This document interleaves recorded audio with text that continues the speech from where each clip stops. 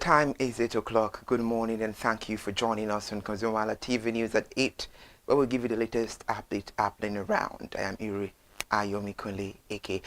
And let's start today's business with the headlines. Nigeria's crude oil output rises to 1.459 million barrels per day January last month. NAFDAC refutes suspension claim, says sachet alcohol ban stands. NIMC to begin world-level NIN enrollment nationwide on February 16. Thank you so much for joining us on ConsumerHallaTV News at 8 this morning. Nigeria's crude oil production rose to 1.459 million barrels per day in January last month, reinforcing its position as Africa's largest oil producer despite falling short of its Organization of Petroleum Exporting Countries quota. The figures were disclosed in OPEC's latest monthly oil market report released yesterday, and the latest data highlight modest month-on-month growth in output, but underscores Nigeria's continued struggle to meet its assigned production ceiling. The increase also signals gradual recovery in output levels, even as structural and operational challenges persist in the oil sector. While Nigeria retained its top ranking on the continent, it has now recovered and also recorded 6 consecutive months below its OPEC quota. Let's tell you the latest development from NAFDAC. The National Agency for Food and Drug Administration and Control, NAFDAC, has dismissed a media report claiming that the federal government directed it to suspend enforcement of the ban on sachet alcohol and alcoholic beverages packaged in PET bottles below 200 ml. In a statement issued by Director General and CEO Prof. Mojisola Adegayi, the agency described the report as false, misleading, and not reflective of any official communication from the federal government. Prof. Adegayi stated that the agency operates strictly within its statutory mandate and in line with the formally communicated federal government policies. Away from that, the National Identity Management Commission has announced that it will commence nationwide world-level enrollment for the National Identification Number on February 16, 2026. The Commission disclosed this in a statement signed by its Head of Communications, Mr. Kayode Adegoke, which was released yesterday. According to NIMC, the move follows a presidential directive mandating it to take NIN registration to the grassroots across the country. The exercise is aimed at ensuring the comprehensive registration of every Nigerian citizen and legal resident, including children and adults, into the National Identity Database. However, NIMC said the world-level enrollment will be conducted free of charge, adding that the initiative aligns with the federal government's drive to deepen identity inclusion, promote inclusive governance, and expand access to public services. And now the federal government's ambitious plan to provide stable electricity to federal universities and tertiary hospitals has suffered a major setback following the non-release of funds allocated in the 2025 budget. Although over 300 billion naira was earmarked in the 2025 Appropriation Act for the Special Energy Intervention, as no funds have been released, resulting in zero implementation progress on the project announced last year. Confirming the development, the Special Advisor on Media to the Minister of Power, Mr. Bolaji Tunju, said the initiative had stalled due to the absence of budgetary releases. And when asked about the status of the proposed special energy project for teaching hospitals and universities, Mr. Bolaji Tunju said, and I quote, "The zero funding has been released for the 2025 budget for the project, so there has been no progress on the project." Meanwhile, the intervention was conceived to address persistent power shortages in critical public institutions, particularly teaching hospitals and universities, many of which depend heavily on diesel generators to sustain operations. We are still not away from electricity. Ikeja Electric PLC has issued a public notice informing its customers that electricity bills issued without valid identification details will be considered invalid, in line with the provisions of the Nigerian Tax Act of 2025. The Electricity Distribution Company disclosed that the directive takes effect from the 1st of January this year, when the Nigerian Tax Act officially came into force. However, under the law, all invoices, including electricity bills, are required to carry at least one approved form of consumer identification. In a public notice made available to newsmen, the Ikeja Electric stated that acceptable identification details required on electricity bills included tax identification number, Corporate Affairs Commission registration number, and the national identification number. The company said the requirement is so necessary to enable compliance with the statutory provisions of the Act and to ensure that customer information is accurately reflected on electricity bills beginning from January 2026 and subsequent billing cycles. Away from electricity, the Nigeria Customs Service has assured onion farmers and export-focused stakeholders of the service commitment to removing non-tariff barriers to boost the onion sector valued at 1.17 trillion naira. This is even as the service vows to tackle operational bottlenecks and work with relevant agencies to create an enabling environment for export, trade, and boost the 1.17 trillion onion sector. The statement. If you're just joining us, this is ConsumerHallaTV News at 8, where we give you the latest update. More to come on this report. Let's go on a short break.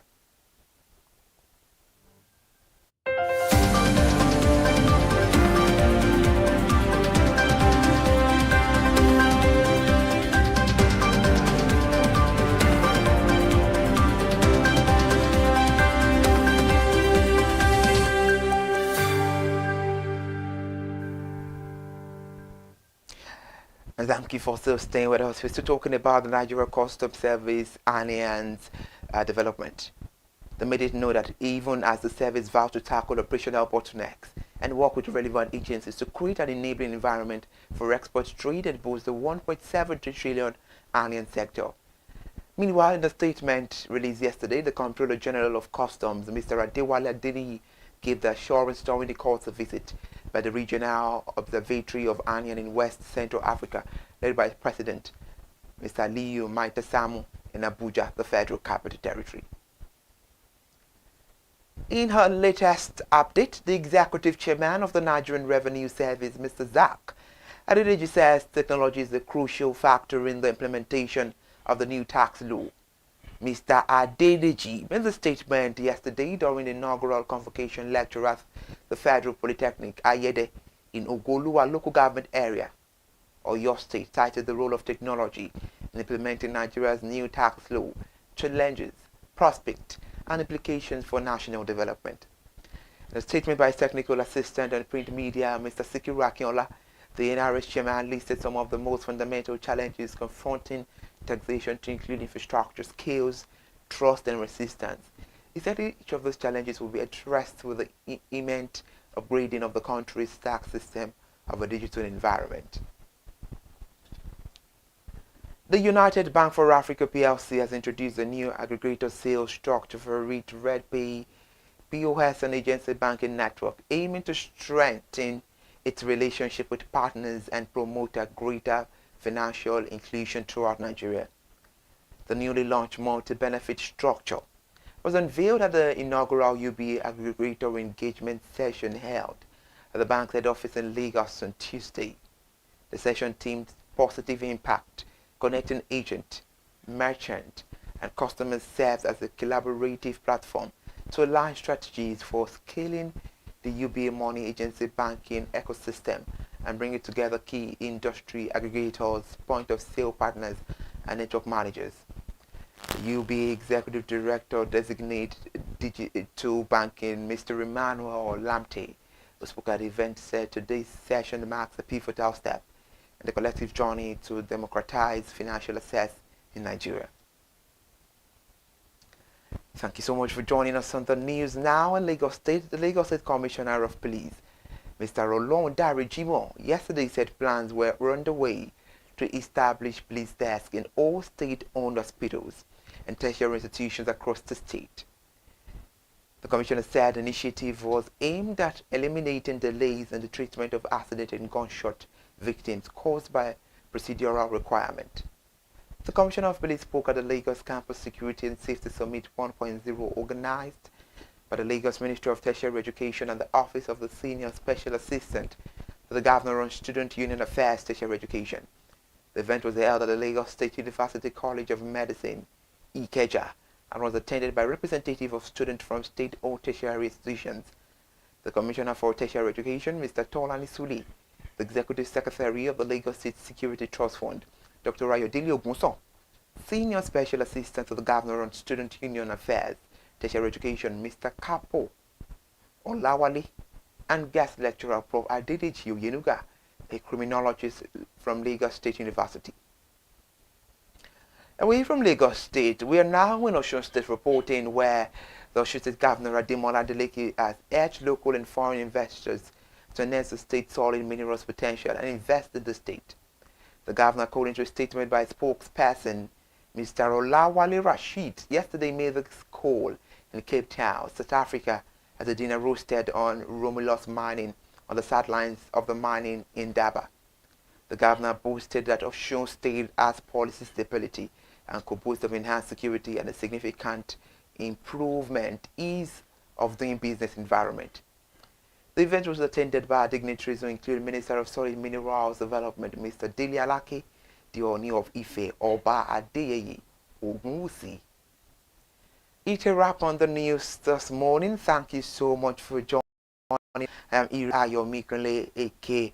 Let's meet by 10 for the latest news update. Bye for now. Follow us on all our social media platforms and subscribe to YouTube channel ConsumerHallaTV. Have a productive day.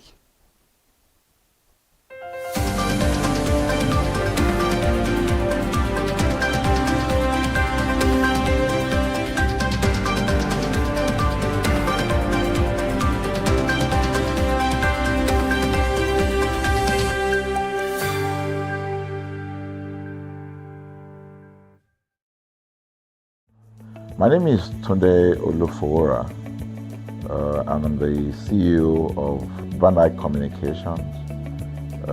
We are we call the publisher or the owner of the new initiative called ConsumerHallaTV. ConsumerHallaTV is actually Nigeria's first consumer-centered, or call it consumer-centric television platform that aims to bring voice to the over 220 million Nigerians. It was a vision that came to my heart about 10 years ago. I remember that I was traveling. I traveled out of the country, on airline. And I had this unpleasant experience. It was a trip to an African country from Nigeria, and I actually went with a local flight from Nigeria. I wouldn't want to mention the name of the airline. And then it was to South Africa, and we landed in South Africa. And let me just paraphrase it. When I was coming back, I had some money, some dollars, and that someone had given to me to hand over to another person in Nigeria. So I wanted to help out. I didn't want to carry the cash on myself. So. For whatever reason, I had a small case, and I felt that it was safer for me to put the money in my luggage. So I put it in a safe place in my luggage, got everything intact, and I checked in my luggage. My arrival in Nigeria, I was standing and was waiting by the carousel just so that I could pick up my luggage, and then I was there for 1 hour. And waiting for my luggage. I didn't know that my luggage already arrived, and it was one of the luggage that was moving around on the carousel. So after about 1 hour wait, I looked to my left and my right. Almost everybody had gone. I think there were just about 2 or 3 left. So I beckoned on the woman that was on my side, and I noticed she was really in tears. Madam, what happened? She said, her bag has just been torn and a lot of things stolen. So I said, well, I've also been waiting for my own. She said, you better go and check those, those luggages there. Maybe yours is one of them. And lo and behold, I went around there. Mine was one of them. By the time I got it, everything inside my luggage was gone. All the valuable things there were gone. To cut the long story short, we felt there was need for us to report the case, at least to the airline. It was in the night, about 8 o'clock or 9 o'clock. We went in to go and see the officer that was in charge. As soon as we got in there, the officer said, "Oh, so sorry, but you will have to go to our head office in somewhere in Victoria Island, to lodge a complaint." Okay. So the next day we went to the Victoria Island and we lodged a complaint, and that was it. And since that day, I'm talking a story of over 10 years ago, I didn't get a call, not even a call from that airline to talk to me about what happened to my luggage.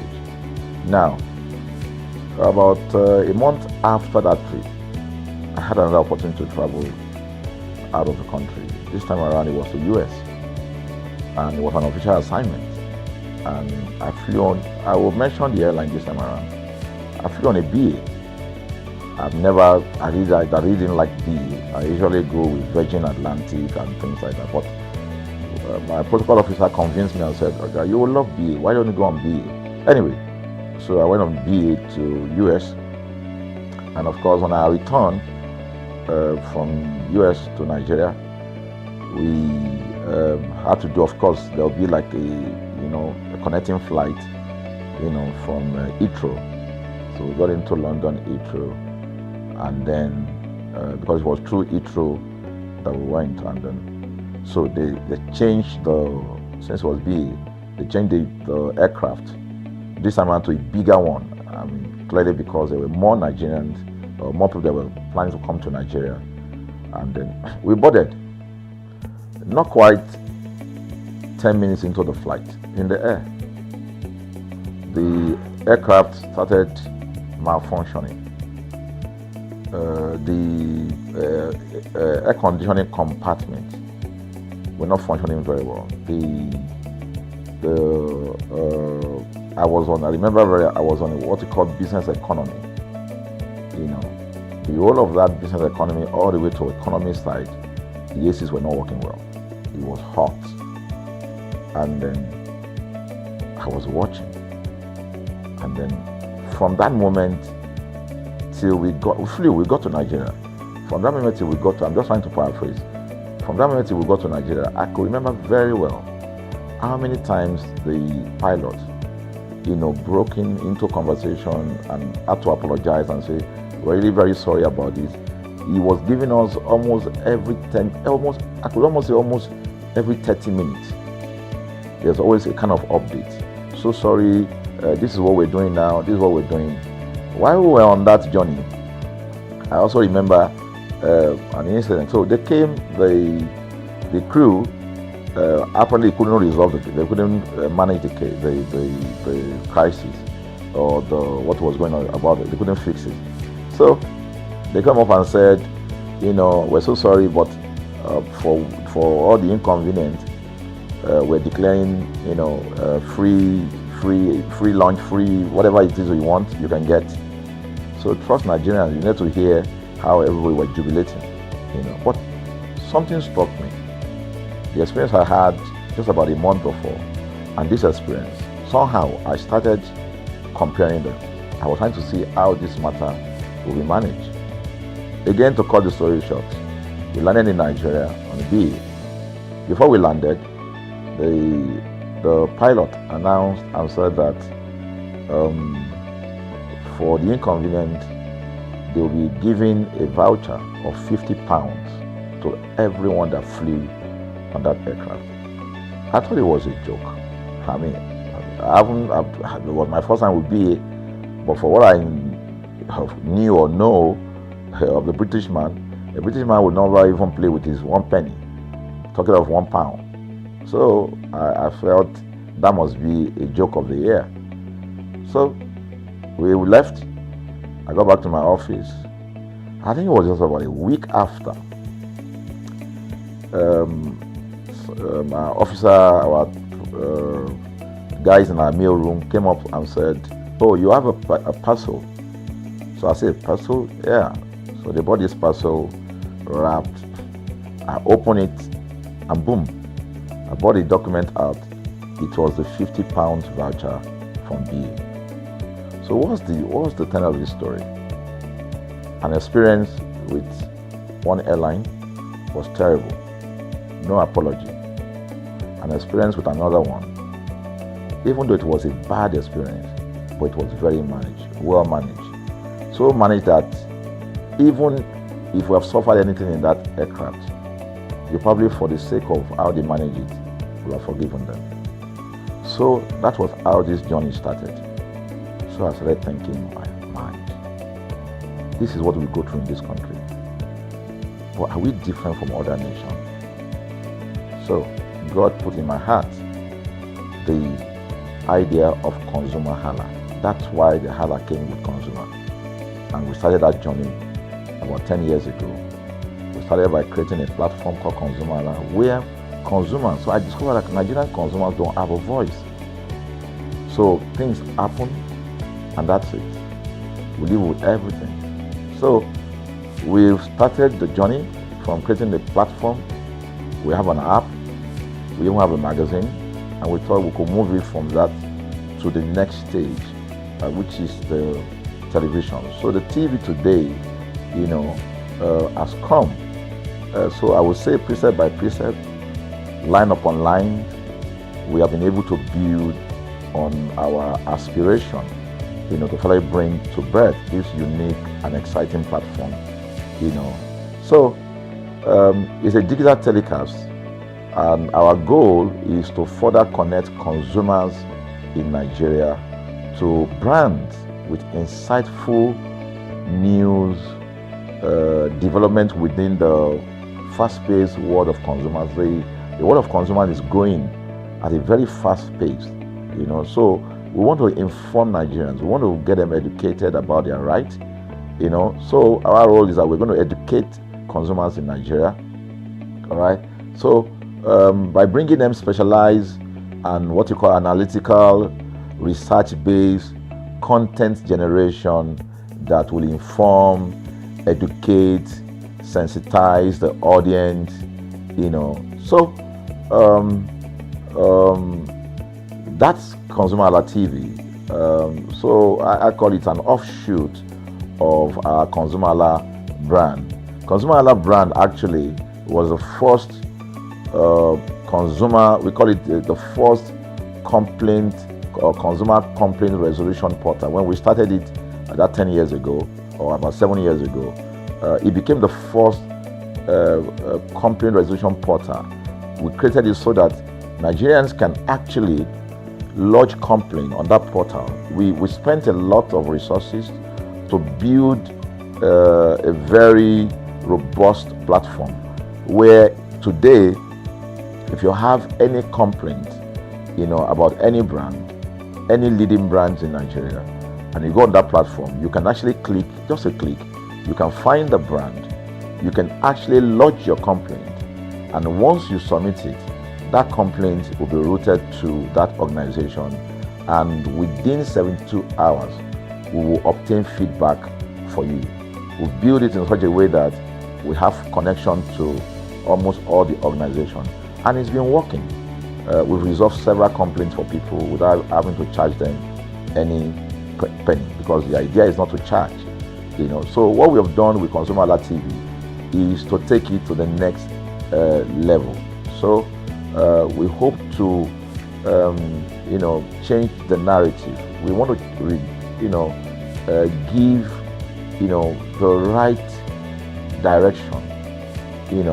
Nigeria has the largest consumer market in the world, with a population of over 220 million people. why should we be the one that is suffering the most? Everywhere you turn to, it's as though Nigerian consumers don't have a voice. You're traveling, you buy a ticket. For whatever reason, an airline will wake up middle of the night,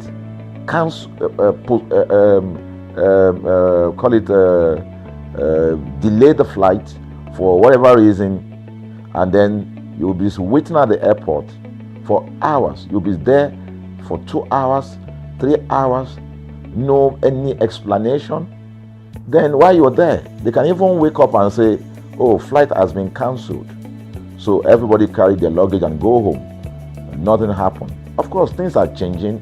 We must commend government because government is beginning to wake up, but there's still a lot to be done. And we believe that we can help to make, those bring about those right changes. So we offer deliberately, part of what we do is that we also offer advocacy. All right. We're not just an advocacy organization, but we offer advocacy. We have a legal team. We have lawyers that are registered on our platform, all right, that can also take up cases. Okay, so and we've taken up many cases like that, and won those cases. So ConsumerHalla is a platform to help consumers to. We're not fighting brands, but rather we say we're bringing about an amicable, resolution of conflict, such that it will be beneficial to the consumers and also be beneficial to the brand. I remember the word of Jeff Bezos. Bezos is the founder of Amazon. He said that the most important single thing, all right, for an organization is to focus obsessively, use the word obsessively, on the customer. We often say that customers is a king. They should sit at the top of the ladder. In our environment, customers are the ladder. A brand wakes up today, decide what product to produce. They wake up today, decide how much the consumer should pay. They wake up to decide everything for consumers. So consumers are just at the receiving end, and yet they are milking the consumers. There's no price regulation in this country, none. People just wake up and fix prices. Look at the power. Government wakes up, we change policy, we wake up and we get people to pay more. We think it's time for consumers to begin to speak out. In speaking out, in engaging, we can get the brand to begin to do what is right. And of course, I know that the consumers themselves need to be educated. So our role, our vision also is to ensure that we educate consumers. We bring awareness. A lot of Nigerian consumers don't even know about their rights.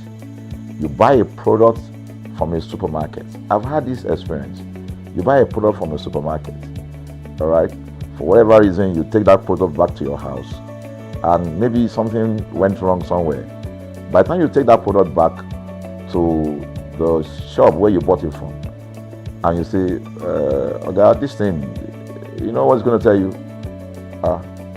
Oga, na me make am. Let me make am now. That's why I buy am. Meaning that there's nothing I can do to the product. So you lose the product, then you lose your money, because the money is not refunded. The product you can't use. Only in Nigeria. Only in Nigeria. Let me give you another experience I had. In the course of this, because I went around, in doing this. I was in US, I was in UK, I was in South Africa, I was in Germany, just because of this, to just study the environment. I was in a friend's house in UK, in London, and then what happened? We were going to go out, and he was going to dress up. So he said, oh, to me, I was seated in his sitting room.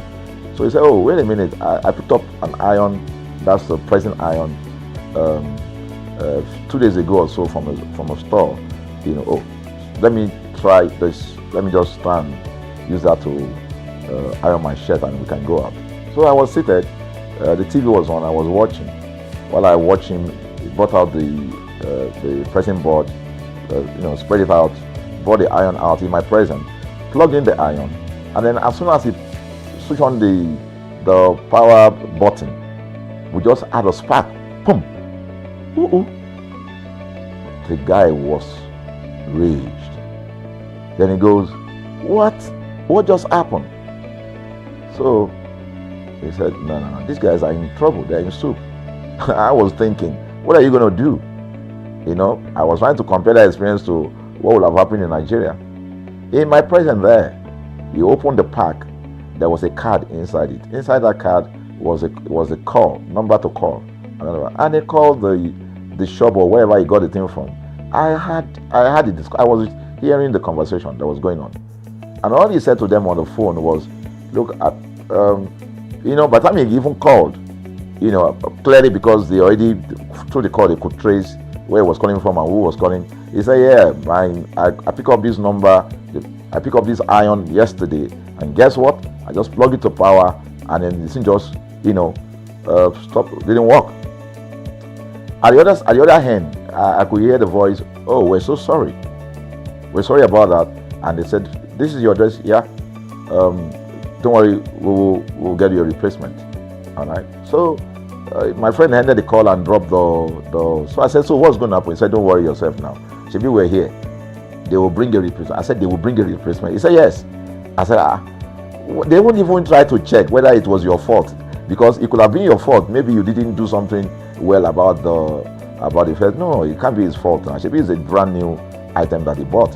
While we were still talking, in fact, I'm not even sure it was up to 30 minutes or so, we had a knock on the door. He himself said he must be the dispatch person. By the time he opened the door, it was a dispatch man that was on the other side. And then the dispatch man was at the door. Just watch this. Was at the door. I was seated in the sitting room. The guy was at the door to meet with the dispatch guy. The dispatch man that brought the replacement iron, I heard him say, we're so sorry. So I was so shocked. I mean, a dispatch man, this guy is a dispatch, so also apologize. I was so touched by it that even a dispatch man was so trained, to tell the guy, we are so sorry. And guess what? He brought the replacement iron. By the time my guy opened the iron, it was a bigger size iron. So they replaced with a bigger size iron. The guy never asked for the one that went bad. He didn't say, okay, where is the other one that we gave to you so that he could take it back? No, he just bought a new one and gave it back. So I asked my friend, I said, can you interpret this to me? He said, here in London, if they didn't do this, they know the next thing I will do. He said, I'm just going to grab a lawyer and I'm going to tell them they've destroyed something in my house. By the time I'm done, they will pay through their nose. Because the consumers are conscious of their rights. In Nigerian consumers, even those who are aware, won't even take the battle up. Everybody just go, what can we do now? Today they wake up and ban this. What can we do now? So we're going to change the narrative. We have to stand up. So the vision of ConsumerHallaTV is really to create an engagement platform that constantly mirrors the minds of consumers and provide right connections for meaningful brands in Nigeria.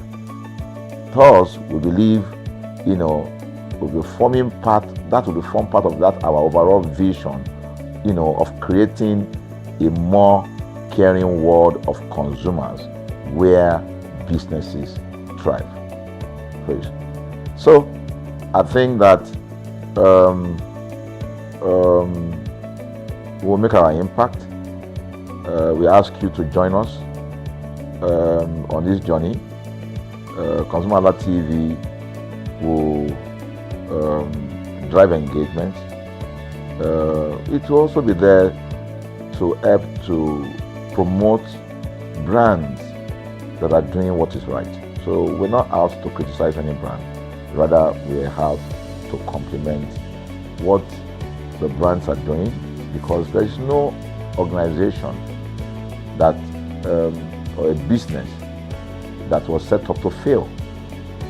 Nobody set up a business to fail. So there are just gaps that needs to be fixed. So together we can fix things, and together we believe that we will create the right story for consumers in Nigeria. Thank you very much.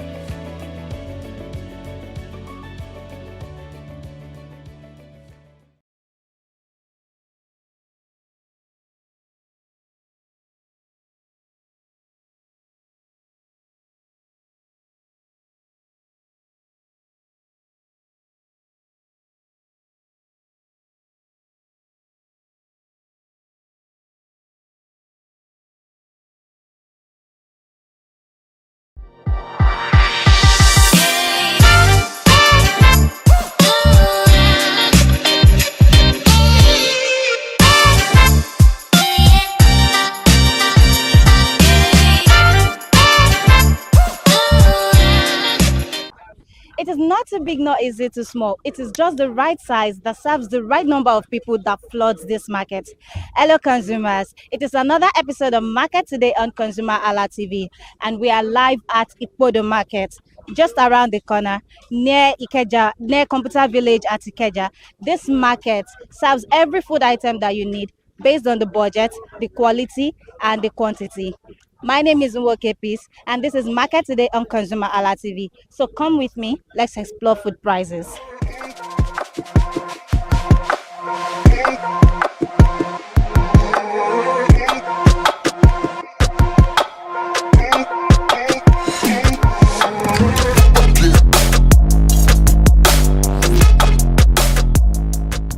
Hello, good morning, ma'am. Good morning.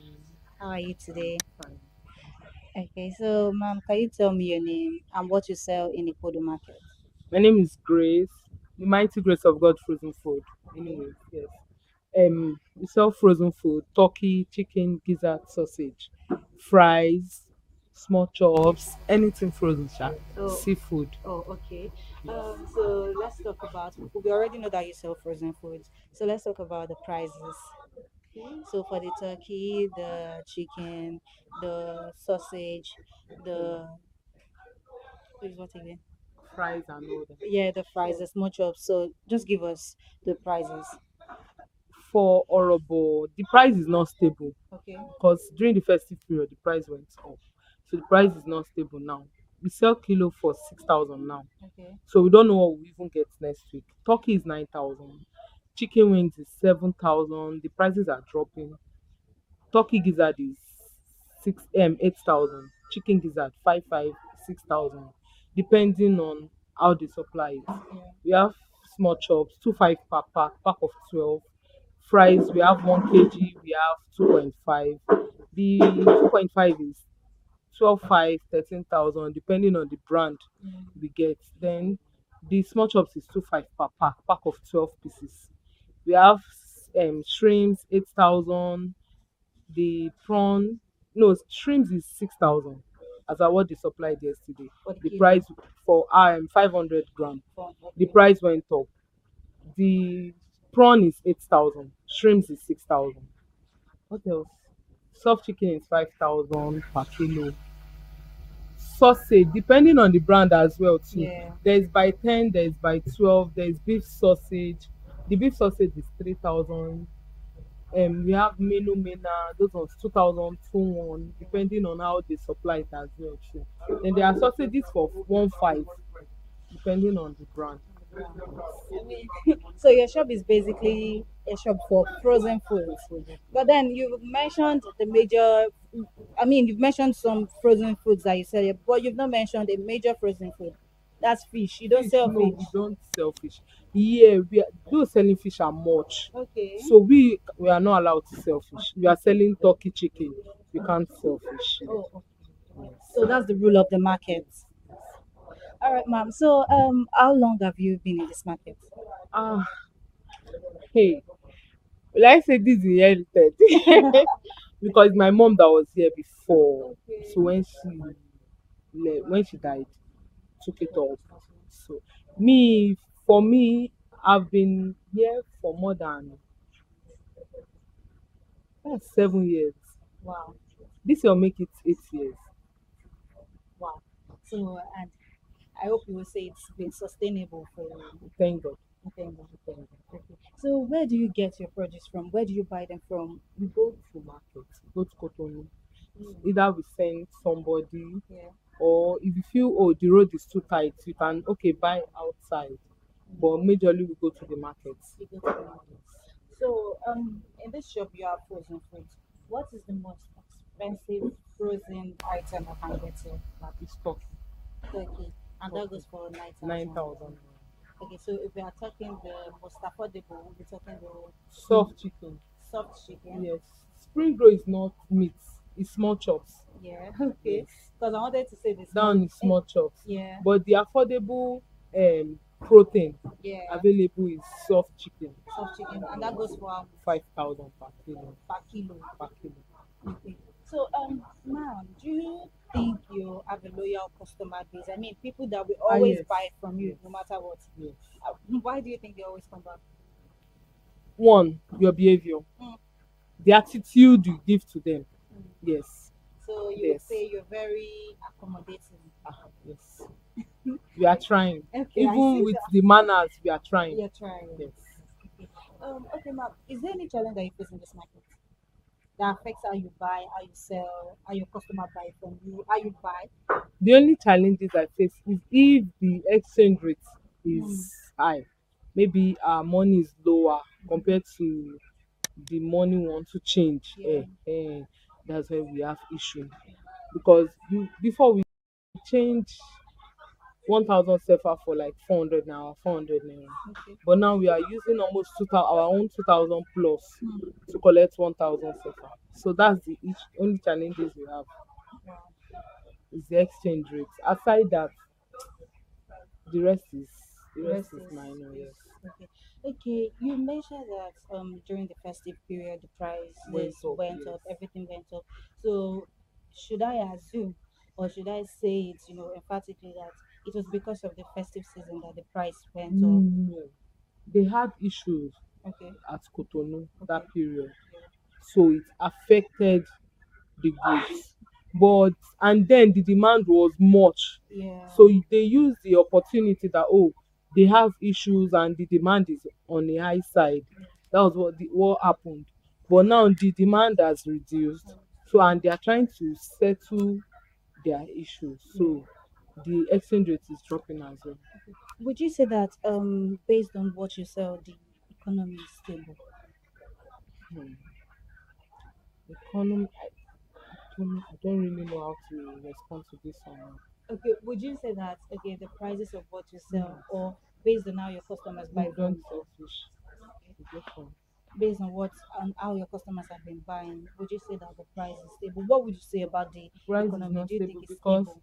those that buy carton before Mm-hmm. have reduced to like half carton. The companies, hotels that collect much before, they can't collect much like that again because of the price of the market. Okay. So it is not stable. Will you compare when we sell a kilo for 700 naira to now that we are selling a kilo for 6,000 naira? So Okay, you mentioned hotels that buy from you. So, who do you think your customer base are? Is it only hotels? Is it no, people that even buy people for that family? buy, yes, Yeah. Okay. family use, those that they buy for self-consumption, Yeah. and hotels that buy for resale. So is So it only hotels that buy for resale? That buy for, no, what no, about other people even that want to resell? yes, those that want to resell, I don't really have those customers. Okay. I don't really have those customers, but hotels that want to resell, those cooking it to resell, Yeah. yes, I have them more than those that want to cook and eat themselves. Yes, those are the people I really sell to. Okay, one last question, and this might be a little bit tricky, but in the next 3 months, do you have a prediction for how the prices will be? Do you think it will be higher? Do you think it will be more stable? I think it will drop. It will drop than this, yes. I think, and I pray so. Because if it drops, people will buy more. So that's our prayer that it keep on dropping. Okay. Let's watch out for the next 3 months then. Okay, thank you so much for your time.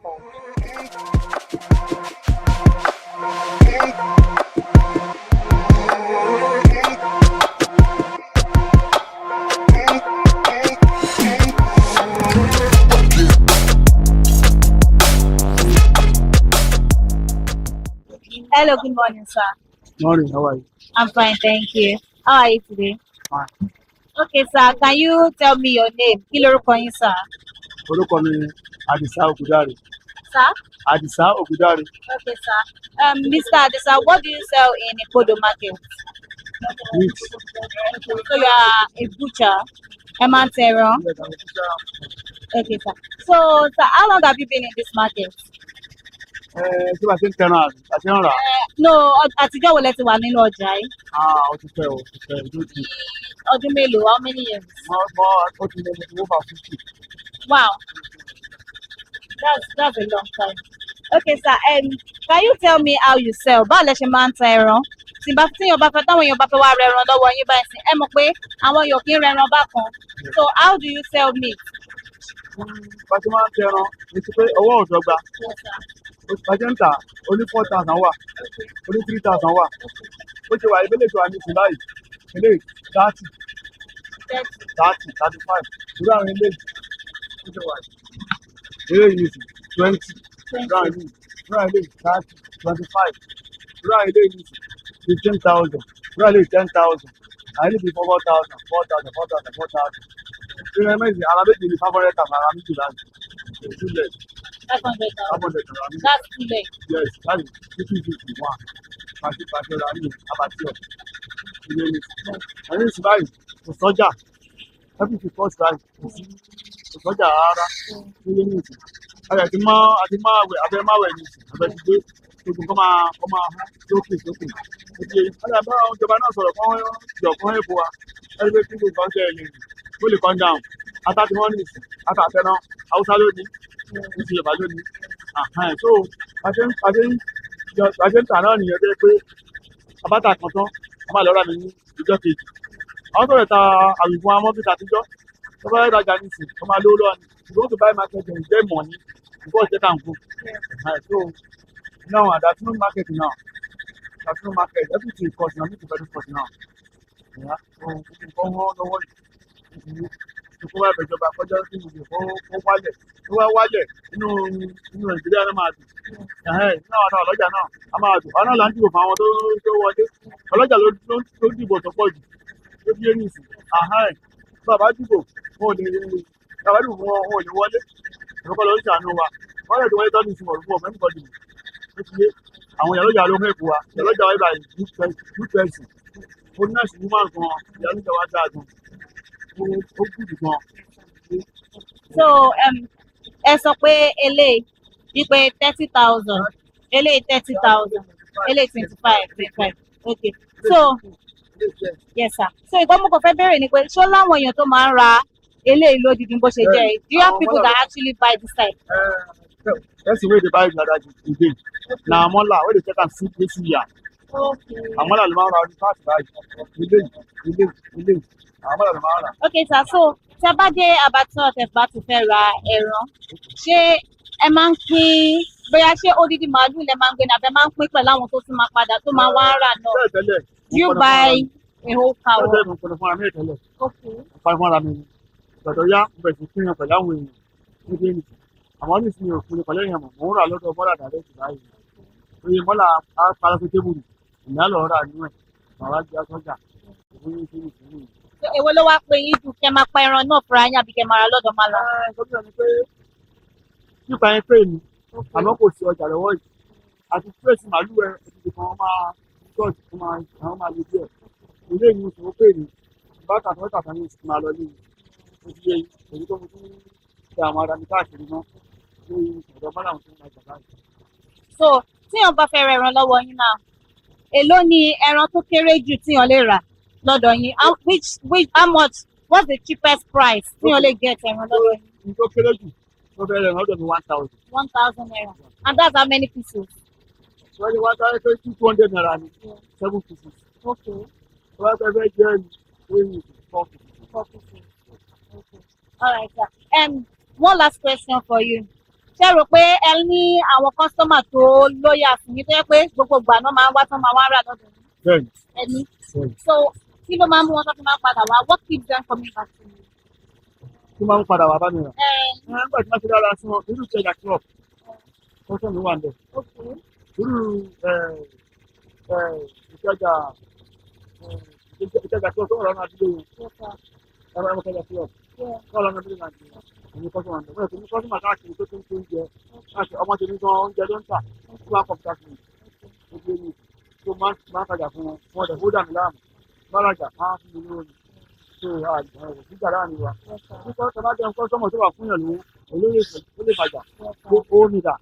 Àdèmí ò lè fa kíní gbó lọ́wọ́ èèyàn. Ìyẹ̀kẹ́ lọ́mí sì kí n bá ẹ̀jà pé bóyá orí ẹ̀fọ́ àbóyá ẹ̀ bàjẹ́ mi ò ń búyàn. Ó ti yé ní ìsìnkú àgbàlagbà mi ni mo jẹ́. Mo ti wó 50 years ní ti ṣe yìí. Tí ó yé ní ìsìn. Ìgbà tí gbogbo wà ní kọ́ntínú tó ń kọ́ tí kò wà ní wà lórí òye. Mo ti débi iṣẹ́ ẹran yìí. Ṣé ẹ mọ̀ go one? Yeah. Ẹ mọ̀ dáadáa. No, not really. I've only heard about it. Òun lọ́kọ́ ṣe Yes, sir. mo ti wà ní iṣẹ́ ẹran yìí. Yes, sir. Tí ó yé ní ìsìn. All right, Mo ti sir. wà ní kódò mákẹ́ẹ̀tì. So alhamdulilayi mo ṣe wà tí lọ́jọ́ èyí ṣẹ̀kùn orí ọ̀rọ̀ fẹ́ gbà lọ́dọ̀ Ọlọ́run pẹ̀kọ́ lọ́run tí wọ́n fún mi lálàáfíà ẹ̀mí gbógun ara ní túbọ̀ kọ́ntínú tó ti yé ní tó bá yá ní ìsinmi náà máa dọ̀pọ̀ iṣẹ́ tó máa relax máa sinmi àwọn ọmọ máa tà lọ. All right, sir. Thank you so much for your time. Ẹ ṣé, sir.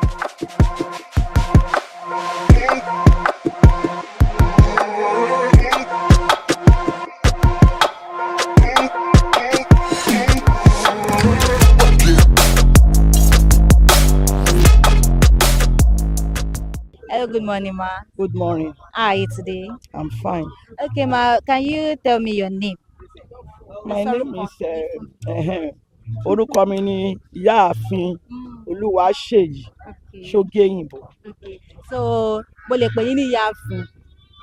Okay. So, Ìyáàfin, what do you sell in Ipodo market? Kí lẹ ń tà gangan ní Ipodo? Mo ń ta èlò, ó dẹ̀ ń ta ẹ̀gúsí, àpọ̀n, edé.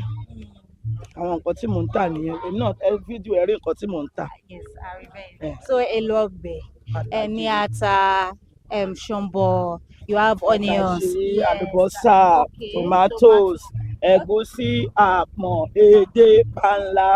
Ẹjọ́, èwo ló ń jẹ́ àpọ̀n o? Ọ̀gbọ̀nọ̀. Ọ̀gbọ̀nọ̀, okay, so àpọ̀n is ọ̀gbọ̀nọ̀. Wọ́n pè ní àpọ̀n. Ẹ sọ èdè tí gbogbo wa mọ̀. Ọ̀gbọ̀nọ̀. Okay, ma. All right, so ẹ jẹ́ ká sọ bí ẹ ṣe ń tà, oye tẹ́ ń tà, how do you sell it, the pepper, the tatashe, the tomato. 500. Atarodo is 500. Per plate. Yes. Okay. Shombo is 500 per plate. Okay. Tatashe is 500. Okay. Tomato is 500. 500. Onions is 500. Okay. So let's even say, ṣé discount wà fún nǹkan tí ẹ ń tà yìí? Ṣé a lè rí bí ata 200 ká dẹ̀ sọ pé bẹ́ẹ̀ ṣe? Tẹ́ bá fẹ́ oní 200 àá fún yín. Okay. Àá tà fún yín tẹ́ bá fẹ́ oní 200. Bọ̀ kì í ṣe pé máa ń lè sí. Àá kì í lè sórí igbá 500 là ń lè.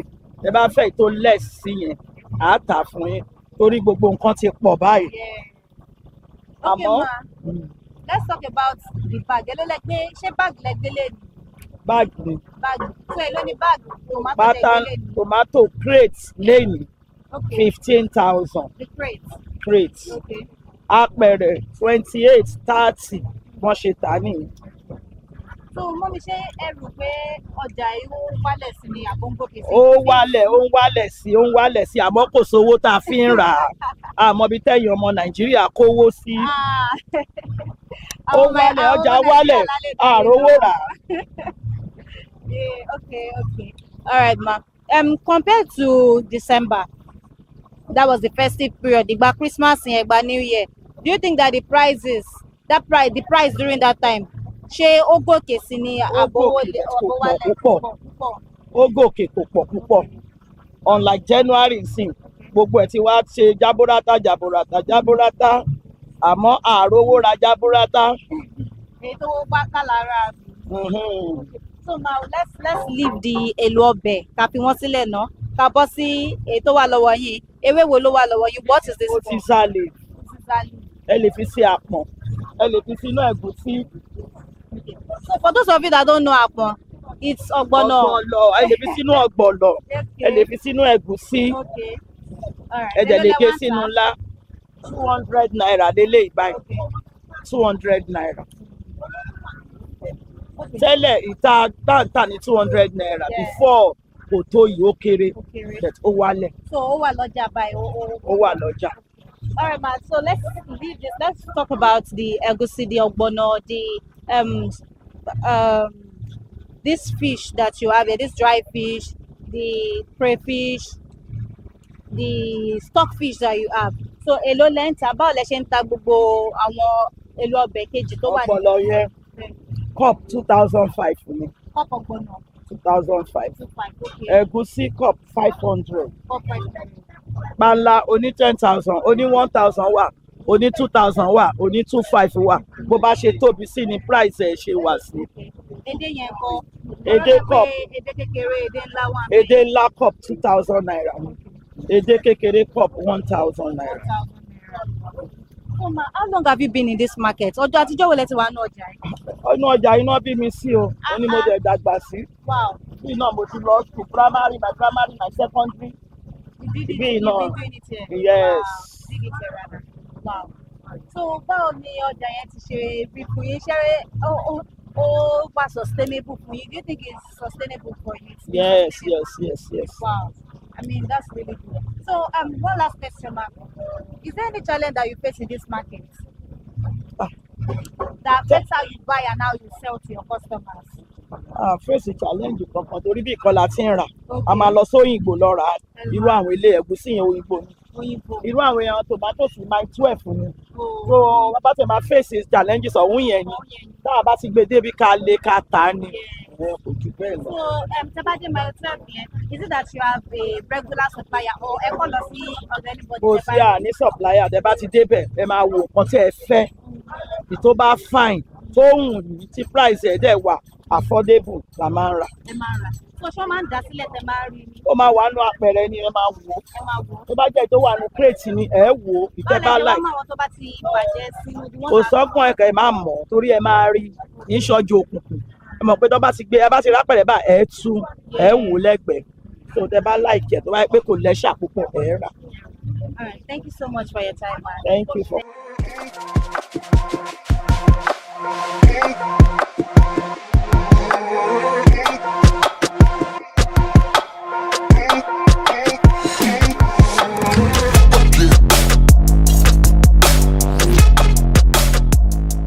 Hello, good morning. Good morning. How are you today? I'm good, and you? I'm fine, thank you. So can you tell me your name and what you sell in Podo Market? Okay. My name is Chine or Messi. Okay. I sell food stuff. Okay. Yeah. So you sell. I see that you have ogbono, you have stockfish, Yeah. you have pepper. I'm seeing different types of pepper Crayfish, there. So, okay, can you just walk me through the different types of food items that you have here? Okay. I have crayfish. Mm-hmm. I have stockfish. Okay. Egusi, Mm. pepper. Two different type of pepper. Yeah. Yeah. And stockfish is actually about 3 or 4 different types. Okay. Yeah. Yes. I sell red oil, vegetable oil, and other food stuff. Okay, so Yeah. let's talk about. I'm actually interested in that pepper. So because I see that you have 2 different types of pepper. Mm. What are their names? And Okay. that black one, is it the one used for Cameroon pepper? Yeah, that's the Cameroon pepper. Okay. Then the red one is just normal pepper. Okay. Yeah. So how much? Can you tell me the prices of these food items that you have here? How do Okay. you sell them? Okay. Crayfish. I sell paints. Okay. It starts from 200 to paints, Okay. depending on what the customer wants, the Okay. consumer wants. Yeah. Paint is 12,000, Okay. depending on how we buy On actually, how you buy, yeah. because crayfish is not on fixed price. Mhm. The price can go higher tomorrow and it can come down today, so we don't have fixed Fixed price price for it. for crayfish. Okay. Then the same thing goes to pepper and egusi. We have engine pea and hand pea. Hand pea is the hand pea is the one that is peeled manually, while this one is the one that machine actually peeled it. Yeah. And the hand peel is more expensive than the engine peel. Okay. And that one, the Rika will save the Rika paint.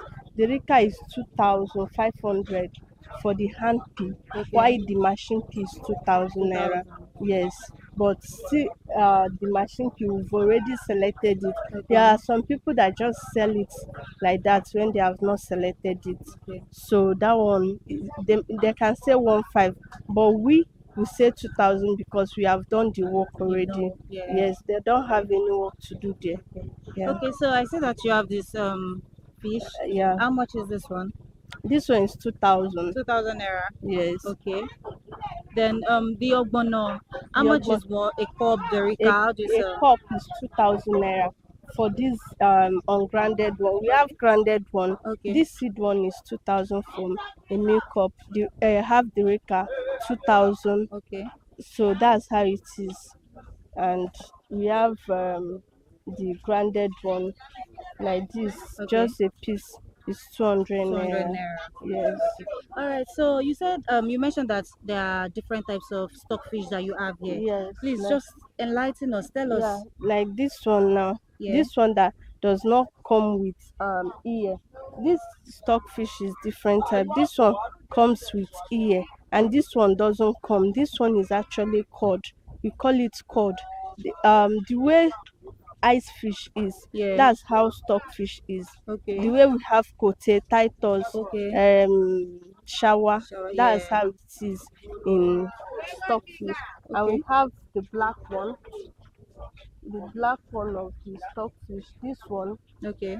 yeah, you cannot use this one to compare to this one Okay. that is white. Yeah, this one give more taste than Than this. this one. Wow. Yes. Okay. I mean, I've learned something today. Okay. So where do you buy them from? I buy from Oyinbo. Oyibo market. Yes. Okay. So I see that you have this okwe. I'm seeing okwe. Yes. Right. Mm. So how much is okwe? How do you sell okwe? Okpei is 100 naira, 200. Okay. Oh, Okay. Okay. So you buy the okwe too from Oyibo market. yes. Almost everything I sell. You sell here. Yes, it's just oil that I don't buy there. Where do you buy the oil from? They bring it for From- us. From where? People that sell it bring it to us. We don't have just one particular person that Person bring it. that brings it to Yes. you. Okay. We check the prices. Anyone that goes well for us, we go for it. Okay. So one last question for you. Do you think the prices of what you sell now, do you think it's stable or is not stable? It's unstable. It's unstable. Hmm. The prices are unstable. Okay. Okay, just like crayfish, 10.15 kg. Yeah. On last think last Friday, Yeah. I got it for 177,000. Then 2 days ago, I got it for 130. Wow. So, and maybe next week now, I don't pray for such, but next week now I might get it like 200. Yeah. Yeah, that's how it is. Wow. And do you think it affects how you sell to your customers? It affects, and customers also complain Yeah. because they might buy it cheaper now, then next time they will come, they will buy it Wow. higher price, or it will not be the same quantity with what they get before. Yeah.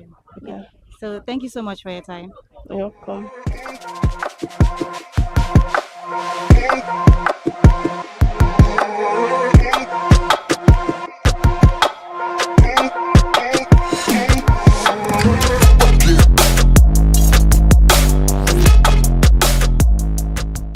So there you have it.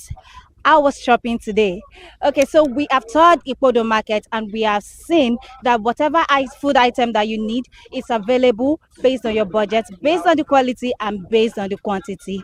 You have seen that you can get items as low as 200 naira. Is it fresh pepper? Is it grinded pepper? Whatever amount you have, you can get any food item here at Ipodo Market. So it is not over, but until the next episode, you can catch us on ConsumerHallaTV on Instagram, Twitter, Facebook, YouTube, and TikTok. My name is Nwoke Peace, and until the next episode, bye for now.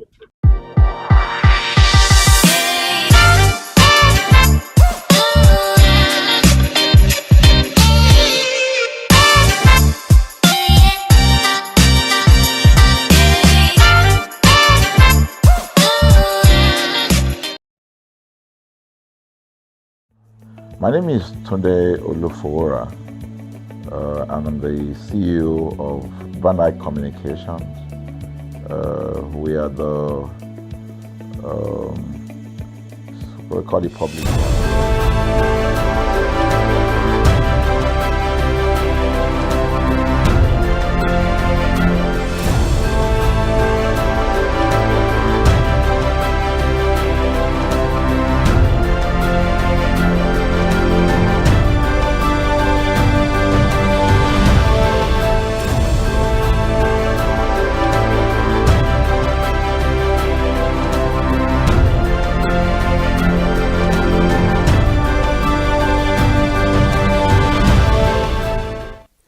Good morning, Nigeria. Thank you so much for joining us on Perspective, the breakfast show on ConsumerHallaTV, where we talk about all pressing and burning issues making the rounds. I am Ire Ayo Mikule Eke, and today will be quite special because I'm not the only one on the conversation this morning. Kike, good morning. Good morning.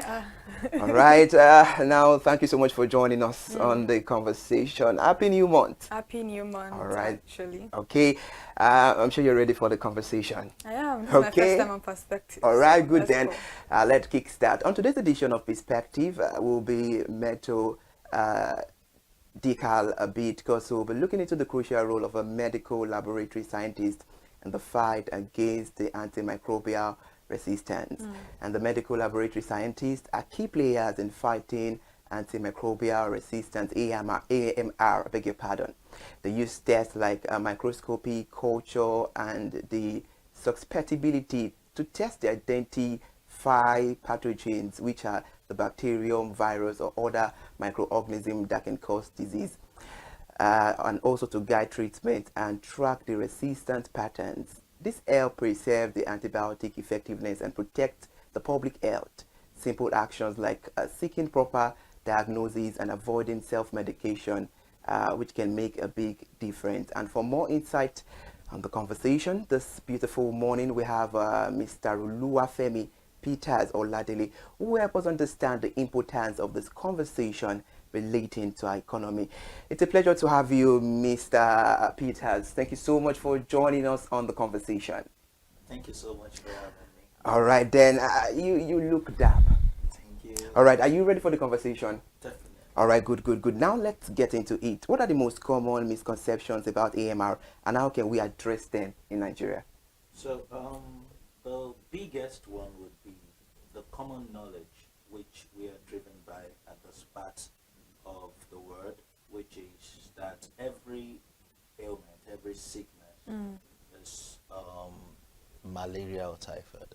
Yeah. So this belief has driven us to everyone being physicians of their own. You'll see a mother who sees a child, I have a headache, I feel hot, and just runs to the chemist, Pharmacist, yeah. to, not even the pharmacy. The chemist, like we call in Nigeria. A chemist, just a roadside shop to get Medication. anti-malaria, antibiotics, Biotics. to just get them treated. And once they feel that, okay, this person, the fever has broken, no more headache, they stop the medication. And according to World Health Organization, it is funny to say that wellness is, or well-being is not just absence of disease. It's not just when you don't feel well. It's the complete and wholesome physical, mental, and social well-being. There are some people, they don't feel hot, they don't have fever, but then they are sick. They are mentally sick. So if you now say that, okay, it's only when you have fever that you're sick, it's a fallacy. So the major misconception is the fact that we do not understand that well-being or wellness is far beyond just absence of these symptoms. Okay. There are many diseases that might have the same symptom. Take, for example, the common cold. Yeah.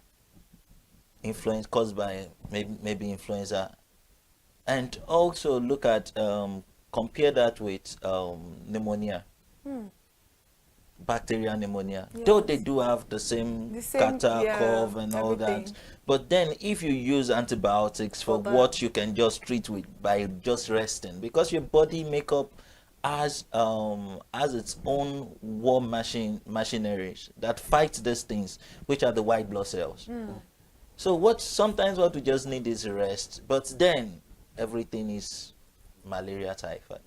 So I believe that with this understanding that not everything needs treatment first, and the right way. How do you know that your the cause of your car's fault if you don't take it to a mechanic to diagnose it? Exactly.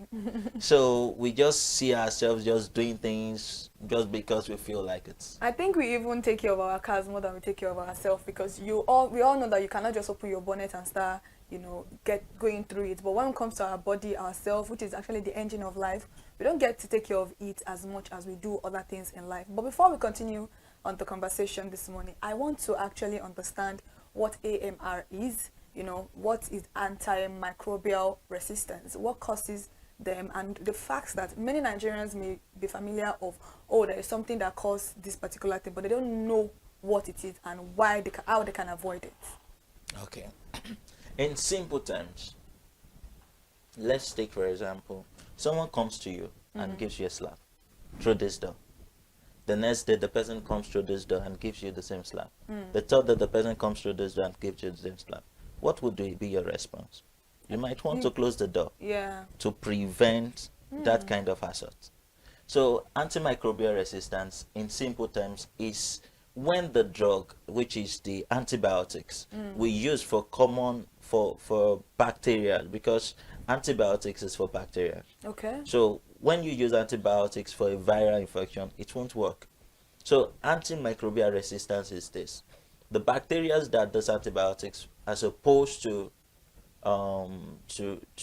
kill, they grow resistant. They create some kind of shell wall against the antibiotics that is being used. Okay. So that is the simple concept of what antimicrobial resistance is.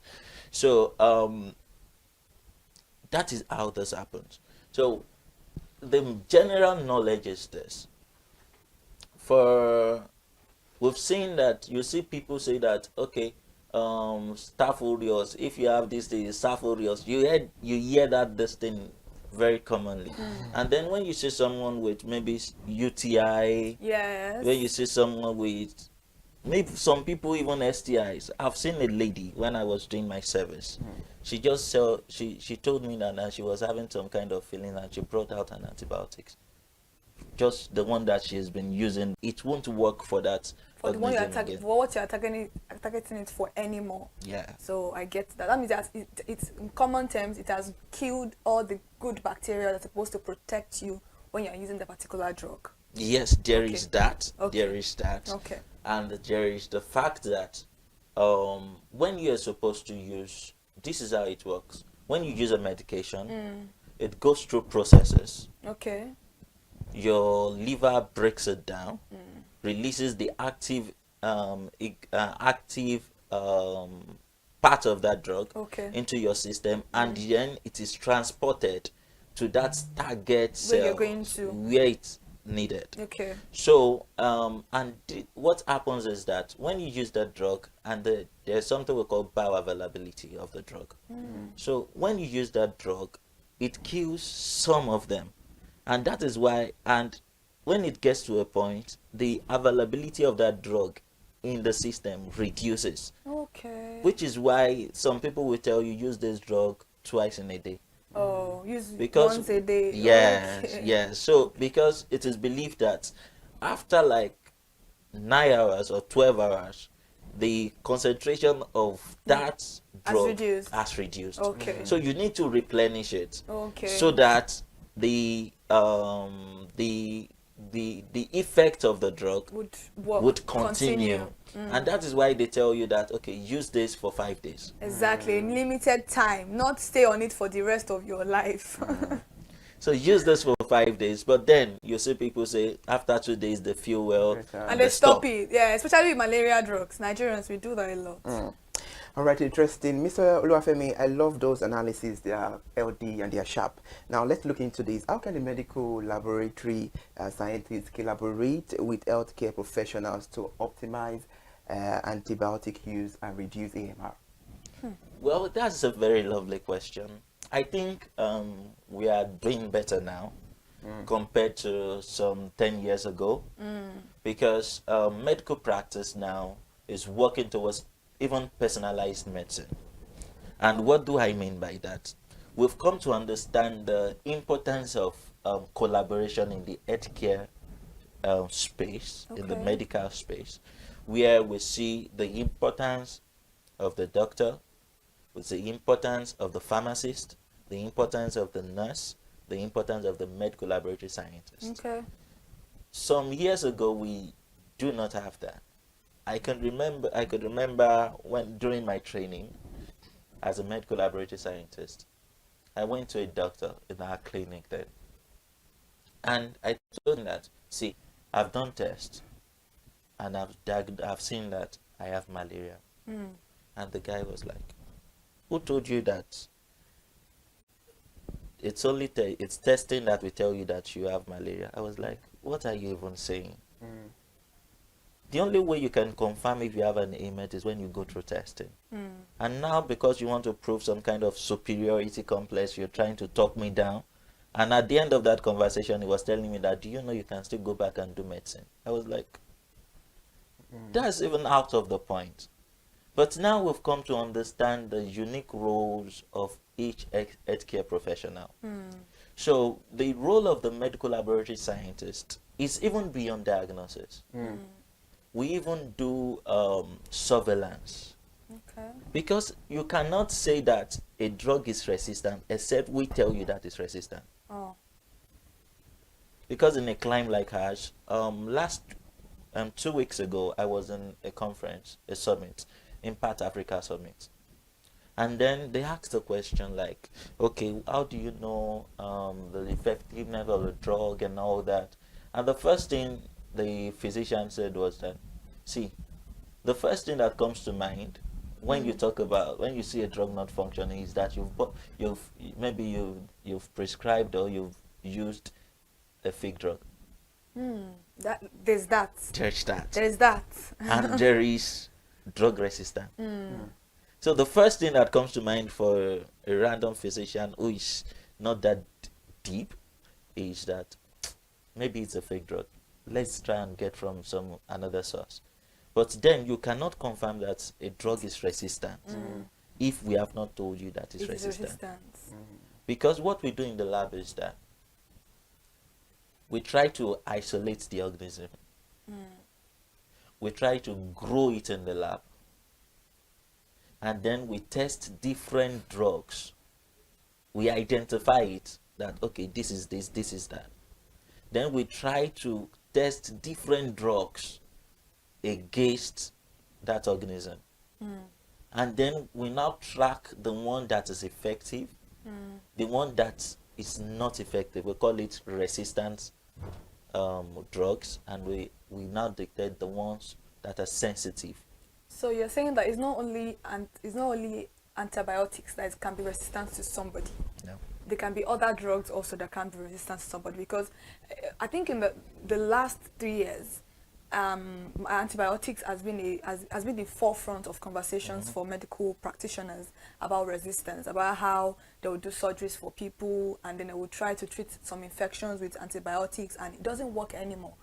All because of the fact that the people, Nigerians, we tend to use a lot of antibiotics. I don't know who is prescribing it for us, but any little thing we are going to, just like a UTI you mentioned, most ladies will tell you, I'll use Flagyl 400 and then I'm good to go. You didn't go to the hospital to know whether you can use it. You didn't even know whether you can take injection for it, because a lot of people think infection is stereotype alone to sexually transmitted disease, whereas you can get UTI as a lady in a different form, but they don't know. Maybe they are shy to talk about that with their doctors. Maybe they don't want to be judged, because most of them will be like, why would I go to the hospital to go and tell a male doctor or a female doctor that I have? They'll be like, oh, maybe I am loose. Those are conversations that medical practitioners need to actually have with different people. They need to bring out this awareness that there's some illness that is not even associated to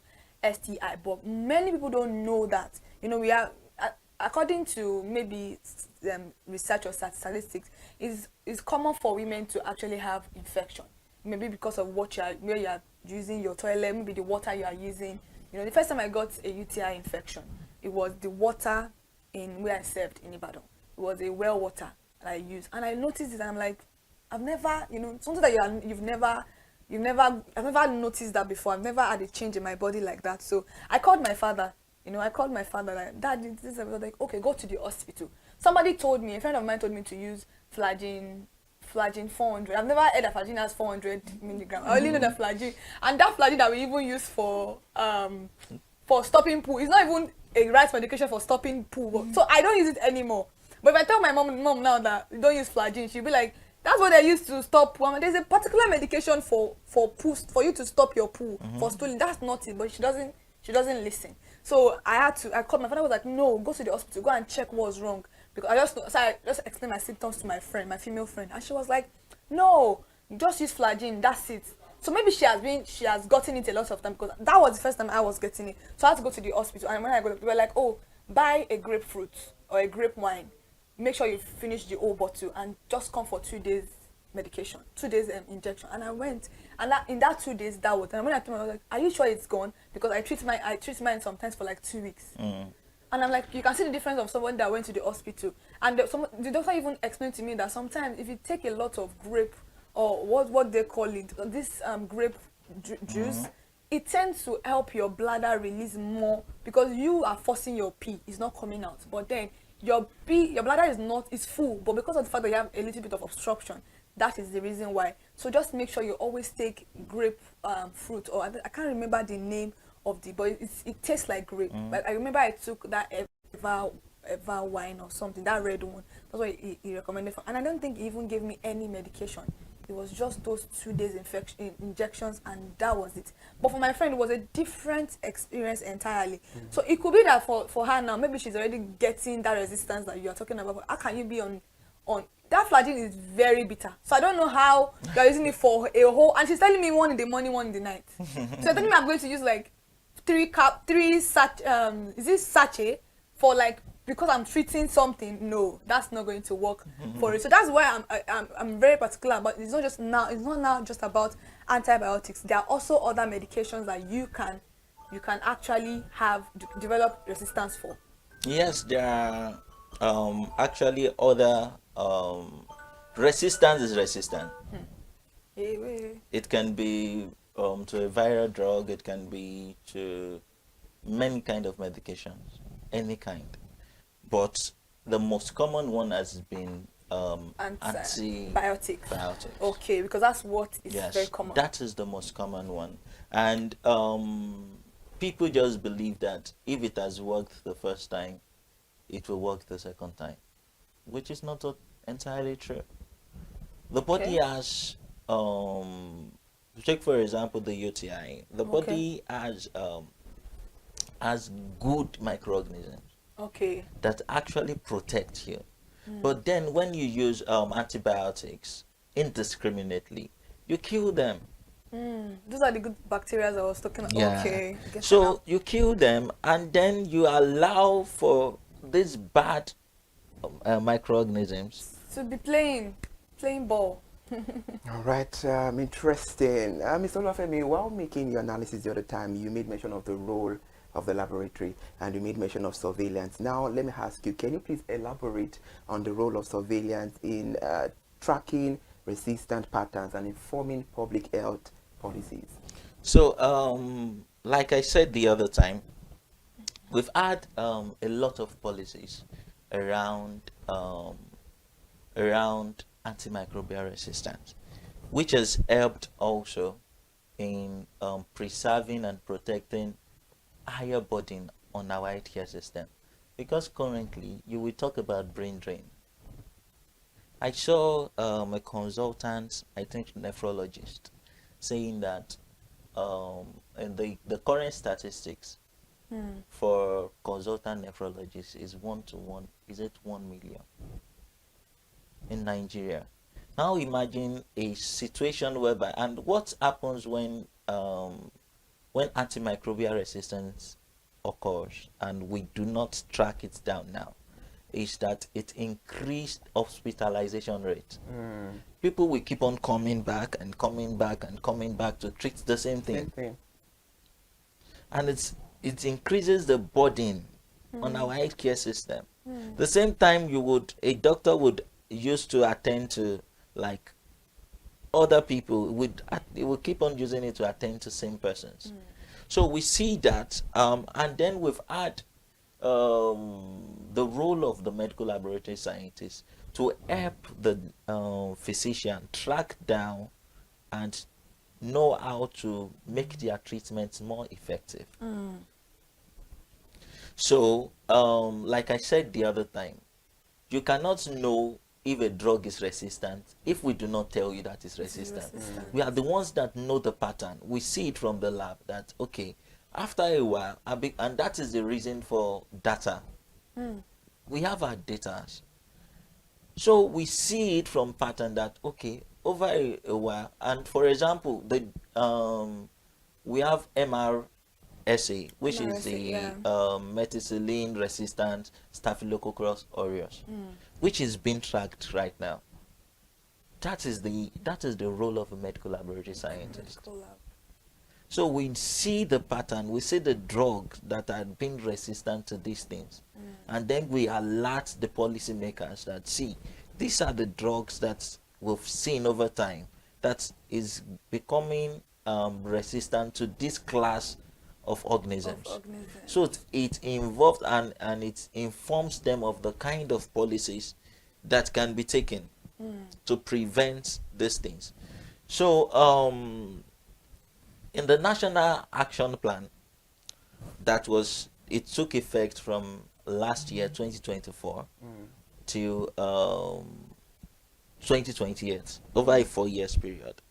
There is the antimicrobial stewardship, which is a policy that promotes the prudent use of antibiotics in both man and animal. Do you know, shockingly, that one of the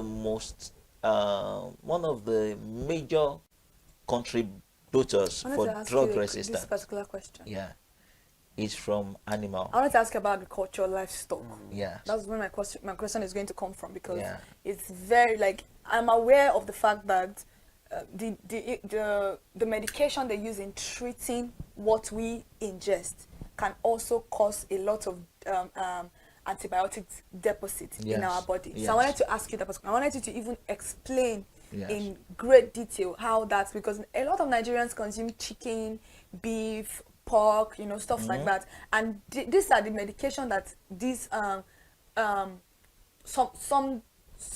will I say? The owners of this poultry, they don't even have the knowledge. It's not as if they have a veterinary doctor that is taking care of their livestock. They just, maybe, let me just put antibiotics, let me grind it into the water they are drinking, let me do that, and then they are feeding these things, and for us consuming it also is depositing in our body. I wanted you to explain that for me. Those are one of the questions that I wanted to ask you. Okay.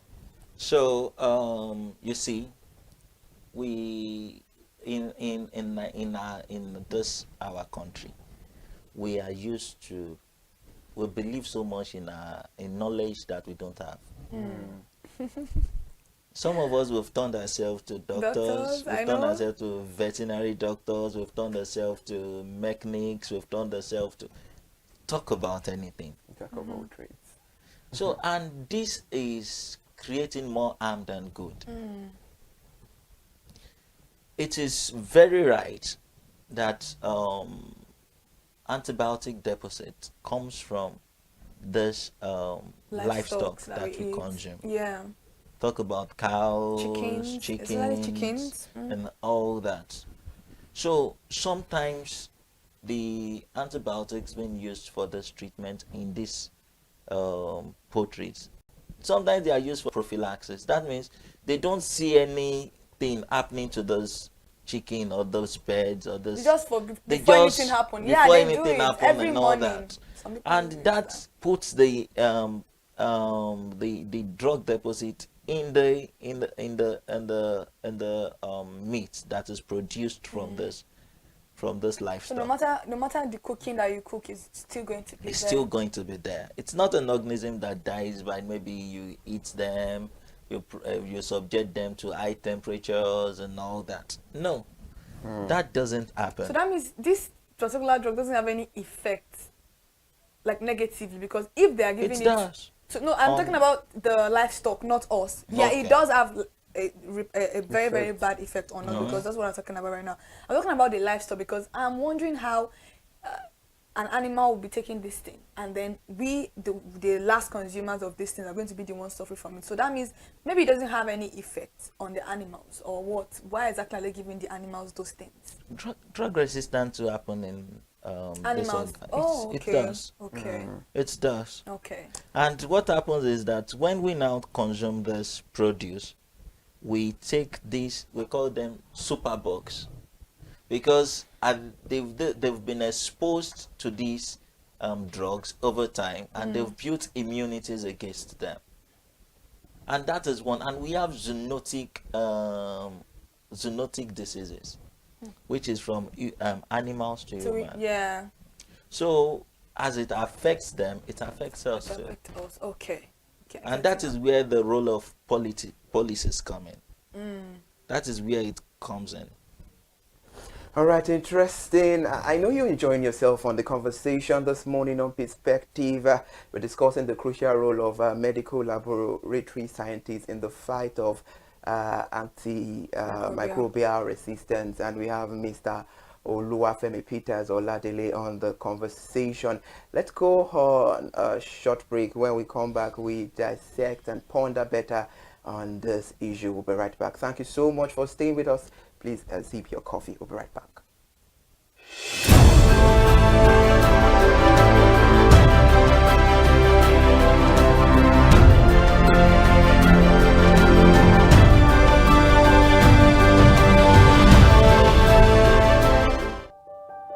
Hey there, do you know in the world today, everyone is a consumer, and as consumers, we all have the right to be heard.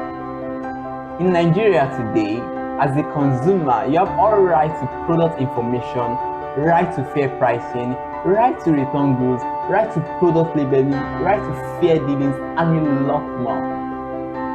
Well then, have you heard about the new media channel? ConsumerHallaTV. ConsumerHallaTV. ConsumerHallaTV. At ConsumerHallaTV, our goal is to inform and educate consumers in Nigeria with insightful news alongside development within the fast-paced world of consumers through well-researched, specialized, and analytical content.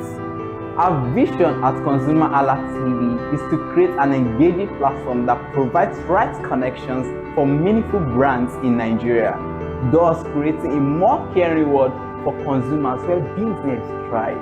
And guess what? Our ConsumerHalla brand is the first consumer complaint resolution portal in Nigeria, powered by a 72-hour feedback mechanism. We offer consumer advocacy, informative talk shows, branding promotions, advertising, and lots more.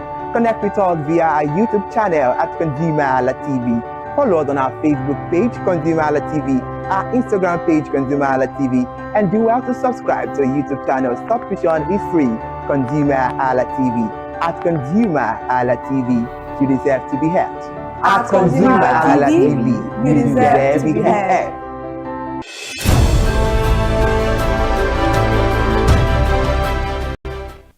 Well, I appreciate you for as Oladele on the conversation. Now let's get to it. What are the implications of AMR on Nigeria's healthcare system?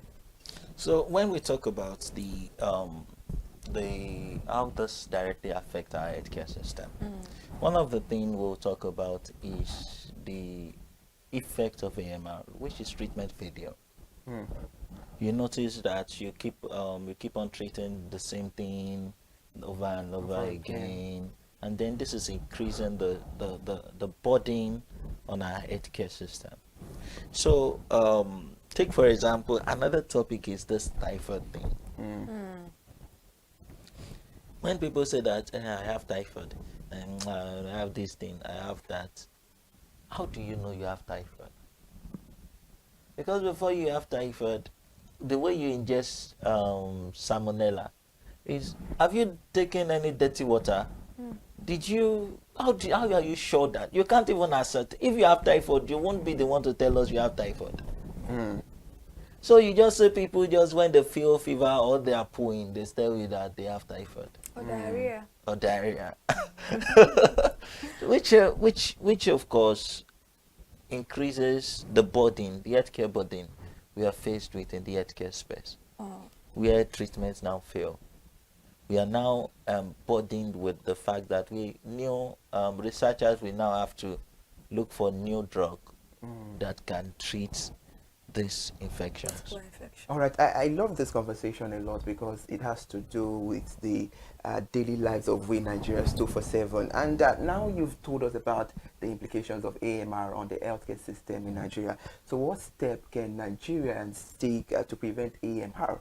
And how can we promote the awareness? Because she mentioned about the awareness earlier on and about responsible antibiotic use, because there is a whole lot of misuse outside there. Yeah, that is why I must commend platforms like ConsumerHallaTV, ConsumerHallaTV, which gives the privilege to put out this information there, because they say knowledge is power. Yeah, it is. More of these things are health behaviors that we've learned over generations.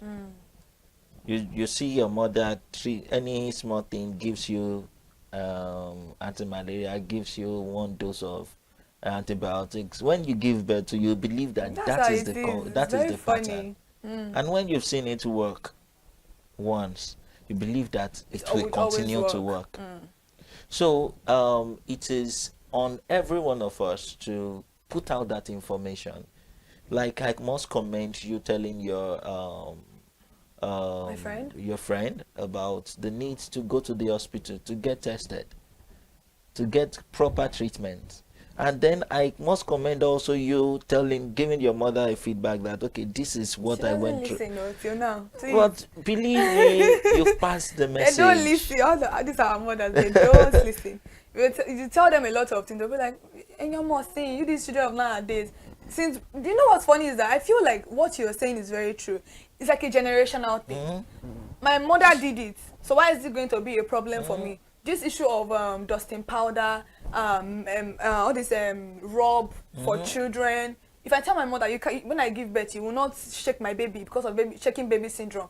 She doesn't believe any of that. Didn't I do it for you? You know how did it? Did you die? She will tell me, like, you know, all those. They are very funny that there are things that, and I now explain to her that, do you notice that the mortality rate in the country has dropped? Because people that are giving birth after you guys are more aware. You can't compare the mortality rate of when you were giving birth as at that time, even up to 2007, compared to it now. Even we losing mothers now. Some mothers already have their birth plan. They will ask you, do you have blood in store for me? Because they are informed of all of these things. So, but the older generation would not listen. They would not listen to you because we have that issue. And these are issues that I feel like the public healthcare system needs to address. Maybe there's a need for just not taking drugs to rural area. There is a need for proper education. And I love the fact that you came here this morning to address people, to let them know that this is what is going on in the country. You having your baby on the same bed with you is as you saying that you want to just kill that child. God forbid, a lot of people's children die. You just see them, oh, we slept together yesterday, now what happened? You might have rolled, or the people might have rolled and suffocated them, but they don't understand any of this because they've been doing it, and so it is very, very safe and practical, which is not always like that. Very true. All right. Now, what do you think is the fears of Nigerians that make them neglect hospitals and laboratory when they are feeling ill and prefer to do self-medication? Because this is becoming alarming, and right now we need to create that awareness that what you're doing is bad, and it's high time people stop it and do the right thing at the right time. You see, one of the things I must commend the Lagos state government for is their role in helping to reduce payment of healthcare services out of pocket. Okay. So you see the Lagos state, what do they call them now? I think, is it Lamasa or something, that are in charge of HMOs, Lagos State HMOs, Health Management organizations. Yes. So you see them going to rural communities to tell them that, okay, you can be on this platform and then you don't need to pay for healthcare services. A lot of them just, actually. So, Niger girls, I've seen a lot. Yeah. So one of the major contributors for people not patronizing it's money. And would you blame them? No. Because the economy has affected the healthcare system too. Take for example, some years ago, I'm a medical laboratory scientist. One of our reagents used in testing HIV used to sell for 18,000 naira. Guess how much it is now? Just to test for HIV. As in the kit used for testing. Guess how much it is now? How much? 120,000. I was thinking about that. 18,000. From 18,000. That was when? That was about a year ago or a year and a half. That's 2023. Let's say 2023. Let's say 2023. Wow. Now it's 120,000. Where would the money come from? People will pay. So one of the major reasons why people don't use healthcare facilities is because of money. And then the solution to that is we should encourage our people to be on HMO platforms. So it's not only because many people think HMO is just for office people, 9 to 5. No. So it's not just for office people. No, it's not. It's not. It's not. With the policy in Lagos State that every worker must be on HMO. If you are employing more than 5 staff, you must place them on HMO.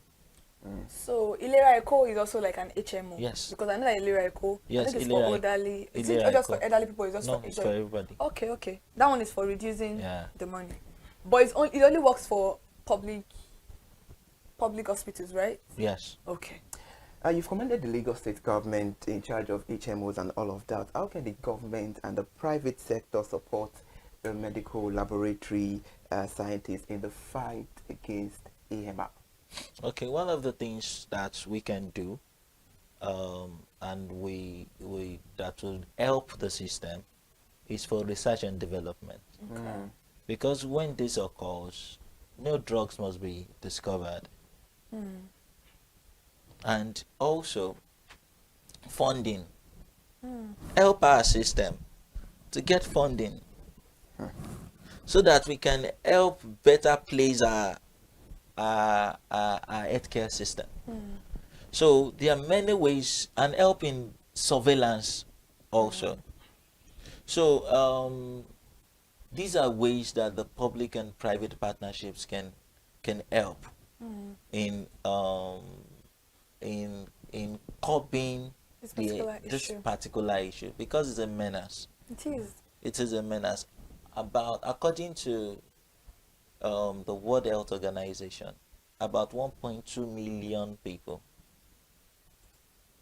face this yearly. Yearly, not the total. Wow. All Sorry, right. before you Okay. go, because I know we are almost at the end Definitely. of the program, I want you to help educate the audience watching right now at home, and people are going to still watch the program after we are done with this program, about the fact that AMR is a very important conversation, and it's a very important issue that is affecting us. Does it have a cure?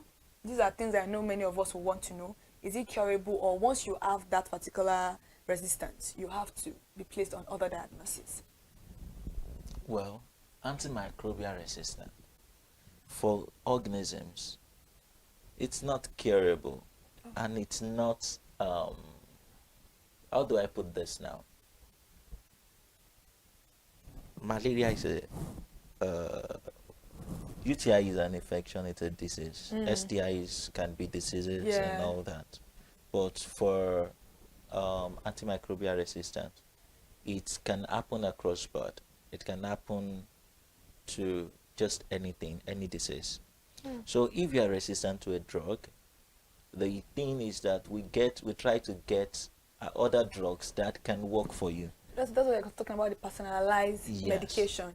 So, and that's a lot of money, more than the one you're supposed to avoid. The thing is that if a drug A doesn't work for you, we look for higher strength, which will cost you more money. You could have avoided that by going to the hospital or by going to a laboratory to, check on what is going on. So what we are saying is that if you develop this particular resistance, which is AMR, antimicrobial resistance, there is no cure for it. So you need, you and your medical team need to look for other medications that would work for you. And trust me, if you don't know that you have this particular issue, it is also an issue that can lead to death. Am I right? Yes, yes. Because there's some people that go for major surgeries and then they have infection from those surgeries, but you cannot treat them with antifungal or anti-malaria anymore because you're already used to that particular one and it's not working for you. And these infections can be, a facilitator of death. A lot of people have died due to this particular issue. So that's what we are talking about this morning. All right, Thank you. interesting. Now to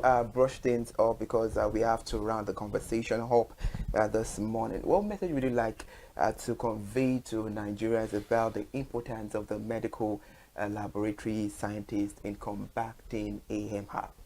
What I would say to us is, beyond seeking medical attention, make sure that when you have things like UTIs, get tested. Exactly. Because that's the only way you can know what drug will work for you.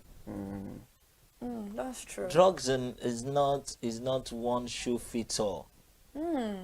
It's not one shoe fits all.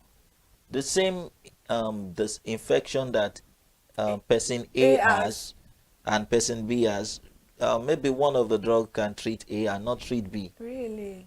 So it's due to the exposures we've had over time. Okay. So the thing is, when you have you believe that you are feeling sick, seek proper medical attention. Please do. And then when you need to use antibiotics, your doctor needs to use antibiotics on you, get tested.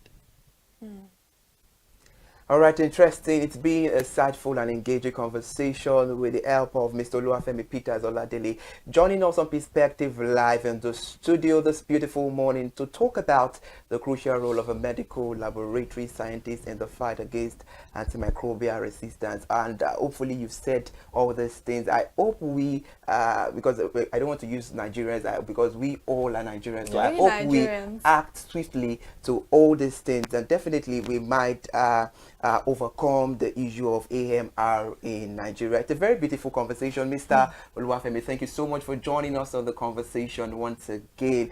All right, we need to bring all things to an end on Perspective, another beautiful edition of Perspective will be back tomorrow. Remember, Perspective is where we talk about all the pressing and burning issues making the round. I am Iri Ayo Mikuleke. Bye for now, and do well to enjoy the rest of your day by being productive.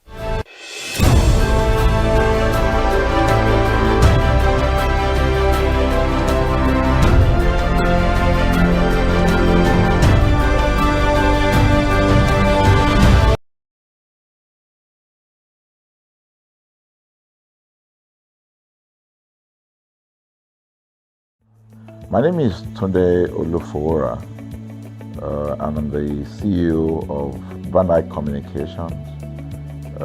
We are we call the publisher or the owner of the new initiative called ConsumerHallaTV. ConsumerHallaTV is actually Nigeria's first consumer-centered, or called a consumer-centric television platform that aims to bring voice to the over 220 million Nigerians. It was a vision that came to my heart about 10 years ago. I remember that I was traveling. I traveled out of the country, on airline. And I had this unpleasant experience. It was a trip to an African country from Nigeria, and I actually went with a local flight from Nigeria. I wouldn't want to mention the name of the airline. And then it was to South Africa, and we landed in South Africa. And let me just paraphrase it.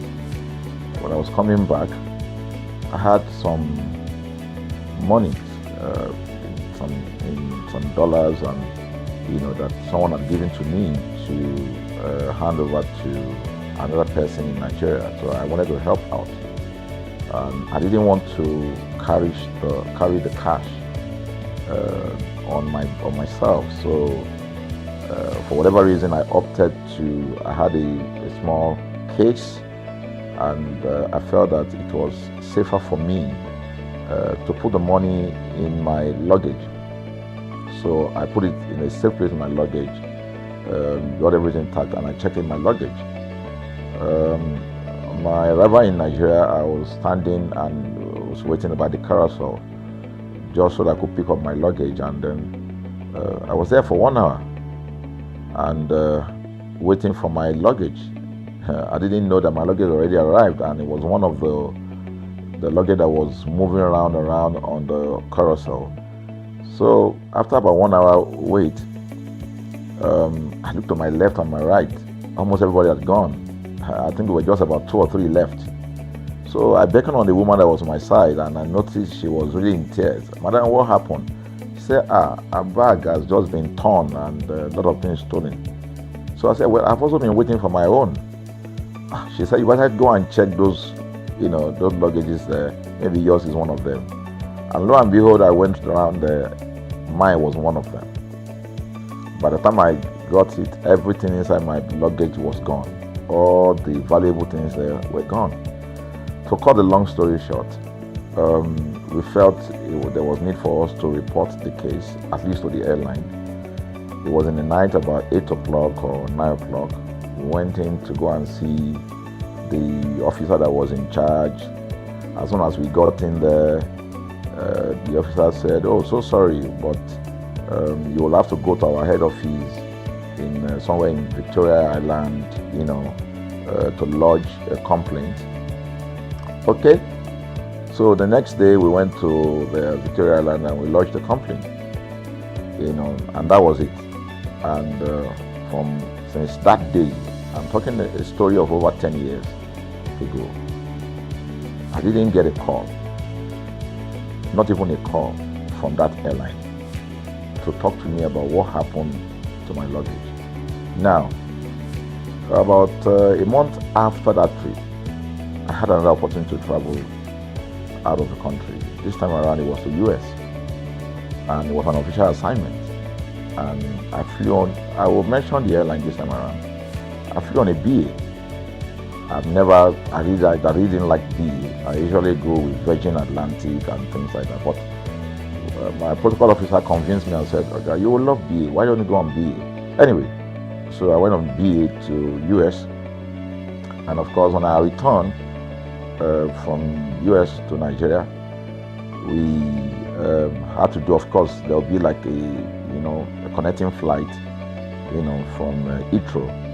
So we got into London Heathrow, and then because it was through Heathrow that we went, and then so they changed since it was BA, they changed the aircraft this time around to a bigger one. I mean, clearly because there were more Nigerians, or more people that were planning to come to Nigeria, and then we boarded. Not quite 10 minutes into the flight, in the air, the aircraft started malfunctioning. The air conditioning compartment were not functioning very well. I was on what you call business economy. The whole of that business economy all the way to economy side, the ACs were not working well. It was hot. And then I was watching. And then from that moment till we got to Nigeria. From that moment till we got to, I'm just trying to paraphrase. From that moment till we got to Nigeria, I could remember very well how many times the pilot, broke into conversation and had to apologize and say, we're really very sorry about this. He was giving us almost every 30 minutes. There's always a kind of update. So sorry, this is what we're doing now, this is what we're doing. While we were on that journey, I also remember an incident. So they came, the crew apparently couldn't resolve they couldn't manage the crisis or what was going on about it. They couldn't fix it. So they came up and said, we're so sorry, but for all the inconvenience, we're declaring, free lunch, free whatever it is you want, you can get. So trust Nigerians, you need to hear how everybody was jubilating, But something struck me. The experience I had just about a month before, and this experience, somehow I started comparing them. I was trying to see how this matter will be managed. Again, to cut the story short, we landed in Nigeria on BA. Before we landed, the pilot announced and said that for the inconvenience, they will be giving a voucher of £50 to everyone that flew on that aircraft. I thought it was a joke. I mean, it was my first time with BA, but for what I knew or know of the British man would never even play with his 1 penny, talking of £1. So I felt that must be a joke of the year. So we left. I got back to my office. I think it was just about a week after. Our officer, our guys in our mail room came up and said, "Oh, you have a parcel." So I said, "Parcel? Yeah." So they bought this parcel wrapped. I opened it, and boom, I bought the document out. It was the £50, to finally bring to birth this unique and exciting platform, So it's a digital telecast, and our goal is to further connect consumers in Nigeria.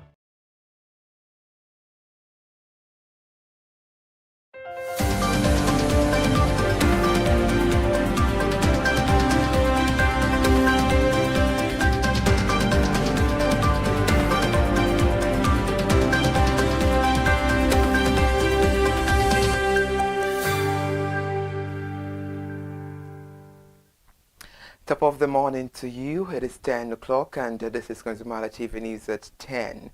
I am Iri Ayomikunle Iki.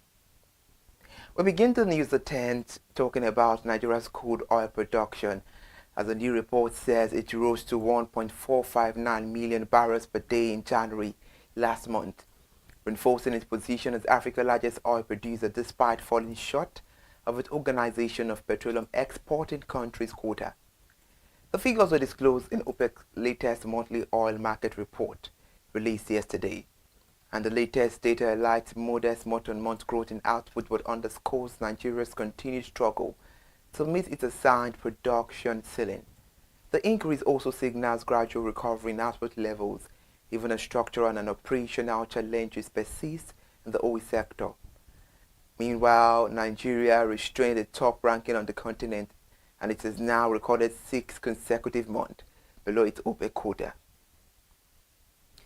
The National Agency for Food and Drug Administration and Control has dismissed media report claiming that the federal government directed it to suspend enforcement of the ban on sachet alcohol and alcoholic beverages packaged in PET bottles below 200 ml. The statement issued by Director General and CEO Prof. Mojisola Adeyeye, the agency described the report as false, misleading and not reflective of any official communication from the federal government. Prof. Adeyeye stated that the agency operates strictly within its statutory mandate and also is in line with formally communicated federal government policies. And now moving on, the National Identity Management Commission has announced that it will commence nationwide ward-level enrollment for the National Identification Number on February 16, 2026. The Commission disclosed this in a statement signed by the Head of Communications, Mr. Kayode Advocacy, which was released yesterday. According to NIMC, the move follows the presidential directive mandating it to take NIN registration to the grassroots across the country. The report says the exercise is aimed at ensuring the comprehensive registration of every Nigerian citizen and legal resident, including children and adults, into the National Identity Database. NIMC said the ward-level enrollment will be conducted free of charge, adding that the initiative aligns with the federal government drive to deepen identity inclusion, promote inclusive governance, and expand access to public services. And now to another story where the federal government's ambitious plan to provide stable electricity to federal universities and tertiary hospitals has suffered a major setback following the non-release of funds allocated in the 2025 budget. Although over 300 billion naira was earmarked in the 2025 Appropriation Act for the Special Energy Interventions, as no fund have been released, resulting in zero implementation progress on the project announced last year. Confirming the development, the Special Advisor on Media to the Minister of Power, Mr. Bayo Tunji, said the initiative was stalled due to the absence of budgetary releases. And when asked about the status of the proposed special energy project for teaching hospitals and university, Mr. Tunji said zero funding has been released for the 2025 budget for the project, so there has been no progress on the project. However, the intervention was conceived to address persistent power shortages in critical public institutions, particularly teaching hospitals and universities, and many of which depend heavily on diesel generators to sustain operations. We're still talking about electricity, but right now in Lagos State, as the Ikeja Electric PLC has now issued a public notice informing its consumers that electricity bills issued without valid identification details will be considered invalid in line with the provisions of the Nigerian Tax Act. The Electricity Distribution Company disclosed that a directive takes effect from the 1st of January this year, when the Nigerian Tax Act for 2005 officially came into force. Moreover, under the law, all invoices, including electricity bills, are required to carry at least one approved form of consumer identification. And now, in a public notice made available to newsmen, the Ikeja Electric stated that the acceptable identification details required on electricity bills included a tax identification number, Corporate Affairs Commission registration number, or the National Identification Number. The company said the requirement is so necessary to enable compliance with the statutory provisions of the Act and to ensure that consumers information is accurately reflected on electricity bills beginning from January 2026 and subsequent bidding cycles. The Nigeria Customs Service has assured onion farmers and export-focused stakeholders of the service commitment to removing the non-tariff barriers to boost the onion sector valued at 1.17 trillion naira. This is even as the service vows to tackle operational bottlenecks and work with relevant agencies to create an enabling environment for export trade and boost the 1.17 trillion naira onion sector. In a statement released yesterday, the Comptroller General of Customs, Mr. Adewale Adeniyi, gave the assurance during a court's visit by the Regional Observatory of Onion in West and Central Africa, led by President Aliyu Maitasamu in Abuja, the Federal Capital Territory. And now leaving Abuja, the Executive Chairman of the Nigerian Revenue Service, Mr. Zakadeji, says technology is a crucial factor in the implementation of the new tax law. Mr. Adedeji made a statement yesterday during the inaugural convocation lecture at the Federal Polytechnic, Ayede, in Ogoluwa, local government area, Oyo State, titled The Role of Technology in Implementing Nigeria's New Tax Laws, Challenges, Prospects, and Implications for National Development. In a statement by his technical assistant on print media, Mr. Sikiru Akinola, the NRS chairman listed some of the most fundamental challenges confronting taxation to include infrastructure, skills, trust, and resistance. Said each of these challenges will be addressed with the immense upgrading of the country's tax system for a digital environment. Away from Oyo State now, the United Bank for Africa PLC has introduced a new aggregator sales structure for its RedPay POS and agency banking network, aiming to strengthen its relationship with partners and promote greater financial inclusion throughout Nigeria.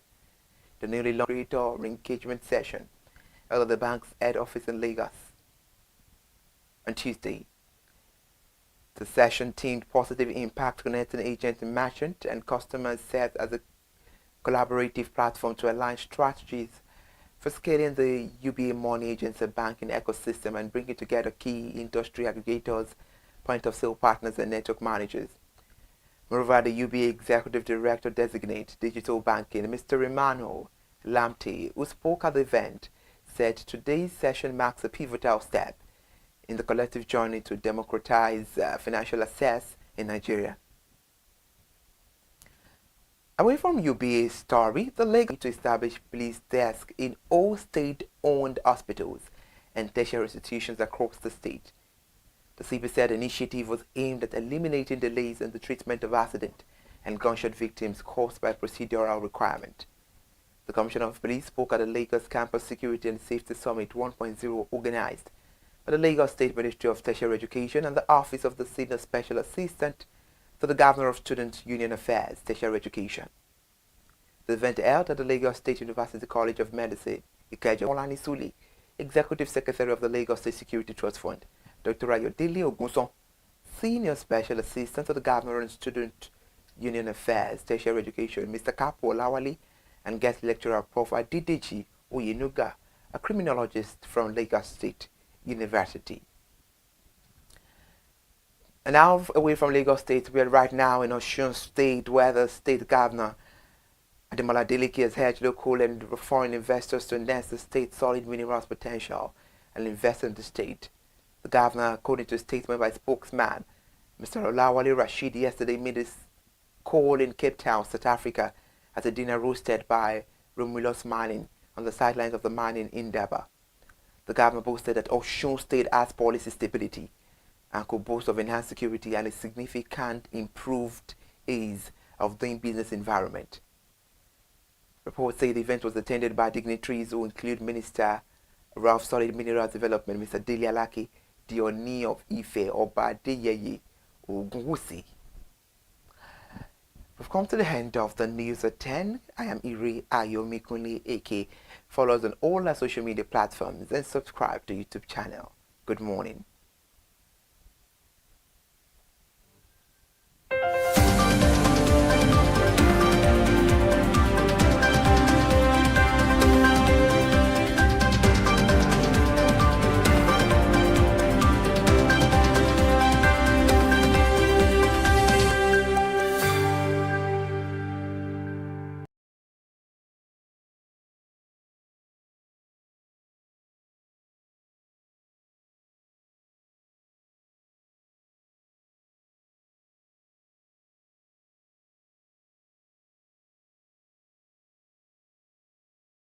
to brands with insightful news, development within the fast-paced world of consumers. The world of consumers is growing at a very fast pace, so we want to inform Nigerians. We want to get them educated about their rights, so our role is that we're going to educate consumers in Nigeria, all right? So by bringing them specialized and what you call analytical, research-based content generation that will inform, educate, sensitize the audience, so that's ConsumerHalla TV. So I call it an offshoot of our ConsumerHalla brand. ConsumerHalla brand actually was the first we call it the first complaint or consumer complaint resolution portal. When we started it about 10 years ago, or about 7 years ago, it became the first complaint resolution portal. We created it so that Nigerians can actually lodge complaint on that portal. We spent a lot of resources to build a very robust platform where today, if you have any complaint, about any brand, any leading brands in Nigeria, and you go on that platform, you can actually click, just a click, you can find the brand, you can actually lodge your complaint, and once you submit it, that complaint will be routed to that organization, and within 72 hours, we will obtain feedback for you. We build it in such a way that we have connection to almost all the organizations, and it's been working. We've resolved several complaints for people without having to charge them any penny, because the idea is not to charge. So what we have done with ConsumerHalla TV is to take it to the next level. So we hope to change the narrative. We want to give the right direction. Nigeria has the largest consumer market in the world, with a population of over 220 million people. Why should we be the one that is suffering the most? Everywhere you turn to, it's as though Nigerian consumers don't have a voice. You're traveling, you buy a ticket. For whatever reason, an airline will wake up middle of the night,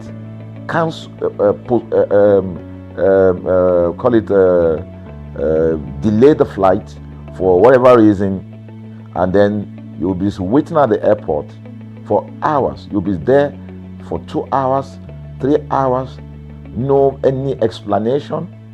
Then while you're there, they can even wake up and say, oh, flight has been cancelled. So everybody carry their luggage and go home. Nothing happened. Of course, things are changing. We must commend government because government is beginning to wake up, but there's still a lot to be done. And we believe that we can help to make, bring about those right changes. So we offer deliberately, part of what we do is that we also offer advocacy, all right? We're not just an advocacy organization, but we offer advocacy. We have a legal team, we have lawyers that are registered on our platform, all right, that can also take up cases, okay? So, and we've taken up many cases like that, and won those cases. So, ConsumerHalla is a platform to help consumers we're not fighting brands, but rather we say we're bringing about an amicable, resolution of conflict, such that it will be beneficial to the consumers and also be beneficial to the brand. I remember the word of Jeff Bezos. Bezos is the founder of Amazon. He said that the most important single thing, all right, for an organization is to focus obsessively, use the word obsessively, on the customer. We often say that customers is a king. They should sit at the top of the ladder. In our environment, customers are the ladder.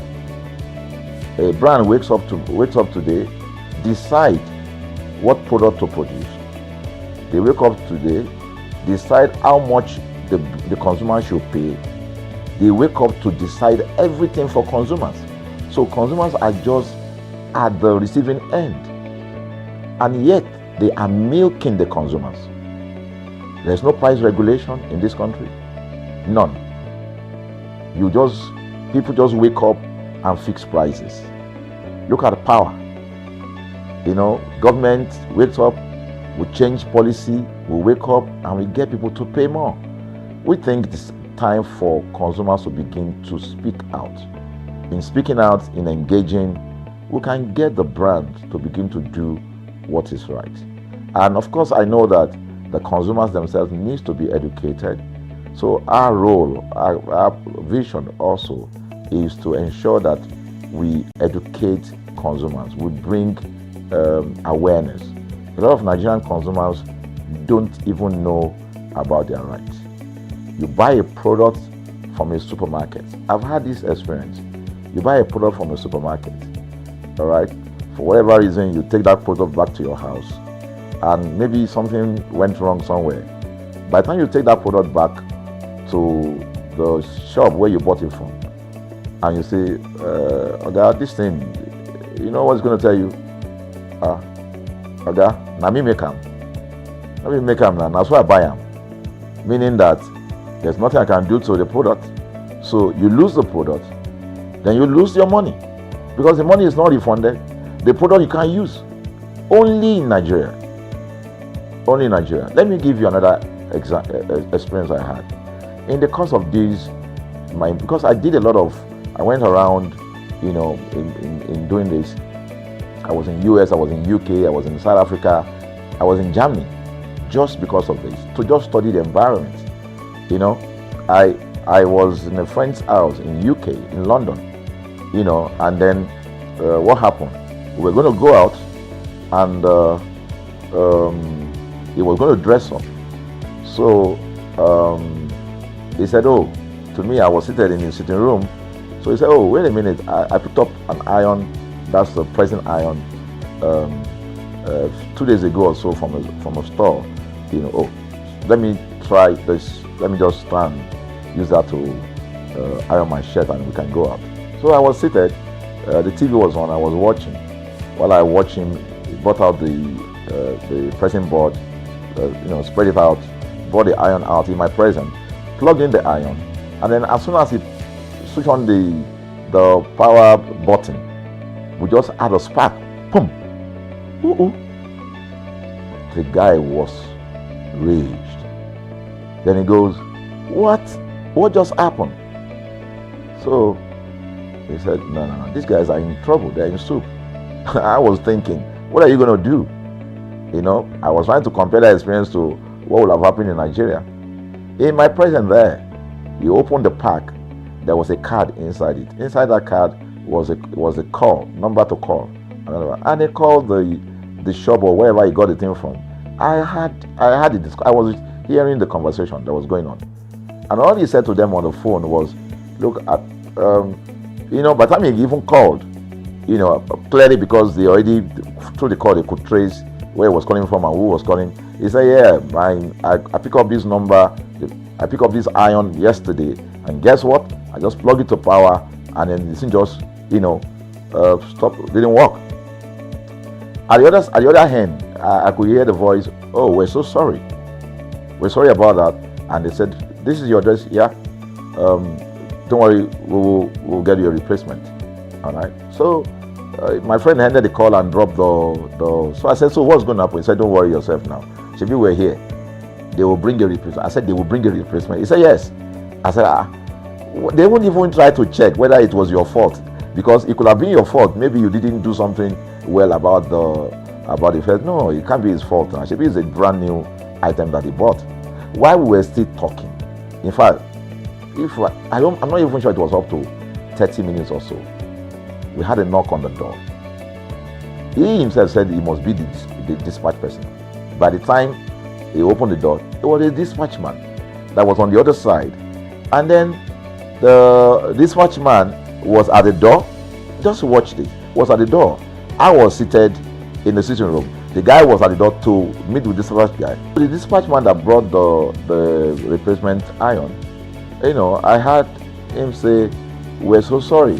So I was so shocked. I mean, a dispatch man, this guy is a dispatch, so also apologize. I was so touched by that. Even a dispatch man was so trained, to tell the guy, "We are so sorry." And guess what? He brought the replacement iron. By the time my guy opened the iron, it was a bigger size iron.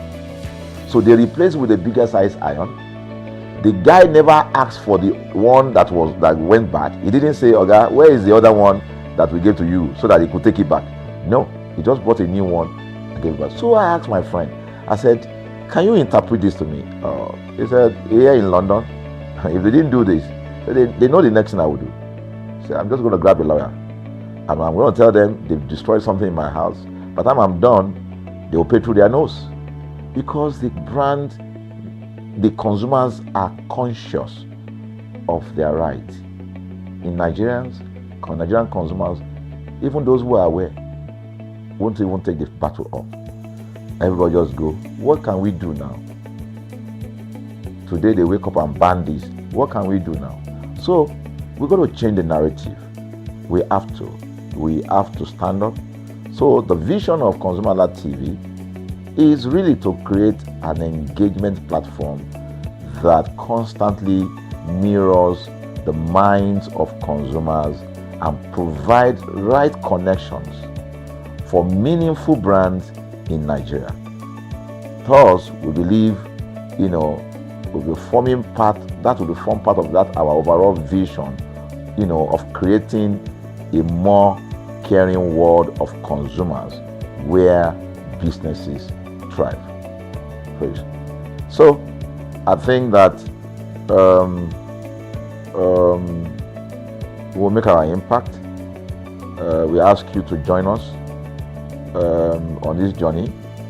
ConsumerHallaTV will drive engagement. It will also be there to help to promote brands that are doing what is right.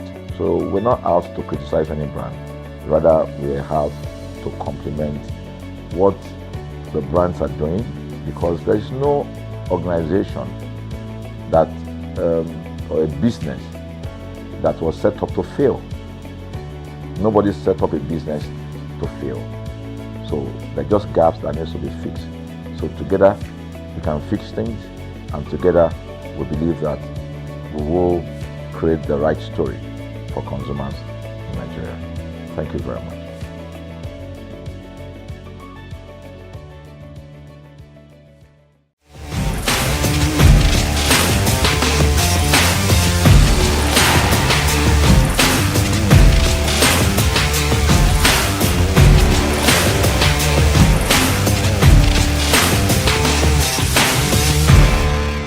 Hello consumers, you're welcome to another beautiful and exciting episode of Consumer Voice on ConsumerHallaTV. I am Matilda Omenai. As you already know, Consumer Voice is a show where we'll be visiting different places in Lagos, Nigeria to check, track, and know people's preference towards products and brands that they make use of. And today is not different. As you already know, Valentine's around the corner, and when you hear Valentine, what's the first thing that comes to your head? Love, show love. And to some people, it's to take ice cream. Now, there are different brands of ice cream in the market. Now, that's a sweet dilemma, because we want to know which brand people prefer taking. So come with me as we ask people what brand of ice cream they prefer taking to cool off. Let's go.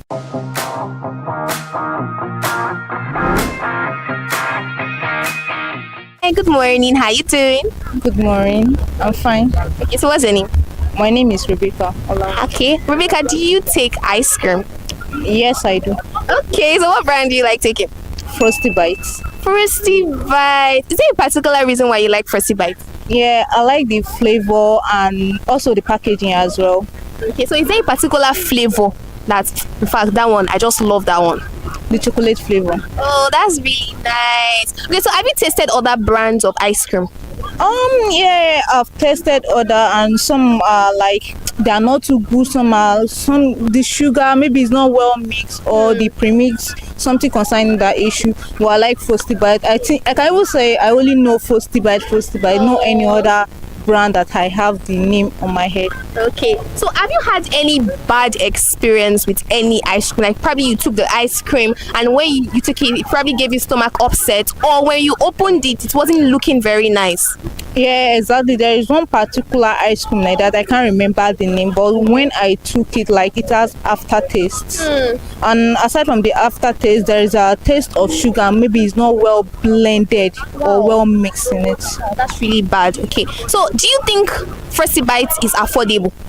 Yeah, it's affordable because they are of different sizes and prices as well. Is there anything you want the brand to improve about that particular product? Like, is there something you want them to change? Not really. I think they are good. Not really. So if you could rate them on a scale of 1 to 10, what would you rate them? 9.5. Okay. So now, this last question before I let you go. You know Valentine is around the corner. So do you have a vow? I don't have a vow. I don't do vow. Okay. All right. Thank you very much.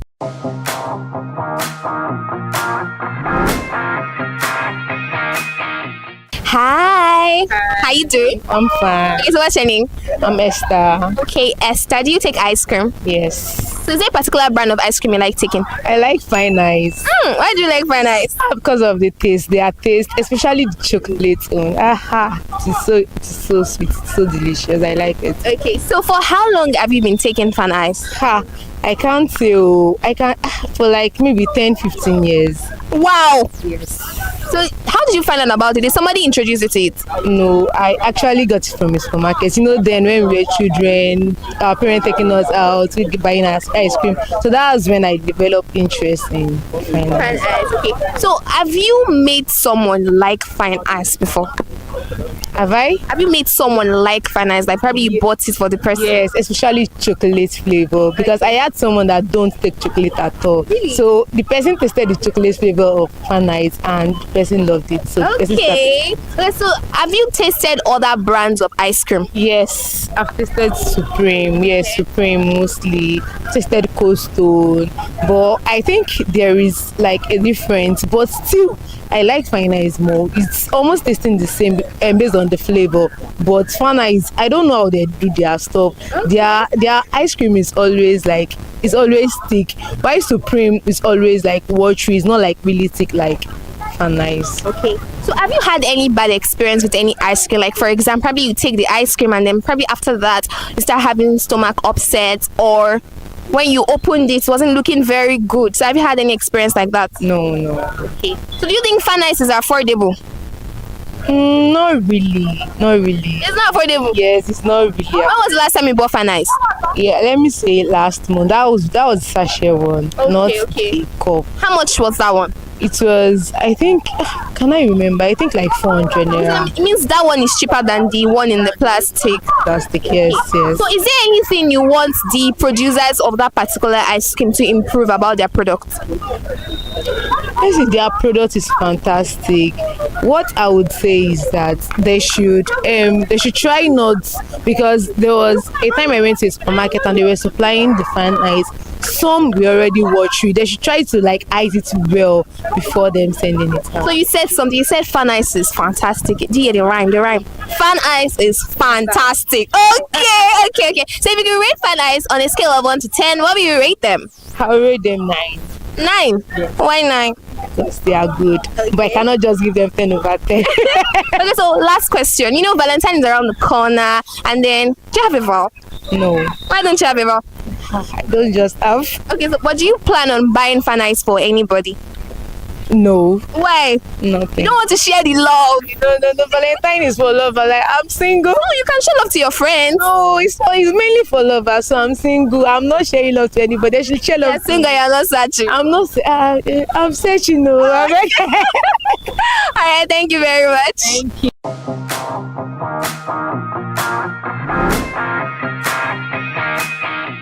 Hi. Hello, good morning. How you doing? I'm very well. How are you? I'm good too. So what's your name? My name is Ifeoluwa Owoye. Okay, so you look very good. Thank you. You too. Okay. All right. So do you take ice cream?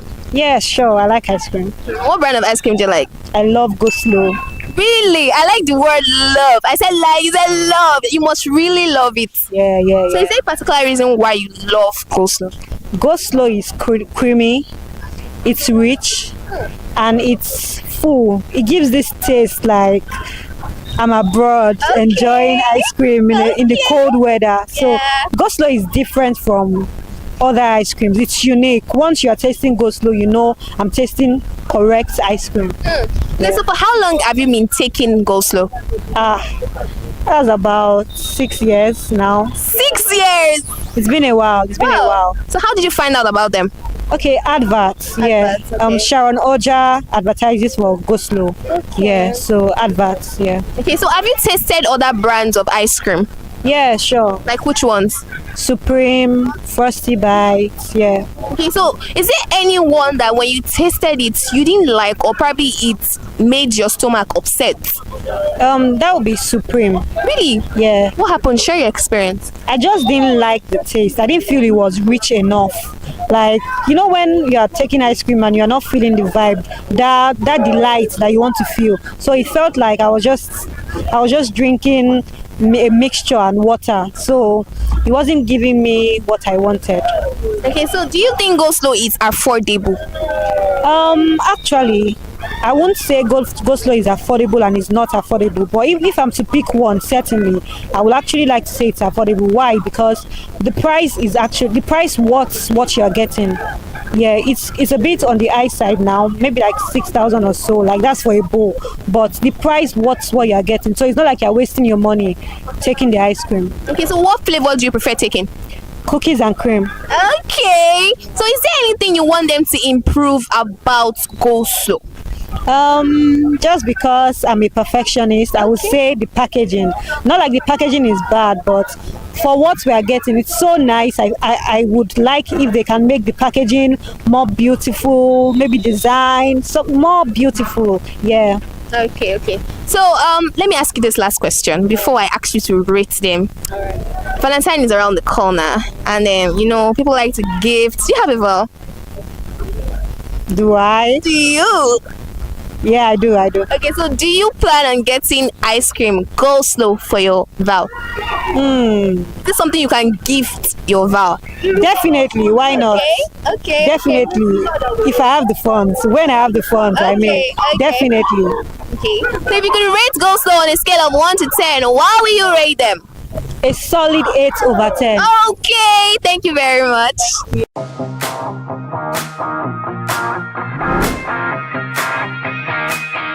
Hi, good morning. Good morning. How you doing? I'm good. Okay, so what's your name? Ifeoluwa. Okay, so do you take ice cream? Occasionally. So is there a particular brand that you prefer taking? I don't really have a brand. I go for what tastes good. Nice. Okay, but you're holding one right now. Do you want to talk about this one? I just said about this brand particularly, so I'm just giving it a try. I'm not that person that has a particular brand. Okay, so now that you've tasted it, do you like it? Of course. Really? Yes. So if you could rate it on a scale of 1 to 10, what will you rate it? 8 over 10. 8 over 10. So have you tasted other brands of ice cream? Not this particular design or stuff. Do you remember the names of those ones? I can't do. Really? We just chop everything we see. Okay, so have you had any ice cream that has given you stomach upset? Did you like the packaging or how it looked when you opened it? Not really. That's why I said I take them occasionally, not every time. So probably anytime I take them, it doesn't have any effect in me, so I don't have any. So do you think this one you are holding now is affordable? Of course it is. How much is it? 1, 2. 1, 2. So that's quite affordable. It's something that you can buy every day. Of course. Okay, based on me, the kind of person that eats junks, so I can say the money I'm supposed to use to eat, I can spend them on junks. Okay. I get you. So now, Valentine is around the corner. Do you have a vow? Everybody is my val. Everybody's your val. Since everybody is your val, can you buy this ice cream for everybody? We have to work on our budget. Work on our budget. All right, thank you very much.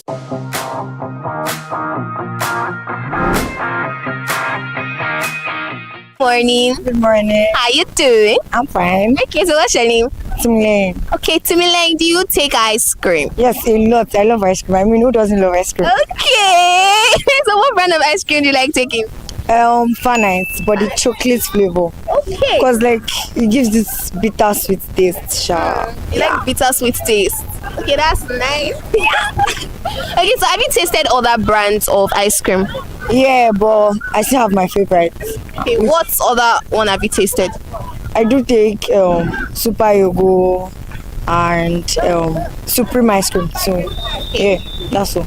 Okay, so have you had any bad experience with any ice cream? Like probably you took it, you started having stomach upset, or you didn't like how it looked when you opened it? Okay, yes, there was a time I bought ice cream. Then I took a bit because I was not really feeling it. Okay. Then I kept it. But by the time I would go back to the ice cream, it was now having this sour taste. So it was really bad. And I bought it with my money. I was pained. Oh, you were pained. I can see the pain. Okay, so what brand was that?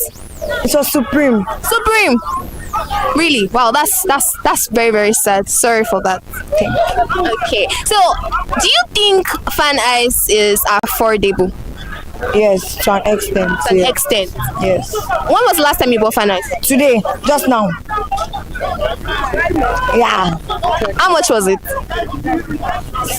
My bad. I don't really check. Okay. But it should not like be more than the range of I think 700, 500. Okay, that's quite affordable, right? It's very, very affordable. Okay. So is there anything you want the brand to improve about this particular product? Okay, for their vanilla flavor, it should stay like that. Okay. But for the strawberry flavor, I feel like maybe they should reduce the sugar a bit. But for the chocolate, it is perfect. It's perfect. Yeah. Okay, so let me ask you this question. How did you find out about fan ice? From a friend. I have a friend that likes fan ice a lot. So Okay. she influenced me. Okay, so for how long have you been taking fan ice? I just started this year and it's really nice. Okay. So if you rate them on a scale of 1 to 10, what will you give them? I'll give them 8. 8 over 10. So they're not a 10 yet. They'll get there. They'll get there. Okay, one last question. It's Valentine. When I say it's around the season, that means around the corner. It's a time to show love and the rest. So do you have anybody that you want to buy fan ice for as a gift? They should buy for me first. They should buy for you first. Yeah. You cannot give first. No, if they give me, I'll give them. Alright, thank you very much.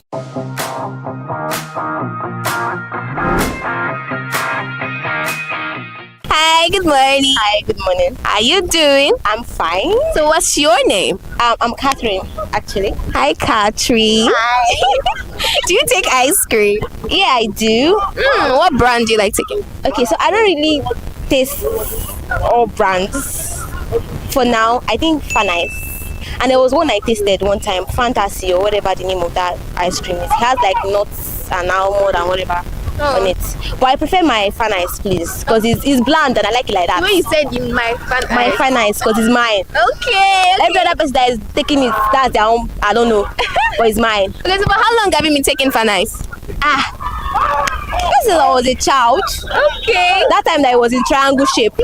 Yeah, so that's when I used to take it. Since then, Really? I fell in love with Fan Ice. Oh, so you're not right please go back to your old standard.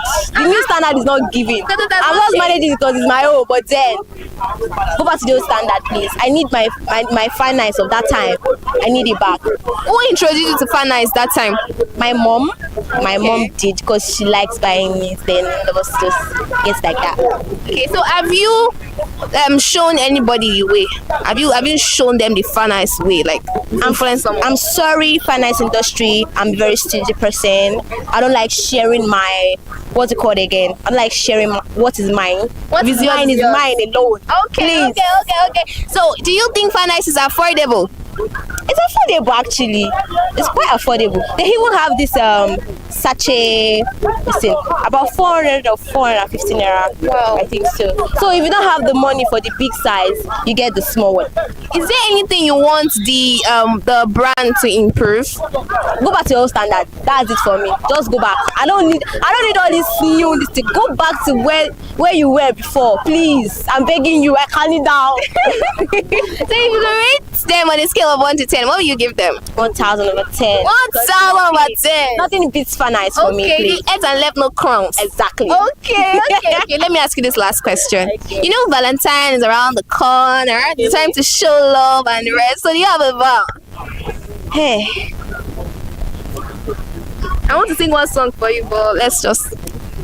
Do you have a vow? I have a vow in the name of Jesus. In the name of Jesus? Yes. So are you going to buy Fine Ice ice cream for that your vow in the name of Jesus? Like I said, I'm stingy. You're stingy. But then, I really love the person. So I will get it for the person. Oh, buy this for me because it's 450 naira I can afford. I don't have money. Thank you very much. Alright, thank you.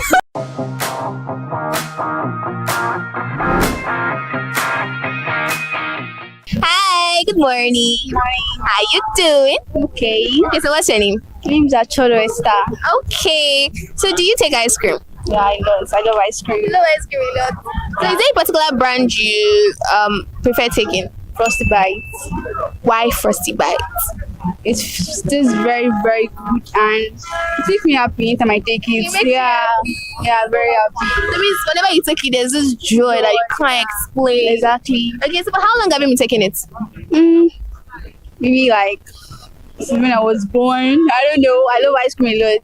Okay. Yeah. So have you tasted other brands of ice cream besides Frosty Bites? Not sure. Maybe, but I don't really know the names. Okay. Yeah. So have you had any bad experience? One like when you tasted it, you didn't like it, or probably when you opened it, you didn't like how it was looking, or the aftertaste, or it made your stomach upset? Which one? Yeah. There was a time I took this strawberry flavor. My stomach was hurting me for like 2 days. I could not sleep, so I had to rush to the hospital and treat myself and all that. So, yeah. Okay. So do you think it's affordable? Yeah, it's very, very affordable. It depends on your manage though. Some are selling 750, 2,000, depending on your choice and size of what you want. Okay, so when was the last time you bought ice cream? Today. Was it Frosty Bites? Yeah.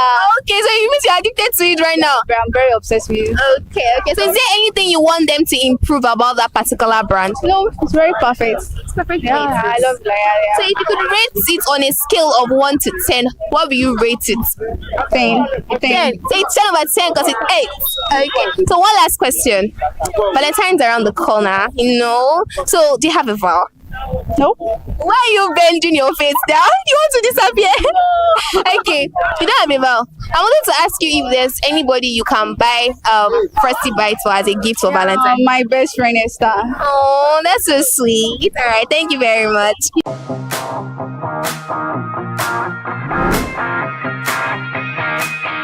Hi. Good morning. Good morning. Good morning. How you doing? I'm dear. Yeah, dear. How about you? I'm fine. All right. So what's your name? My name is Ania. Chelsea. Okay, so do you guys take ice cream? Yeah. How about you? I love ice cream. Is there a particular brand that you prefer taking? Well, Fun Ice. How about you? Fun Ice. So both of you love Fun Ice? Yes. Okay. So for how long have you been taking Fun Ice? 3 years. How about you? 2 years. Have you tasted other brands of ice cream? Yes. How about you? Yes. Which ones have you tasted? We have aside Fun Ice, we have Super Ego.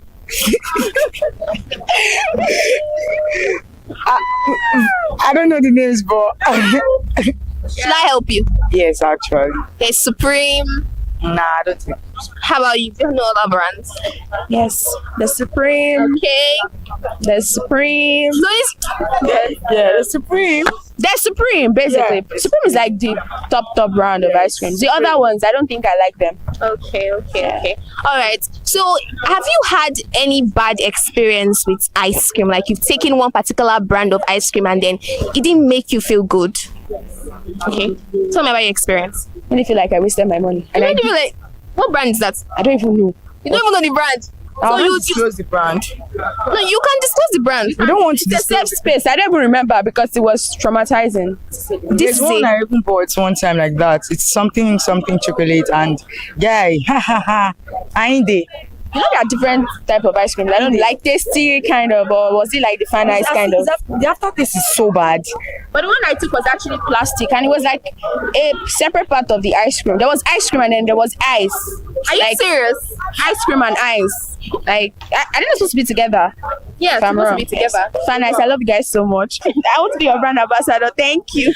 Okay, all right. So let me ask you this question: do you think Fan Ice is quite affordable? Yes, now. How about you? Very affordable. When was the last time you took Fan Ice? Yesterday.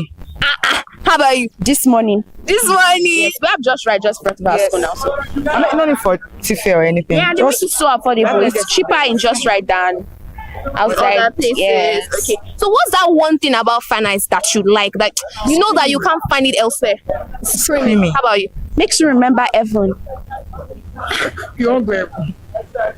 So according to her, Fan Heights makes her remember heaven or experience heaven, right? Yes. So if you could rate Fan Heights on a scale of 1 to 10, what will you rate them? 8.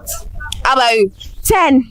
100, sorry. You want to be the ambassador. Okay, so let me ask you this last question. You know Valentine is around the corner, and then we like to give gifts and the rest. So are you going to get gifts for your Valentine? Are you going to get Fan ice cream for them?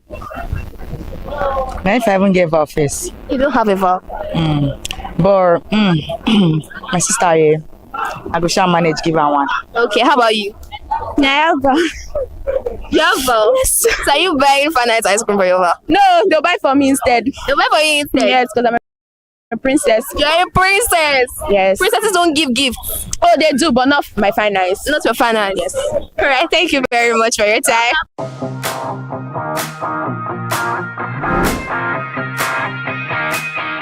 We have heard what the consumers have to say, and they know their winner. So do you want to know the winner for today? Yes. Drum roll. Do, do, do, do, do, do, do.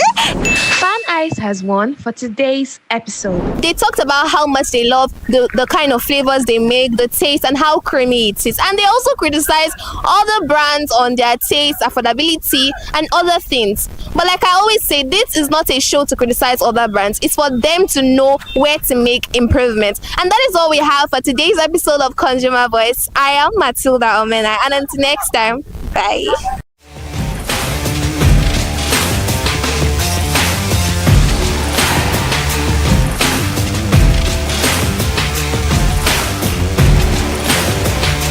Hello, it's your boy here, Iremofe Koforola, and you know what? They call me the AWUF General Overseer. Every day is a blessing, and it is meant to be enjoyed maximally with AWUF packages that put a smile on our faces. And guess what? That is why this show AWUF is for you. You can get to know about trendy market slashes, promos, offers, and juicy deals that put a smile on your faces, and you can always enjoy them maximally. And you know one thing that is so interesting about this show? It is a blend of English and Pidgin. As I dey run you English, now I go dey marry am with Pidgin, make am spicy. So catch me every time on the show to enjoy more about trendy AWUF packages.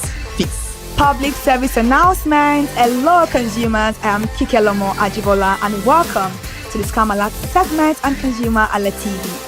Scam Alert educates viewers about various scams affecting consumers. We learn tips on how to identify fraudulent activities and provide advice on protecting our personal information. We aim to raise awareness and empower viewers to avoid falling victim to scams. We cover various topics such as phishing, identity theft, fraudulent investment schemes, and many more. You want to catch up on how these scammers invade our lives? Join us every Tuesday by 12:30 a.m. for Scam Alert on our YouTube channel at ConsumerHallaTV. Subscription is absolutely free. And in case you're not following us across all our social media platforms, follow us on Instagram, Facebook, X, TikTok at ConsumerHallaTV. Don't say I didn't do anything for you this 2025. Bye. Welcome to In the Marketplace. We are taking you on a journey behind the scene of Nigeria's most vibrant market, from the sight and sound of the market to the stories of the people who makes it thrive. We will be sharing the untold stories that brings this market to life. Join us as we explore the history, challenges, and triumphs of the market vendors. We will dive into the daily lives of the people who call markets home and uncover the secret that makes this market special. You will get to see the passion, energy, and dedication that goes into making this market success. Tune in to the In the Marketplace on ConsumerHalla TV on Thursday by 11 a.m. to experience the sight and sound. Don't forget to follow us on all our social media handle on ConsumerHalla TV. I am Elizabeth Abefe. Hello fellow consumers, are you looking for a program where we give analysis about brands and a program where we project the voice of the consumer? Join my team and I on Consumer Analytics and Resolution Box by calling on the program to get your issues resolved. And in case you are wondering where Consumer Analytics and Resolution Box will be showing, please join us on our YouTube channel at ConsumerHallaTV. Subscription is free by 2 p.m. to 4 o'clock p.m. every Mondays and Wednesdays. Consumer Analytics and Resolution Box will be airing and will be here to provide you any information on brands and also issues that you have pending for us to resolve. Also follow us across all our other social media platforms: Instagram, Facebook, X, TikTok at ConsumerHallaTV. And that is why at ConsumerHallaTV, you deserve to be heard. Hi everyone, I am Iri Ayomikunle Eke. Join me live on Perspective every Mondays to Friday from the hour of 9 to 10, where we have meaningful and engaging conversations about all the burning and pressing issues making the round. Issues related to our economy and consumers. It's conversing, it's relatable, it's beyond interview. We have expert analysts who gives updated analysis about all aspects of a conversation. Join the moving train by subscribing to our YouTube channel, ConsumerHalla TV, and do well to follow us on all our social media platforms, ConsumerHalla TV. Stay informed. Thank you. I am Matilda Omenai. As you already know, Market Today is the show where we visit different markets across Nigeria, Lagos, to check out the prices of different things, ranging from household items to foodstuffs to cosmetics, electronics, every other thing. In a world of hustle and bustle, entertainment keeps us alive, and that is why at ConsumerHalla TV, we ensure you enjoy all around 360-degree entertainment program. Screen Time is the show for you, where you enjoy top 5 countdown, celebrity of the week, exclusive interview, and other segments. Don't mind him, he's just a jealous person. Oh, His new movie release, update, and Screen Time. I'm going to enjoy myself because this is my favorite time on the program. I get to recommend good movie for you, and I'm also waiting for you to recommend movies to me also in the comment section. Screen Time is not just all about entertainment, it is relaxing and also educational. So that is why we are bringing to you Screen Time on ConsumerHalla TV. And in case you're wondering where to join us every Mondays by 5 o'clock p.m. at ConsumerHalla TV on our YouTube channel. Subscription is very, very free. And in case you have not followed us across all our social media platforms, please do so. We are begging you, on Instagram, Facebook, Twitter, and also TikTok at ConsumerHalla TV. What are you waiting for? Click on that follow and subscribe right now. And from the I to the R to the E to the M to the F to the E, my name is Iremofe Kokorola, the man always clothed in wealth and strength. And I am Kikelomo Ajibola. Ta-da! Hi people, my name is Mo Fakorede and I am a filmmaker and a film director, and you're watching ConsumerHalla TV. ConsumerHalla TV is everything consumer advocacy, consumer rights, everything that has to do with consumers. On this TV, you'd watch, you'd learn, you'd be educated, and you'd be entertained. Keep watching ConsumerHalla TV. My name is Olubukola Ozone, a photographer and a social media enthusiast. You're watching ConsumerHalla TV. It's a consumer advocacy TV. If you have a problem, any consumer related problem, just holla at them, just like their name implies, and they're going to get it sorted for you. Keep watching, stay tuned. Thank you very much. Hi guys, my name is Joba Jalabi. I'm a marketing communications professional. I currently lead marketing at Flash Change, a fintech startup. Keep watching ConsumerHalla TV, a consumer advocacy channel. Hello, my name is Sharon Rotimi. I'm an actor and I am on ConsumerHalla TV. Now, ConsumerHalla TV is a consumer advocacy channel. So if you have any issues, consumer-related issues with brands and services, you can reach out to them, and they will be sure to handle it or to cater to you. Thank you so much. Hi guys, my name is Iyebiye Adeton. I'm a film poster designer and illustrator. This is ConsumerHalla TV. It's a consumer advocacy channel. We show content on consumer-based news, entertainment, and all of that. So I urge you guys to stay tuned to ConsumerHalla TV. My name is Anoluwapo Alao, a sales consultant for Star Times Nigeria. This is a ConsumerHalla TV, where they discuss anything consumer needs, and you get knowledge about anything about consumer. So keep watching it. Hi, my name is Adebola Ogushino. I'm a filmmaker, and you're watching ConsumerHalla TV. Any consumer-related issues, they've got you. Hi, my name is Stephen Olorunshisi. I'm a strategy and sales professional, currently working with Obey, and you're watching ConsumerHalla TV. I mean, this is one of the channels that you don't want to but stay on. Consumer advocacy, brand promotion, everything consumer, what you need to learn for your business to grow. This is a channel where you learn, where you experience entertainment too, but it's good for businesses, for brands, and for an entrepreneur. If you want to know more about businesses, want to know more about brands, please stay watching. Alright, thank you so much, ConsumerHalla TV. Keep watching. Hello, good day. My name is Tunde Balogun. I'm the lead pastor at the Kingsborough Church in London. And you're watching ConsumerHalla TV, which is a new initiation into the TV industry in Nigeria, the first of its kind in Nigeria. And I know that it's going to bring value and quality into the service industry.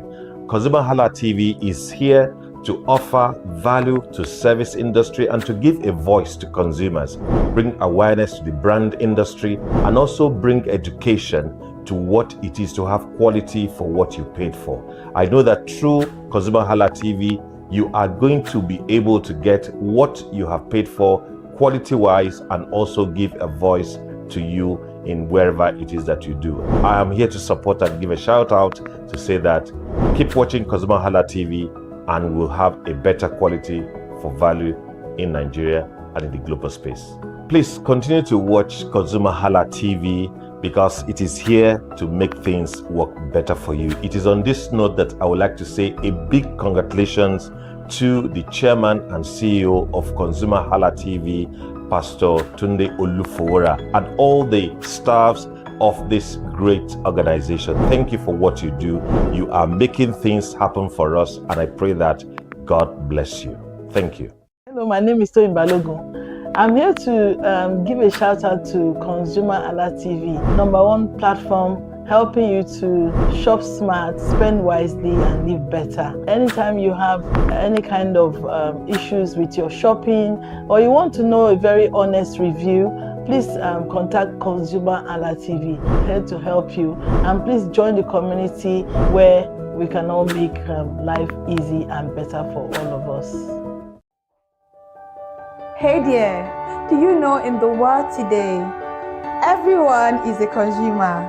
And as consumers, we all have the right to be heard. In Nigeria today, as a consumer, you have all right to product information, right to fair pricing, right to return goods, right to product labeling, right to fair dealings, and a lot more. Well then, have you heard about the new media channel?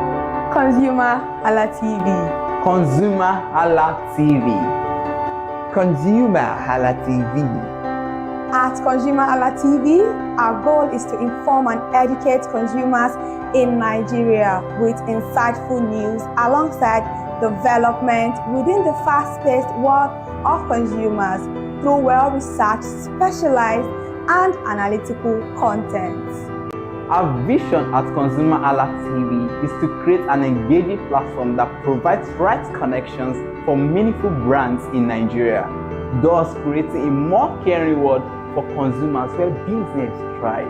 And guess what? Our ConsumerHalla brand is the first consumer complaint resolution portal in Nigeria, powered by a 72-hour feedback mechanism We offer consumer advocacy, informative talk shows, branding promotions, advertising, and lots more.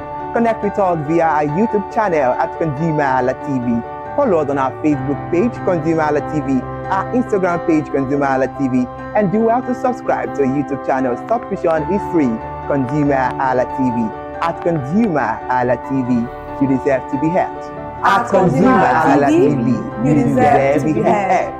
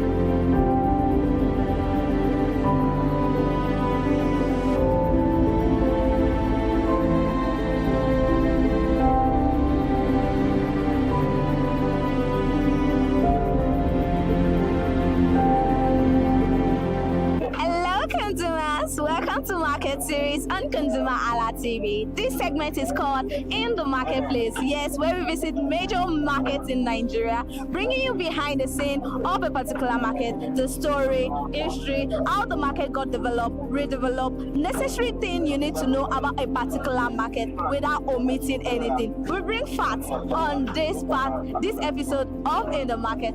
But today, I'm live here at Ijora Fish Market. Ijora Fish Market is a bustling hub nestled in the heart of Lagos with a history dated back. But then what made this market thick? Come with me, let's go explore from traders, leaders, the history about this market. What's so special? The challenges, the struggles of this particular market. You know what? Come, let's go find out. Ijora Fish Market has existed for decades, with a true tracing back to the early mid-20th century, during a period when Lagos was rapidly expanding as a port and commercial city. But according to the market leaders, it root trace back to around 1962 when trading along the Lagos Lagoon began to become more organized.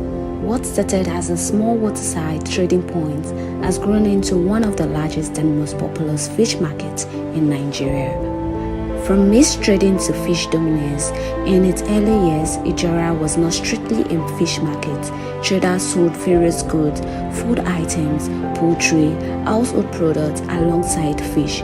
Over time, however, proximity to the lagoon, the rise of fishing trawlers, and Lagos' growing population shifted the focus. Today, Ijora deals primarily in seafood, both locally caught and imported, serving as a major distribution hub for Lagos and beyond. Ijora Fish Market is highly structured. The market is divided into three major groups: Bolorunduro, Turkey and Poultry, Ajelowo, Fish Traders, Ifelodun, Fish Traders. Leadership is not by election, as Alhaja Sherifat Amusat, Iyaloja of Bolorunduro, explained briefly. A leader must be humble and carry people with love. Let's listen to what she has to say about leadership and also the do's and don'ts in the market. Èmi ni Alhaja Sherifat Ọlọ́runṣóyìn Amsat. Báwo lẹ ṣe jẹ́ nínú ọjà yìí? Mo jẹ́ ìyá ọlọ́jà nínú ọjà yìí. A ti tó ọdún mélòó tẹ́ ti joyè ìyá ọlọ́jà? Gẹ́gẹ́ bí ó ṣe wà, mo yìí náwọn tó tún ìjù mi tó jẹ́ yẹ náírà tó yìí wà. Ipa mẹ́ta ni ìra wa nínú ọjà yìí. Bọ́lọ́ndúró, ajé lọ́rọ̀, ìfẹ́ ló dùn. Nísìnyí Bọ́lọ́ndúró lè mi wáyé gbé onítọ́kí. Ìyẹ́jẹ́ ajé lọ́rọ̀ wà, ìyẹ́jẹ́ ìfẹ́ ló dùn wà. Àwọn ìyá wa tún ìwà nínú ilé lọ́hùn tó ń ṣe olórí wa tó yẹ pé àwọn ní Adébálọ́jà tó dẹ̀ jẹ́ ìyá alálùbáríkà sí wa. So oríṣiríṣi ìka mẹ́ta tẹ́ dárúkọ yìí sí ṣé gbogbo ẹ̀ náà ló wà nínú ọjà táwa yìí? Bẹ́ẹ̀ ni gbogbo ẹ̀ la wà nínú ọjà yìí. Èmi nìyá ọjà Bọ́lọ́rundúró ní Tọ́kì, ìyá ọjà Ajé lọ́rọ̀, àwọn ìyá wa pẹ́pẹ́ àwọn tá nídìí ọjà nídìí ẹja àwọn nìyẹn. Ìfẹ́lódùn náà wà ń bẹ, àwọn yẹn náà wà nínú ilé náà. Àkọ́kọ́ ń bẹ ní tiwa Bọ́lọ́rundúró. Bọ́lọ́rundúró, Tọ́kì, Ìfẹ́lódùn, Ajé lọ́rọ̀. Ajé lọ́rọ̀. Ìfẹ́lódùn yẹn kí ni àwọn ipa abẹ́wò ni wọ́n wà? Sísè tó jẹ́ pé Bọ́lọ́rundúró Tọ́kì ni, kí ni Ìfẹ́lódùn? Ìfẹ́lódùn àwọn náà ń tẹja. Ajé lọ́rọ̀ àwọn náà ń tẹja. Àwa ń ta Tọ́kì, àwa náà dẹ̀ tún tẹja pẹ̀lú ẹ̀ náà. Okay, so kí ni wá ní ìtàn ráńpẹ́ tẹ́lẹ̀ sọ fún wa nípa ọjà Ìjọra fish market? Ṣe rí nípa ọ̀rọ̀ Ìjọra yẹn, àwọn ìyá wa ló lè sọ nípa tó àwọn ló tẹ̀bí dó. Àwa náà wá darapọ̀ mọ́ wa ni. Nígbà tá a ní ìfẹ́ pé àwọn náà fẹ́ wá sọ́jà, a lọ bá wọn. Ìyá wa ìyá Alájé jẹ́nára wa, ìyá Alájà Pópóọlá, Fúsàt Pópóọlá, àwọn nìyá jẹ́nára wa. Lẹ́yìn náà yóò Ògìdàn, Alájá Ògìdàn. Gbàtẹ́mi dé mo lọ bá wọn, ní mo fẹ́ darapọ̀ mọ́ wọn. Alájà Fúsàt Pópóọlá wọ́n dẹ̀ tẹ́wọ́, wọ́n gbà wá as jẹ́nára wa. Èmi náà dẹ̀ wọ́n gbàdé àyà wọn fi mí jẹ ìyá ọjà onítọ́kì. Okay, kí ni àwọn nǹkan tí wọ́n máa ń wò tí wọ́n lè fi yọ̀yàn as olórí nínú ọjà? Nǹkan tó máa ń wò pọ̀, tí èèyàn bá ń lọ tó ń ṣe dáadáa, tó ń kí àwọn èèyàn, tí ò ṣe gàgídígàgan, tí ò jọra ẹ̀ lójú, tí ò gbéraga, tí ò sọ pé àwa la wà ń bẹ̀ kíláàbù, tó dẹ̀ respect àwọn àgbà. Ṣé mọ̀ pé bí èèyàn ṣe ń lọ ìwọ̀n máa wò ní ẹsẹ̀, wọ́n máa wò ṣe sí ẹ̀, wọ́n máa wò wà sí ẹ̀, kó di pé wọ́n máa mú èèyàn fi jẹ oyè. Ṣé ti lérò tẹ́lẹ̀ rí pé ẹ máa jẹ ìyá ọjà? Tí ẹ rí gbọ́ rí ní tí ẹ rí gbọ́ kàn wá mú mi ní pé kí n wá jẹ ìyá ọjà lọ àwọn ọmọ ọjà. Wọ́n wá mú mi pé àwọn fẹ́ kí n darapọ̀ kí n jẹ ìyá ọjà. Báwo ni inú yín ṣe dùn lọ́jọ́ náà? Alhamdulillah, mo dúpẹ́ lọ́wọ́ mi. Ó ṣe á ti tó ọdún mélòó tẹ́ ti joyè? Ó ti lọ bí 15 years sí mọ́ 20 years. 20 years? Bẹ́ẹ̀ni. Okay, so a mọ̀ pé àti jẹ́ olórí nínú ọjà kò easy, kò ń ṣe nǹkan tí ó easy bẹ́ẹ̀. Báwo ni ẹ ṣe ń kó? Àjẹ́ mọ̀ wípé ẹ̀ka yẹn náà ti sọ pé kò yí sí èèyàn máa ṣe jẹ́jẹ́ pé mo ti pè wọ́n sí ẹ̀kọ́ lẹ́kọ̀ọ́ dá mi lórí ẹ̀kẹ́ tí mo ti pè wọ́n ọlá ìfẹ́ tí Yorùbá dẹ̀ ti gbéraga tó tọ́ pé ẹ̀yin lè mọ̀ pé yọ̀gà ní nísìn ní ìgbéraga ní ìrè nǹkan lórí wọn ìtọ́pẹ́ ẹ fún mi lówó tí ẹ̀yẹ tó bá dé tó bá wẹ̀ wá ṣe fún mi ẹ káàárọ̀ ẹ kúlé tí ìjà níjà kan bá ṣe bí ẹni dé à dìde síbẹ̀ à parí ẹ̀ àwọn tó bá dẹ̀ fẹ́ gbọ́ à gbé lọ sí ilé ńlá lọ́dọ̀ àwọn ìyá wa tó tún jù wá lọ.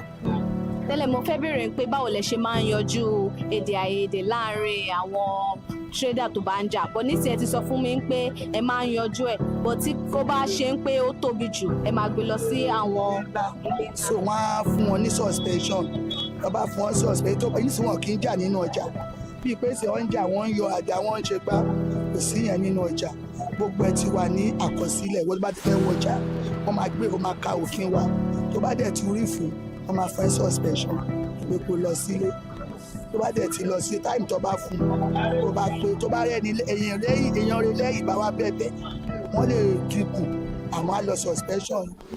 So ẹ dárúkọ àwọn òfin díẹ̀ tẹ́ rántí tí yóò gbọ́dọ̀ rò nínú ọjà. Ìkíní, èèyàn gbọ́dọ̀ jà nínú ọjà. Ìkejì, èèyàn gbọ́dọ̀ jalè nínú ọjà. Ìkẹta, èèyàn gbọ́dọ̀ búyàn àbí pé ẹ lágbájá kan ṣẹ̀ ní tó fẹ́ dá sẹ̀ríà fún. Tó bá ṣẹ̀ ọmọ mẹ́jọ àtọ́dọ̀ àwa ayọ̀ ọjà. Wọ́n á dẹ̀ jókòó, wọ́n á bá wọn parí ẹ̀.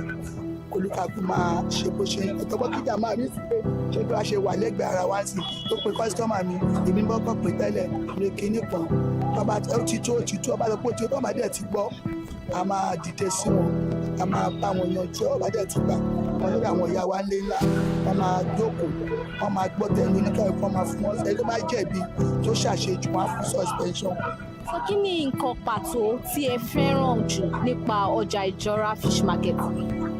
Ọjà Ìjọra fish market yóò jẹ́ jẹ́ alálùbáríkà tí ò bá mú kọ́bọ̀ débi báyìí tó bá mọ̀ wọn ara ẹ̀ tó kọjá yìí ẹ̀ tó jalè tí ò mú kọ̀mọ́kàn bá ní ẹ sáré fún mi lélẹ̀ yìí mo fẹ́ tà wọ́n á gbé fún ẹ wàá tà bí ọ̀pá ìbàjẹ́ màámi ẹ fún mi lélẹ̀ yìí mo fẹ́ tà wọ́n á tà gbaranda àtàkùn báyà dá máa káàkiri wọ́n á wà á gbà tó bá wá dẹ̀ ti ta á mówó wá fún wa padà bá ṣe ń ṣe nìyẹn títò náà máa fi di ẹni tiẹ̀. So báwo ni ìbáṣepọ̀ tó wà láàárín àwọn olórí àti àwọn tó ń tajà nínú ọjà? Àṣepọ̀ wà dáadáa nínú wa. Ṣàkókò tí kò má ti kọ̀ ọ̀rọ̀ pẹ̀lú èèyàn bẹ́ẹ̀ tí mo wà fún níwà òun ló ń jọ̀rẹ́. Àṣepọ̀ wà láàárín wa dáadáa. Aago mélòó ni ọjà yìí máa ń ṣí? Aago mélòó ló máa ń ti ṣí? A máa ń bẹ̀rẹ̀ ọjà láago 6 báyẹ̀ di 6 o'clock tó máa palẹ̀ mọ́ máa lọ pé.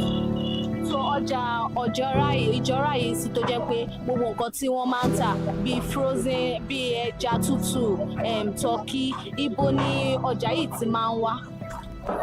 Irú turkey yẹn sì ó ń wá láti àwọn míì wá láti Kòtónú, àwọn míì wá láti Ìkẹjà, àwọn èèyàn tí wá ń dáṣẹ́lẹ̀ díẹ̀díẹ̀ tá tó máa lọ ra káàkiri. Irú ṣìfìtà yẹn sì a máa ra, irú valentine kí a máa ra gàmbẹ̀, kò síbi tàbí ti ra káàkiri. Kí wá ní ìpèníjà tó wà láàrin pé kí ẹ máa kó ọjà wá láti bí Kútọ̀nù àti bí ọ̀nà tí kéréje tẹ́ ti dárúkọ yẹn? Kí ni báwo lẹ ṣe ń ṣe tẹ́ ṣe ń yìnbọn tẹ́ ń transport látòdìdì bẹ̀yẹn? Charity Kútọ̀nù yẹn náà àbí sábà lọ torí ìgbàtọ́ tẹ pé àwọn fẹ́ kọ́ gbé tọ́kí kíní wọlé but àwọn ṣì yẹn àwọn grosom àwọn valentine àwọn grosom kìíní àwọn agbègbè bíi Kòròdú àwọn tó ṣí kìíní wọ́n máa wá ń ta tọ́kí yẹn fún wa, wọ́n ń ta àwọn ẹja náà fún wa. A máa lọ ra àwọn irú ẹja sí wà ní Glo, ó wà ní Wharf, a máa lọ ra ń bẹ, a máa ń kó wọlé, a máa ń ta nǹkan wa bọ́tí wọn fẹ́ wa lọ́nà àbẹ̀ lọ sọ́nà mọ́. So kí wá ní ìpèníjà nínú kíyàn máa ta ọjà tútù tí ẹ̀ ń ta yìí? Kí ni ìpèníjà tó wà nínú ẹ̀? Kò sí ìpèníjà kan náà lọ́lọ́ títì, wọ́n jẹ́ wípé ṣe mọ̀ pé àìsí ni irú èmi sì mi lè tọ́ ọba àìsí àti dàgbà a máa ń ná ọmọ lọ́dọ̀ tí wọ́n bá máa ta a máa bójú tó.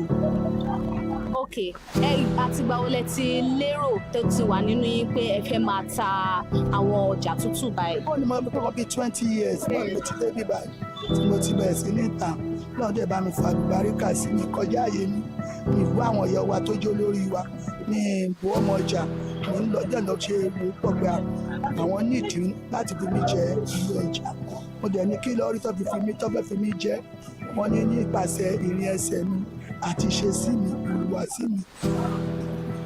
Ok, kí ni ẹ rí nípa ọjà ìjọra fish market ní ọjọ́ iwájú? Àwọn túbọ̀ máa gbèrú sí i, àwọn ọ̀ràn kan lọ́rọ̀ kan ń bọ̀, àwọn ìyá wa tá ti bá inú wọn ti kú inú wọn yìí wà láyé ṣé mọ̀ wípé èèyàn kan ò lè lu ayé gbó ó máa lo tí ó máa gbé ẹlòmíì máa gbé ẹlòmíì máa lo ní àwọn tá ti bá ní bí ìṣí àìmọye ìṣí bí ìṣí kẹrin karùn-ún tó ti lọ. Kí ni àwọn nǹkan mèremère tó jẹ́ ohun dáadáa tẹ́ ti gbé ṣe nínú òwò yìí? Àṣẹ mọ̀ Ọlọ́run ló ń fún yàn lálùbáríkà, Ọlọ́run náà ló ti ṣe àti dúpẹ́ lọ́wọ́ Ọlọ́run àwọn ọmọ ní skul àdẹ̀dúpẹ́ lọ́wọ́ Ọlọ́run àwọn ọba tọ́lọ́run ní kárí ṣe àìṣe Ọlọ́run fún àlùbáríkà sí alhamdulillah. Ẹ ṣé ma. Area served as a landing point for fishermen and traders who move goods through water routes connecting Lagos Island, Ibutemeta, and Apapa. Fishing happened here, but it is not only the activity. Traders exchange farm produce, smoked food items, and household goods alongside fresh cash from the lagoon. Fish was important, but it was not yet the focus. As Lagos grew in population and industrial activity increased around Apapa, the demand for affordable protein rose sharply. Fishing gradually became the dominant trade in Ijora because the lagoon provided constant access to fish. The fish was close to major transport routes. Workers from the port and nearby industries needed food. Over time, fishing trading began to overshadow other goods. By the 1950s and 1960s, Ijora had become widely recognized as a major fish trading point, especially for smoked and preserved fish. One of the less discussed facts about Ijora fish market is the central role of women in its development. Women were responsible for fish smoking and preservation, distribution to other markets across Lagoon, price regulation with trading groups. Many of today's traders inherited their position through family lines, making the market both an economic and cultural institution. Mr. Aino Adekoya, chairman of Ajilowo Fish Traders Association for over 8 years, gave us a glimpse of Ijora's scale history and why the market is so resilient. Let's listen to it. Good morning, sir. Good morning. How are you? I'm fine. How are you? I'm fine. Are you? I'm fine. What is your name, sir? My name is Aino Adekoya. Aino Adekoya. Who is Aino Adekoya in the market?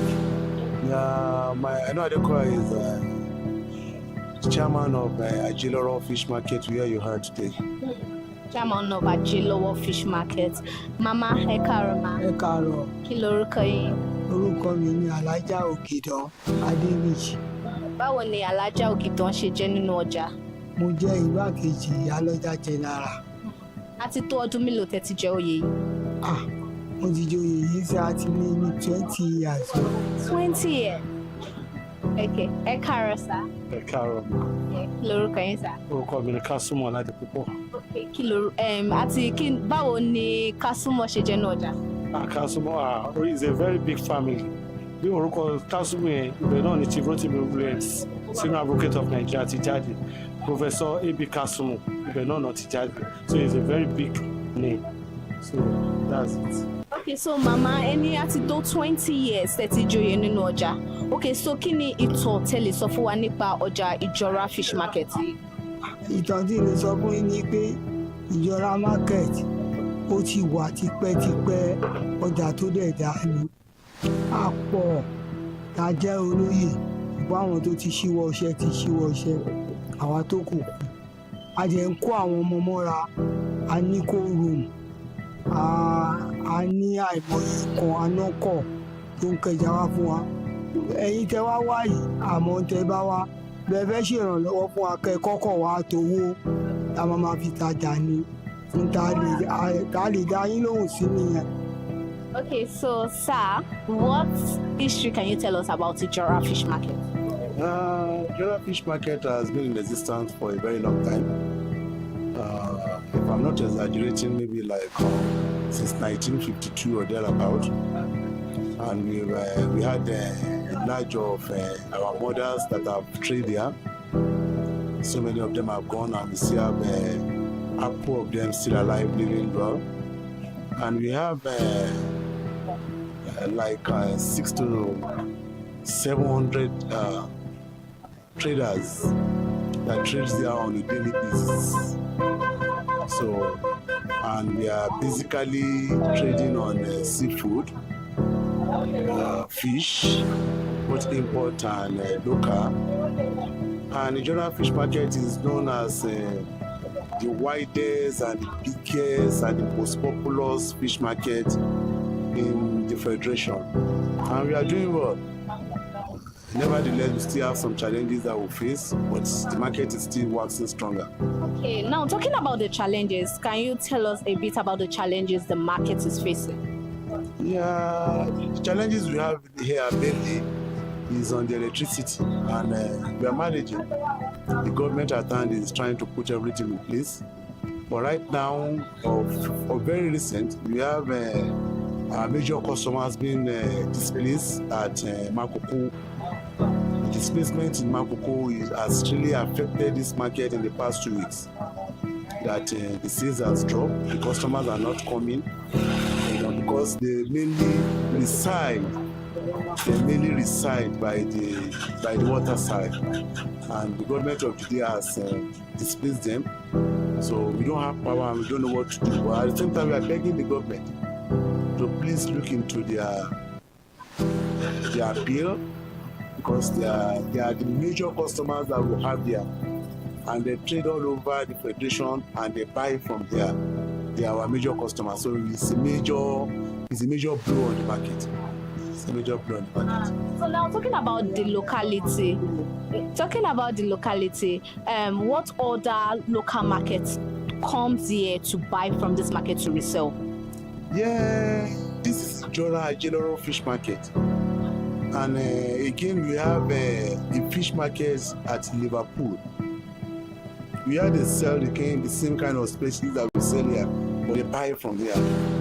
Basically, because the fishing trawlers owners sells to this market, so we are in partnership with them. So whatever they are bringing, they are selling here. So they come to buy here. We have a Jegule market, we have a Oyinbo market. The entire traders that sell small fish in Oyinbo market buy from here. We have a Jegule market, they buy from here. We have Oshodi market, they buy from here. The entire market in Lagos, this is the only market where you can buy demersal fish. It is called demersal frozen fish. This is where you get it. Okay, so now for how long have you been the chairman of this market? 8 years counting. 8 years? Counting. 8 years counting. Okay, so what do they look at before they give someone the post, or why do you apply for the post of chairman? It's not on appliement, it's not about election, it's about selection, and it is based on our mother's discretion. Based on mother discretion. Okay, now, ever since have you ever had it in mind that you are going to be a chairman someday? It's based on the mother's discretion. They are the mothers. They know what is good for the market. They take the decision. We just follow. Okay, now, as the chairman of the market, what has been your goals for the market, and how have you been working towards it? It's a work in progress. It's a work in progress. We keep working, but our main aim is the development of the market. That's the main thing. Yeah, nothing more. Okay, so what are the challenges being a leader in the market? Enormous, enormous. Because we have a different kind of people from different background and different understanding. So for you to manage people is much more difficult, but you have to be patient. So that's patient and resilience is what we've been working with to keep the market moving. Challenges will come, challenges will go, people will stay. Okay, now, how do you settle disputes? How do you settle disputes between traders, or what dispute has been very challenging for you to settle? Have you ever encountered any challenging dispute so far? To God be the glory. There is no dispute that cannot be settled if there is understanding. No matter how large it is, we'll sit down and we'll discuss it. So, but because of the understanding of the people and the understanding of the management team of the market, every dispute is settled. Day particular for Ojoja. We believe in God's day particular for Ojoja. We believe in God's blessings. So we trade here every day. But after our trading every Wednesdays, we have a general meeting. Then every Thursdays there is environmental sanitation. You can't try it. So you must keep your environment clean. Okay, so what are the days the market open and closes? The market opens every day. On Sunday it opens. As long as you can sleep and wake up and your eyes is open, the market is open. Okay. No time, no closing time, no resumption time. So what are the festivals that happen in the market? Because we've been to some particular market like Bariga market, Idumota market. They have some festivals that they do in the market. Some will say they have Odun Aje, and there are particular days they do this particular market, and the main reason why they do this festival. So does Ijora Fish Market also have a particular festival they do in the market? Yeah, Ijora Fish Market has a day or twice in a year that they make a provision for the market prayers. The IGs too will be, the diet will be given what is supposed to be given. It happens like that. But recently we just passed one. So then there is a day that will create for pastors will come, will pray to the entire market. Imams will come, they will pray for the entire market. Everybody will pray. It's usually once or twice. No particular day, but we'll choose a date for it. Yes. Okay. Mama mo fẹ́ kẹ́ sọ fún wa nípa ọdún ajé yìí gangan tí wọ́n máa ń ṣe nínú ọjà. Kí ni ìdí tí a fi máa ń ṣe ọdún ajé nínú ọjà? Kò sọ́jà tán kì í ṣe ọdún ajé. Tán ò bá ṣe kò dá ṣẹ̀ṣẹ̀ ni. Aṣẹ̀ṣẹ̀ ṣe ti wá ní last week. Ṣùgbọ́n èyí tó jẹ́ kókó ká fẹ́ bẹ̀yìn fún kí ajé yẹn lè ṣiṣẹ́ tó ra ti ṣe láti ọ̀sẹ̀ tó kọjá lọ́hùn. tó dẹ̀ yẹ pé bàbá ti ṣe bẹ́ẹ̀ a máa ń rí sáìn pé a ṣe ajé. Ẹ bá wa bẹ àwọn ìjọba, àwọn ègùn tó wà ní Makoko kọ́jọ kan bá wa fi wọ́n lẹ̀, àwọn náà ń rajà wa, àárí wọn, àdẹ̀mọ̀pá àrí wọn, bẹ́ẹ̀ bá wọnú gbogbo kóòrùn ẹja kúnbẹ̀ káàtà kọ́jọ kan ṣàánú wọn, kọ́ wo tí wọ́n ṣe, kọ́ gba tàwa náà rò, ọ̀wọ́n là ń rí la ṣe ń jẹun, àwa làwọn náà rí náà ṣe ń jẹun, kọ́ jẹ́ ká jẹ́ tá a ṣe kó ṣiṣẹ́, ìjọ ẹ bá bẹ̀jọba. So, sir, I saw one development that is ongoing in the market, one new building that, I don't know, maybe it's a big market that they want to move people into. When we were coming in, we saw like a new development going on in the market. So what is that building for? That building is not part of the market. That is Jora NEPA District's new complex. So it's not for the market, it's a NEPA office. So that complex is made for NEPA. They just finished this construction. I think they will be moving anywhere from now. So it's just there, and it doesn't belong to the market. It's just situated at the center of the market. Yes. Okay, now you talked about no light and all of that, and we know anything seafood has to do with light. How have you then been coping? Well, to God be the glory, we've been able to manage ourselves. And with the understanding we have with the BCN, at least they've been managing, trying to give us 16, 17 hours light, or better than what we used to have. If the government is doing it well, let us say it's doing it well. Better than what we used to have in the past years, where we have just 6 to 7 hours in a day, but now we're having 16, 17 hours. So we appreciate them. But if there is somehow, sometimes we will have some faults that will come. We just want to appeal to them again, so that when you have fault, let them, try to rectify it quickly. Then we want to beg for the change of new transformers. I know this is not going through your channel, but we are working on it. New transformers are required in the entire market. Okay, so what are the challenges you think are facing this market? The challenges that we are facing in this market right now is about the eguns at Makoko, at Iwaya. We want to plead to the government that they should leave them. They should please, for God's sake, they should not destroy their homes. Now they are homeless, they don't have where to sleep. They can't come to the market to sell market, to buy market from us. The situation now is affecting our markets right now, even this Nigeria, and we don't want it to be like that answers. We are praying to this country.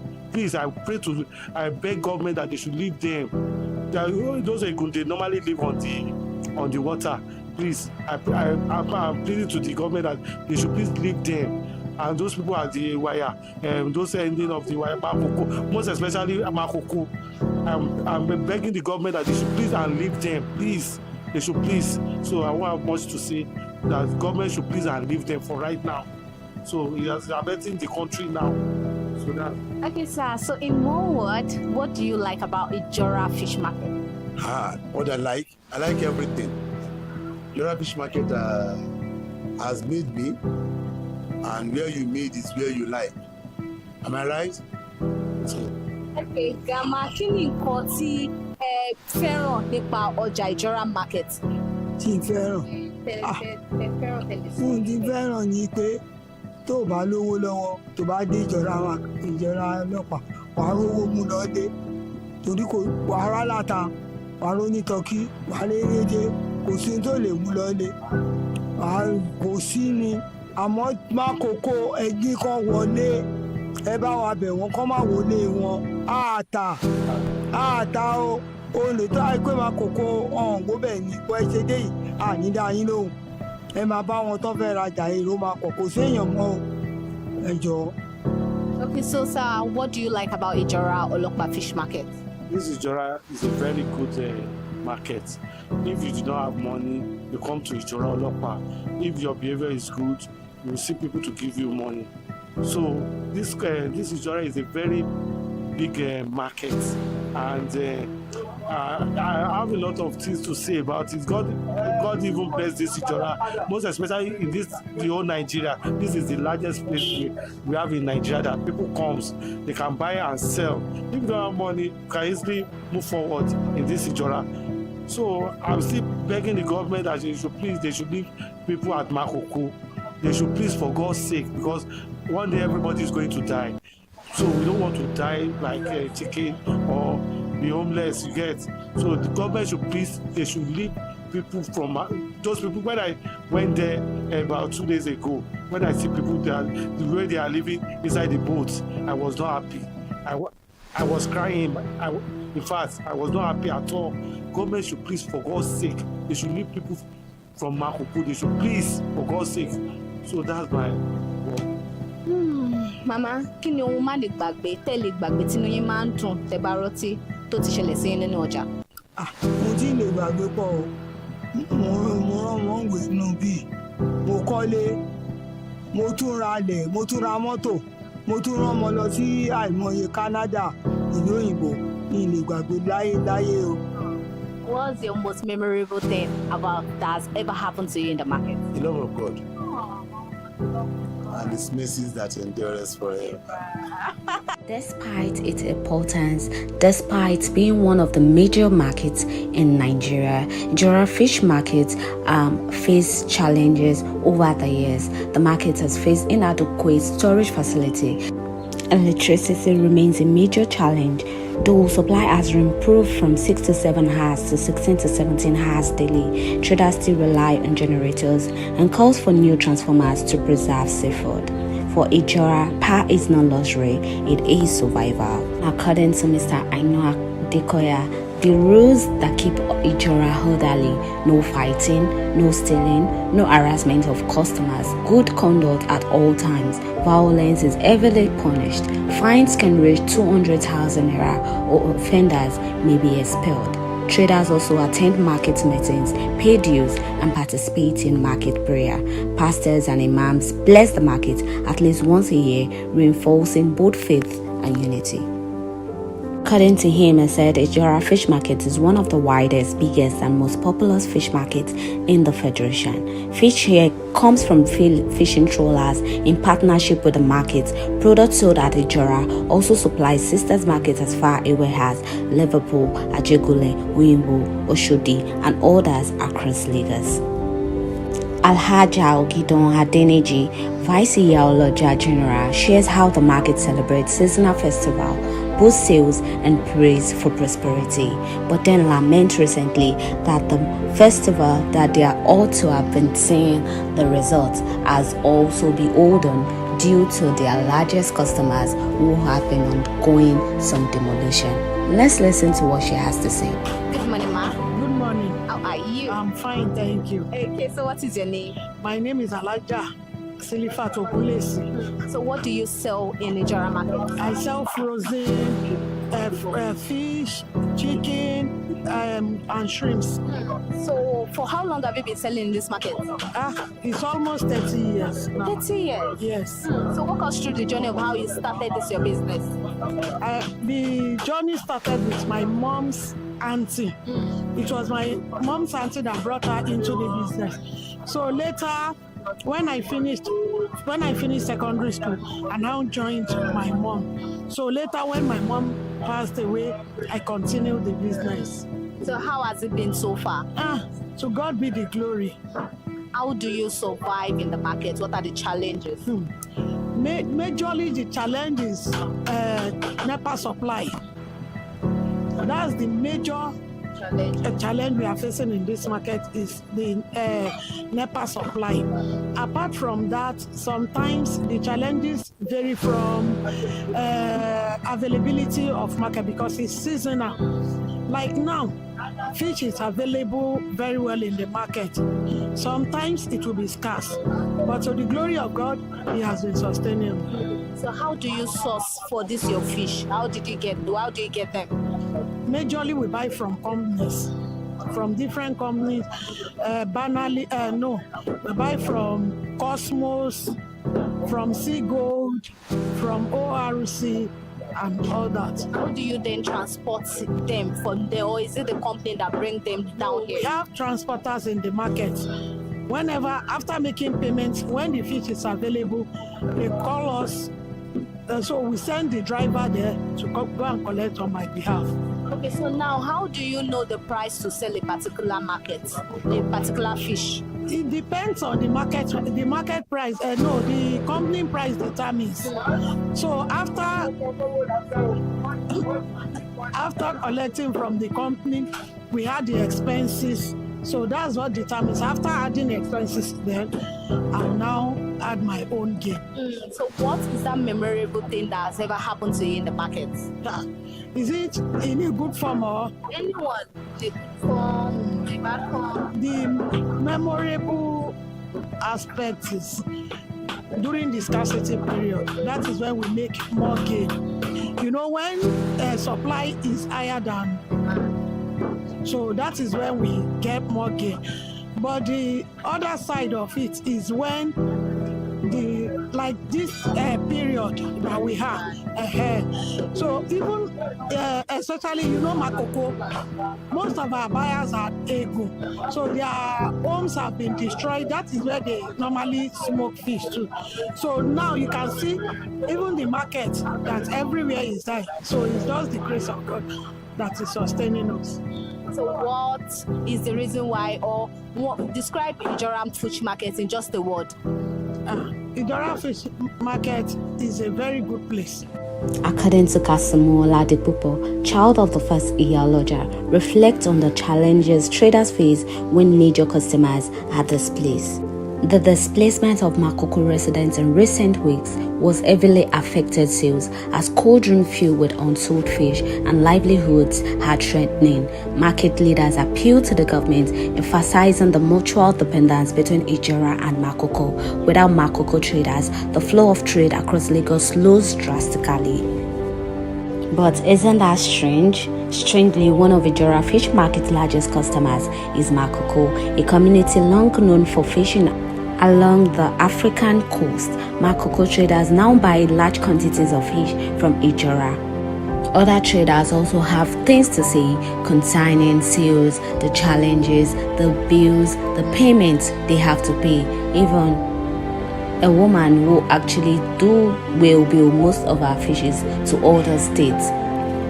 Let's listen to what other traders in Ijora Fish Market also have to say concerning the market and also the challenges so far. Ekarama. Kí lorúkọ yín? Orúkọ mi ni Mrs. Ọlásùnbọ̀ Àìná. Kí ni ẹ̀ ń tà nínú ọjà? Ẹja ni mò ń tà. Àti tó ọdún mélòó tẹ́ ti ń ta ẹja nínú ọjà? Ó ti pẹ́ nítorí ìdí ẹja yìí ló bí mi sí. So báwo lẹ ṣe bẹ̀rẹ̀ journey yìí, even though tó bá tẹ̀ jẹ́ pé inú ẹ̀ lọ bí yín sí, á ní bẹ́ ṣe bẹ̀rẹ̀, báwo lẹ ṣe bẹ̀rẹ̀? Mo lọ sí school, mo jáde school, mo ṣiṣẹ́ díẹ̀. So after iṣẹ́ tí mo ṣe, mọ́mì mi fẹ́ kúrò níbí, èmi wá bọ́ sí ipò mọ́mì mi. So bí mo ṣe bẹ̀rẹ̀ ni over 35 years now tí mo ti wà nídìí iṣẹ́ ẹja. So ṣé ẹ mọ ìtàn ráńpẹ́ kan nípa Ijora Market? Mo mọ̀ ìtàn ráńpẹ́ nípa Ijora Market. Ijora Market nígbà tó kọ́kọ́ máa bẹ̀rẹ̀, wọ́n bẹ̀rẹ̀ pẹ̀lú àwọn tó kọ́kọ́ ṣe cold room sí bíbá àwọn tó ní àwọn Oòduà. Àwọn ló kọ́kọ́ ṣe cold room sínú bíbá inú ọgbà yẹn ni wọ́n ń lò. So wọ́n rẹ̀ǹtì cold room ní àwọn ìyá wa rẹ̀ǹtì cold room lọ́wọ́ wọn nígbà yẹn. Ibi báyìí ni the first jet ní Lagos State tó yẹ pé wọ́n máa ń já ẹja sí. Ọkọ̀ ẹja ó máa ń bà tí sọ́dọ̀ wọn bí báyìí. So tí wọ́n máa ní. Ayé ìgbà yẹn kò tíì di ẹgbẹ́ ò tíì di oní báàgì. Inú pákó báyìí ni wọ́n máa ń gbé ẹja sí ní ọdún náà nígbà yẹn. So as time goes on, gbogbo kan yí padà, a dúpẹ́ f'Ọlọ́run.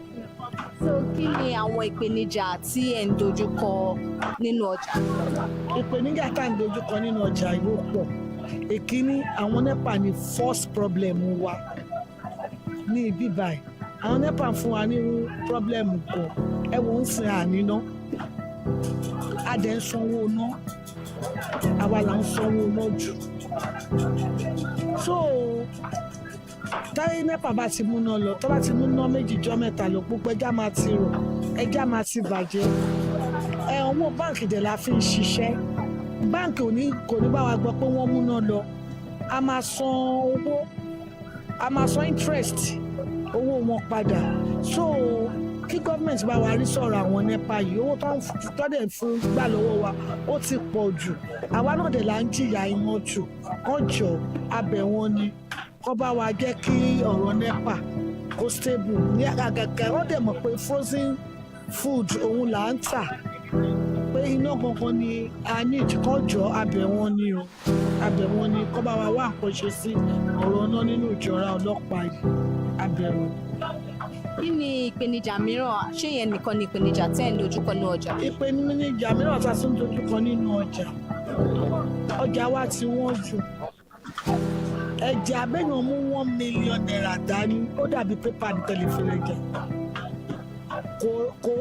kò ra 7 carton ẹja $1 million kò ra ẹja tí wọ́n jù so ọmọ akọ́kọ́ bẹ̀rẹ̀ láti òkè àtàwọn òyìnbó tó ń gbé ẹja yìí wá fún wa ní kíjọba ti bá wa kọ́kọ́ rí sí wọn ká máa ta pálí ẹja kan 100+ 130 èlò láàgbọ́n wa ń rí lórí ẹ̀ èèyàn mélòó ló lè avoid pé kí kóté tó yẹ kó máa fi ń gbá ọmọ àfi wọn ní tọmẹta ló máa jẹ kóté ta ló máa jẹ kóté àbí ta ló máa jẹ ṣáwá ó ti dowó láǹsìn so látòkè ní gbogbo àwọn nǹkan báyìí sí ló ti wọ́n kíjọba jọ kán bá wa rí sí i lọ́dọ̀ àwọn òyìnbó yẹn kán jọ ẹja tí wọ́n jù àwa gan àrèrè ṣùgbọ́n nítorí pé business tá a mọ̀ ní pè ní òun ni a ṣe rárá manage díẹ̀díẹ̀ kọ́lọ́n kó ṣàánú wa. èso ibo ni ẹ ti máa ń kó ẹja wọlé? níbi tá a ti máa ń kẹja wọlé Àpápá àwọn tó jẹ́ pé local fish tó yẹ pé jẹ́ alápò so tọ́pọ̀ bá ti bat sí Àpápá oríṣiríṣi wọ́n ní complain bẹ́ẹ̀ ibẹ̀ láti máa lọ kó but àwọn carton wọn àwọn òyìnbó yẹn wọ́n ní kó room sí everywhere so ọ̀dọ̀ wọn láti máa ń lọ rà. so kò síbòmí lẹ́yìn àfi ibi ọ̀dọ̀ wọn yẹn? kò síbòmí rárá ọ̀dọ̀ àwọn òyìnbó yẹn láti rà. so wọn ò wá sọ ìdí tí ẹja fi máa ń wọ́n? wọn ò sọ dí o ẹni tó bá ti lọ́ wọn nífùnjú wọ́n máa yọ orúkọ ẹ̀ kúrò nínú àwọn tó ń gbọ́ ọjà so àdẹ̀ ní choice so ìjọba ní kó bá wa ṣe èyí tó jù níbẹ̀ kán jọ kán ṣàánú wa. so nípa ti NEPA tẹ̀sán yẹn ẹni gbàmì ẹja máa ń bàjẹ́ báwo lẹ ṣe wá ń yí dá? bíbá yìí ni ṣọ́ọ̀pù. ok so ṣọ́ọ̀bù yìí sì ṣe máa ń sanwó fún níbi tẹwà yìí? a máa ń sanwó fún Nigerian Railways torílẹ̀ wọn là ń lò àwọn la máa ń sanwó fún. ok so lẹ́yìn owó ṣọ́ọ̀bù tún sí nǹkan kan. a máa sanwó lọ́mọ a máa sanwó local government a máa sanwó.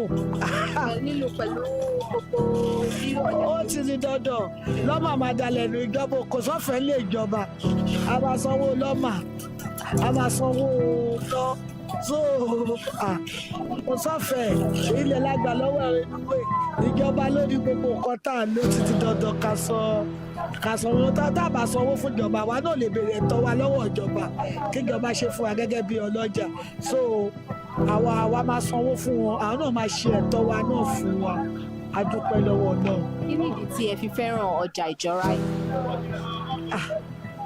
èyí tí mo fi fẹ́ràn ọjà ìjọra mo ń tà mo rà ibẹ̀ ni mo ti ń jẹ ibẹ̀ mo ti mú ibẹ̀ ni mo ti rán àwọn ọmọ ní school so mi ní option ó ti di dandan. Let's walk through what is being sold in Ijara fish market. Let's see the beauty of this market itself. What many people don't realize is that Ijara Fish Market functions as an distribution hub. Fish from Ijara travels far beyond its immediate surroundings, reaching markets across the mainland and even neighboring states. It is not just a local market, it is part of Lagos food supply chain. Ijora Fish Market has fed Lagos for decades, shaped lives, built fortunes, and surviving floods, power cuts, and shifting tides. But some of its most loyal customers no longer fish for themselves. Some people say Makoko people steal fish, but what they catch is mostly local fish. To meet demand, they reportedly buy imported and frozen fish from markets like Ijora and then resell across the Lagos and even beyond the Federation. Is this true, or is there more to the story? These claims are not written anyway. They are spoken quietly in corners of the market. Good morning, ma. Good morning, my dear. How are you? Fine, I'm very fine. So what is your name? Madam Ruth is my name. So what does Madam Ruth sells in the market? We are selling fish, big fish. We are selling fish, chicken, every frozen food we are selling. So walk us through that journey, how you started this business. When I started this business in 1992 callback, I started it in very good, and the business was so slow because that time things were not like this. If I tell you my capital I used to start this business, you say wow. But now things are so hard. We cannot meet up the challenges of my sister. The little one we can be able to manage because of our children. We go when we buy any small little profit. We feed our children school. Our children go to school. In fact, my sister, no capital for us to sell again because the market we buy then 2,000 naira. Now we buy 150, 170,000 per one. It depends on how the market is. So it's too cost for us to even see capital now to move the business. My dear, it's very tough for us. Okay, now you talked about the capital you used in starting the business then. Can you remember the capital then? My darling, the capital then, if you have 10,000, you move very well. So what can 10,000 naira buy now? 10,000 cannot even buy anything in the market. Talk less of buy half carton of our chicken, or even 1/4 fish that we sell now. You cannot buy anything. So how then do you survive? How do you survive with everything being like this? My darling, we still beg God, we cry. You can see today now, all of us sitting down since morning, I cannot say 1 naira. Because of what? The challenge we face, my sister, is too much. If I begin to break it down one by one, you will not live here. Give us few. Number one challenge we have, even as here that we are sitting down, since I don't understand why everywhere is being break the houses, some area, especially this our business, the people that they break their houses, there are 100 people, there are 100% people that buy in our market.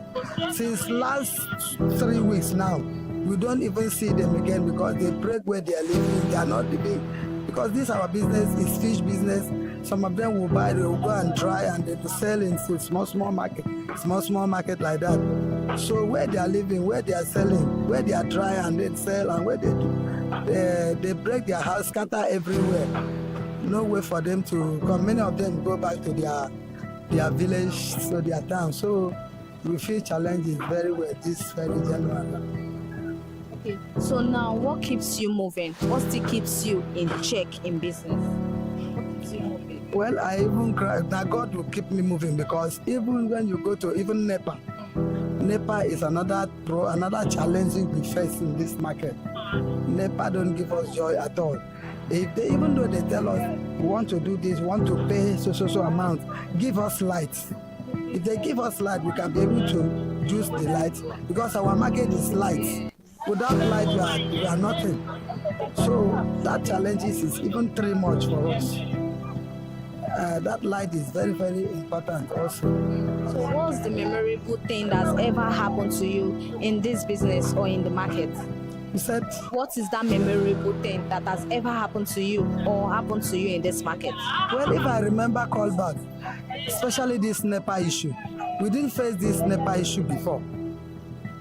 But now, Sometimes they will take light, they will not even inform you, will not understand what is the problem. So that challenges is too much. Before you know, all the market, maybe you borrow money and buy, everything will vanish in your hand. You remain square one, you will now start afresh. In fact, the challenges is too much. In one word, describe Ijora Market. What does Ijora, why do you like Ijora Market? Well, since I start the business, I cannot move here and there. It's like my mama tell me a parable that if you want to sell this, face that thing, let that thing understand you, then you understand that thing. Since I start the fish business, I learn and I understand. I cannot go here and there. I still stand and say, for this fish business, I will make it. We have tilapia, we have oboku, we have different kinds of fish. If you want to buy fish, come to Ijora Olokpa to come and buy your frozen and seafood. God bless you.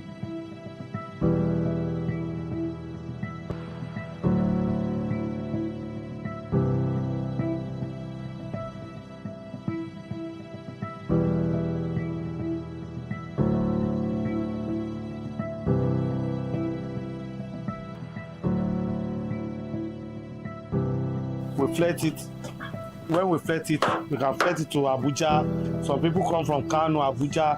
So anybody that wants to buy kuta, they should come to Ijora Olokpa. So we normally flirt it like this. You see, we start from the extreme end. So we flirt it like this. It's very easy. So this parakuta, anybody that wants to buy it, you can see the way we are flirting it here. So it's very easy and it's one of the best fish. This parakuta, anybody that wants to buy it, come to Ijora Olokpa. Good morning, sir. Good morning. How are you? I'm fine. Okay, so what is your name? My name is Shola Ahmed. So what do you... People know me to be Afane Samaga in the market. So what do you sell apart from fish? I sell chicken. That's Kotonou, Orobo, turkey, gizzard. Then I sell backfish and loose fish. We call this fish loose fish. So we have in different categories. We have Chinos, Barracuda, then we have Poker. Okay, so now this fish is very big. Chinos. So we sell it per kg. So any size you want, we have it here. We have the smaller size, we have the medium and the bigger ones. So we have it. We have this one too in bag too. Then we have the one of the other products like Coca. We have it in big size like this, and we have it in bags too. So different price. You buy this per kg? We buy this, we sell it per kg. So what are the challenges selling this particular big fish? There's no much challenges like that, except the issue I have is light. Light, that's it. NEPA, that's the only issue I have here. If there is light here, we are safe with this fish. Okay, so what's the name of the fish inside water? So we call it Owere, red pack, Owere. So we have the local ones, we have the imported one, we have the local ones, we have the imported. This one is imported. So apart from light, light is just the major issue. Major issue, yeah. That's our major. So like this one now, where is that one? One that table is Coca. So we call it fresh Cocas. We have the second, we have the big ones too. So everything is per kg? No, this one we sell it in a bag. This one, the bag of cheese, it's because of the price. When you come here, we give you the better price. But we have the bigger one, we sell it per kg too. But we have other products. We have egg, we have Titus, we have Osmark, that's Kote. Then we have tilapia. So the major challenges we have on all this is light. Thank you very much, sir. But today, one question refused to go her way. Why is Makoko, a community known for fishing, now one of the biggest buyers of fish in Nigeria? Do they still fish?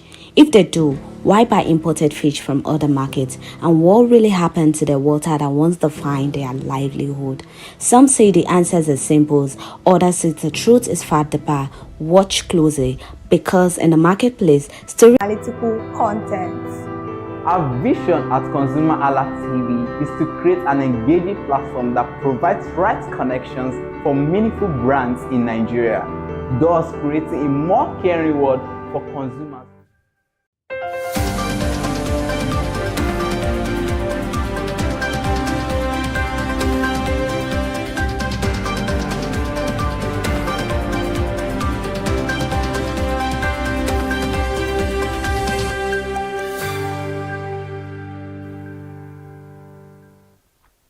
The time is 12 o'clock. Good afternoon and thank you for joining us in ConsumerHallaTV Midday News. I am Iri Ayomikunle Ike. Now to the business of the day. We're starting the Midday News this afternoon talking about the latest update from the federal government. And the latest development says the federal government has moved to deepen its partnership with Singapore on technical and vocational education and training, with plans to introduce a 2-year diploma in artificial intelligence applications across Nigerian institutions. This is according to a statement shared on X by the Minister of Education, Dr. Maruf Tuji Alausa. The development follows the minister's visit to Singapore last year and marks the next phase of bilateral collaboration aimed at strengthening Nigeria's formal TVET system. According to Dr. Alausa, he recently received Singapore's High Commissioner to Nigeria, Mr. Lim Sim Seng, in Abuja to advance discussions on implementing the agreed areas of cooperation. He also disclosed that under the partnership, Singapore's Institute of Technical Education Services will support both countries on the development and rollout of a 2-year technical diploma in AI applications across Nigerian institutions. Let's move away from education. The Nigeria Deposit Insurance Corporation has said that about 99% of depositors in Nigerian banks are fully covered under its enhanced deposit insurance scheme, assuring the public of the safety of their funds. The Managing Director and Chief Executive of NDIC, Dr. Thompson Sunday, disclosed this yesterday at the NDIC Special Day at the 47th Kaduna International Trade Fair. The trade fair was organized by the Kaduna Chamber of Commerce, Industry, Mines and Agriculture, as its theme is from reforms to result, economic transformation through sustained local content development. It was represented by Assistant Director, Communications and Public Affairs Department, Regina Dinlong. Meanwhile, report says that the team aligned with the ongoing reforms in the financial sector aimed at delivering tangible benefit to Nigerians. Away from that, Nigeria's crude oil production rose to 1.459 million barrels per day in January 2026, reinforcing its position as Africa's largest oil producer, despite falling short of its Organization of Petroleum Exporting Countries quota. The figures were disclosed in OPEC's latest monthly oil market report released yesterday. The latest data highlights modest month-on-month growth in output, but underscores Nigeria's continued struggle to meet its assigned production ceiling. The increase also signals gradual recovery in output levels, even as structural and operational challenges persist in the oil sector. While Nigeria has retained its top ranking on the continent, it has now recorded 6 consecutive months below its OPEC quota. The National Agency for Food and Drug Administration and Control has dismissed media reports claiming that the federal government directed it to suspend enforcement of the ban on sachet alcohol and alcoholic beverages packaged in PET bottles below 200 ml. In a statement issued by Director General and Chief Executive Officer Prof. Mojisola Adeyeye, the agency described the reports as false, misleading, and not reflective of any official communication from the federal government. Prof. Adeyeye stated that the agency operates strictly within its statutory mandate and in line with formally communicated federal government policies. Having said that, now we're talking about the NIMC.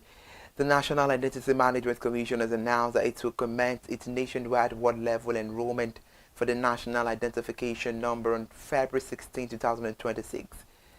The Commission made this known in a statement signed by its Head of Communications, Mr. Kayode Adegoke, which was released yesterday. NIMC said the move follows the presidential directive mandating to take NIN registration to the grassroots across the country. The exercise, however, is aimed at ensuring the comprehensive registration of every Nigerian citizen and legal resident, including children and adults, into the National Identity Database. NIMC said the ward-level enrollment will be conducted free of charge, adding that the initiative aligns with the federal government's drive to deepen identity inclusion, promote inclusive governance, and expand access to public services. In another news report, the federal government's ambitious plan to provide stable electricity So federal universities and tertiary hospitals have suffered a major setback following the non-release of funds allocated in the 2025 budget.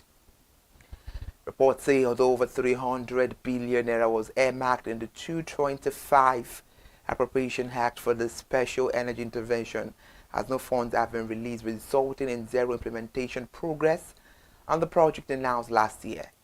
Confirming the development, the special advisor on media to the Minister of Power, Mr. Bolaji Tunji, said the initiative has stalled due to the absence of budgetary releases. When asked about the status of the proposed special energy projects for teaching hospitals and universities, Mr. Tunji said zero funding has been released for the 2025 budget for the project, so there has been no progress on the project. Meanwhile, the intervention was conceived to address persistent power shortages in critical public institutions, particularly teaching hospitals and universities, many of which depend heavily on diesel generators to sustain operations. And still on electricity, now in Lagos State, the Center of Excellence, Ikeja Electric PLC, has issued a public notice informing its customers that electricity bills issued without valid identification details will be considered invalid in line with the provisions of the Nigerian Tax Act 2025. The Electricity Distribution Company disclosed that the directive takes effect from the 1st of January this year, when the Nigerian Tax Act 2025 officially came into force. Moreover, under the law, all invoices including electricity bills are required to carry at least one approved form of customer identification.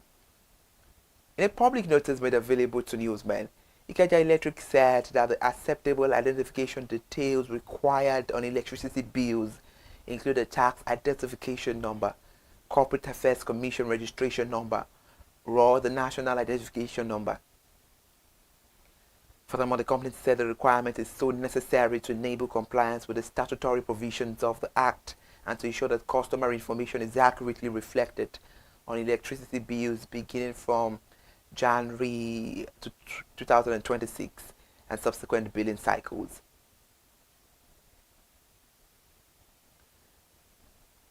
In the latest update, the Nigeria Customs Service has assured Onion farmers and export-focused stakeholders of the service's commitment to removing non-tariff barriers to boost the onion sector valued at 1.17 trillion naira. This is even as the service vows to tackle operational bottlenecks and work with relevant agencies to create an enabling environment for export trade and boost the 1.17 trillion naira onion sector. In a statement released yesterday, the Comptroller General of Customs, Mr. Adewale Dini, gave the assurance during a courtesy visit by the Regional Observatory of Onion in West and Central Africa, led by its President, Mr. Aliyu Maitasamu, in Abuja, the Federal Capital Territory. Mr. Zaka Dedeji, the Executive Chairman of the Nigeria Revenue Service in the new development, says technology is a crucial factor in the implementation of the new tax law.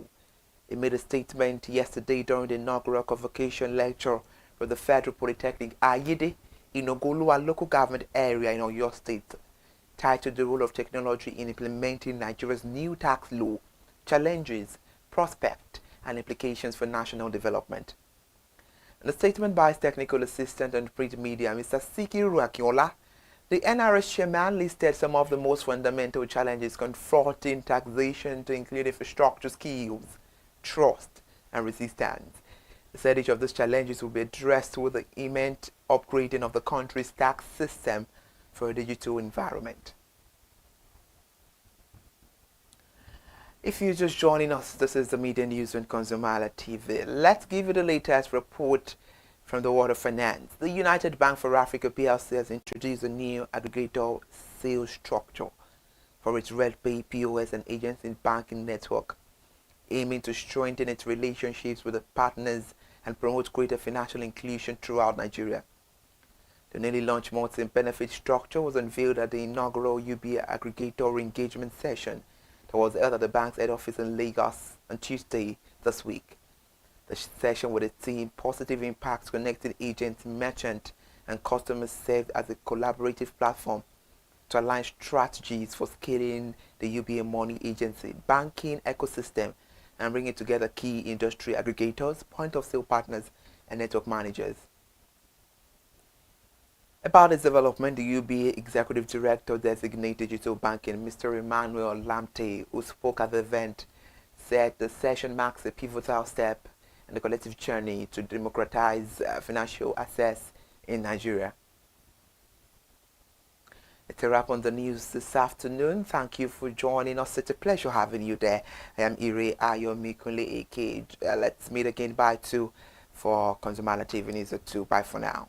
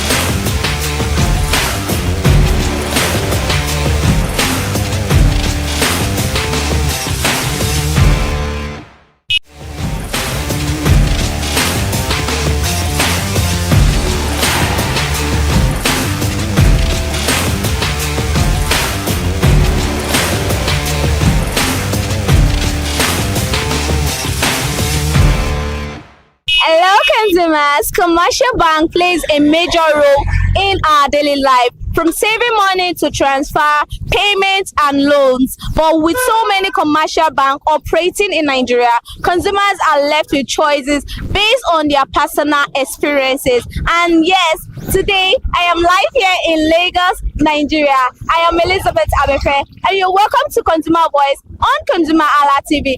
This is a platform where consumers share their experiences and also make their choice. And today we will be asking every understanding Nigeria out there their experience with commercial bank. Why do they bank with them, and what makes this bank very special to them? Come with me, let's go here. Real banking experience.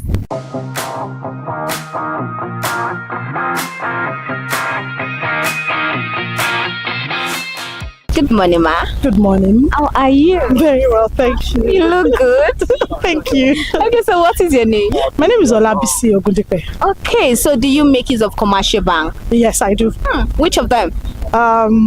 Two of it. Officially 2. Okay, name them. Okay, GTB and UBA. So which of them do you use frequently, like most of the time? I would say I prefer using my UBA.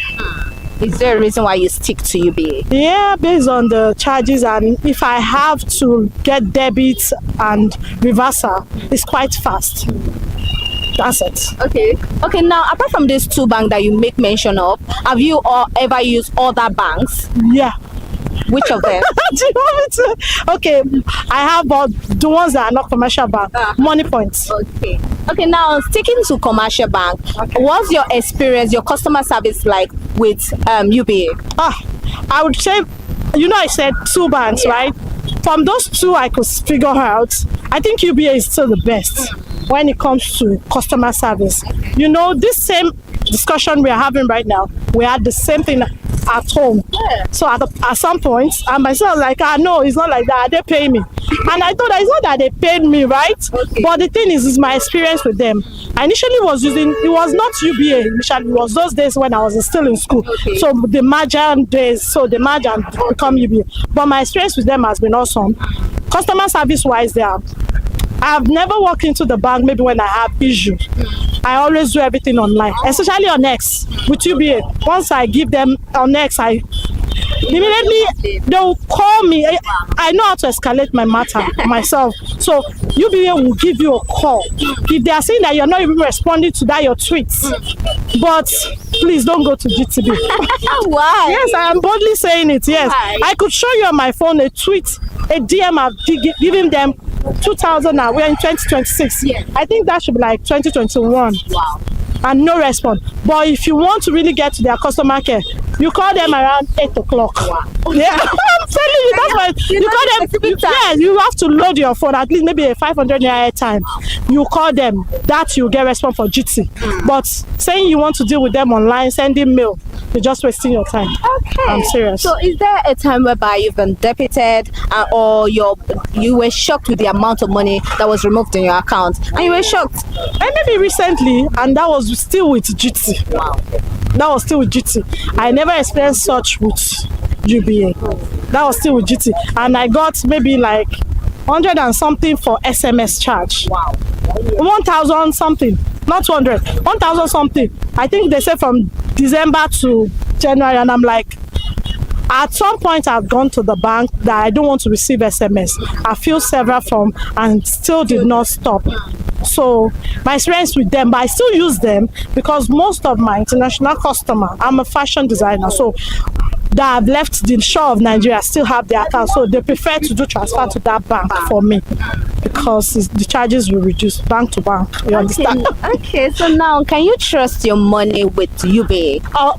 Wholeheartedly, I'm telling you. They don't pay me for this advert. I'm just a client.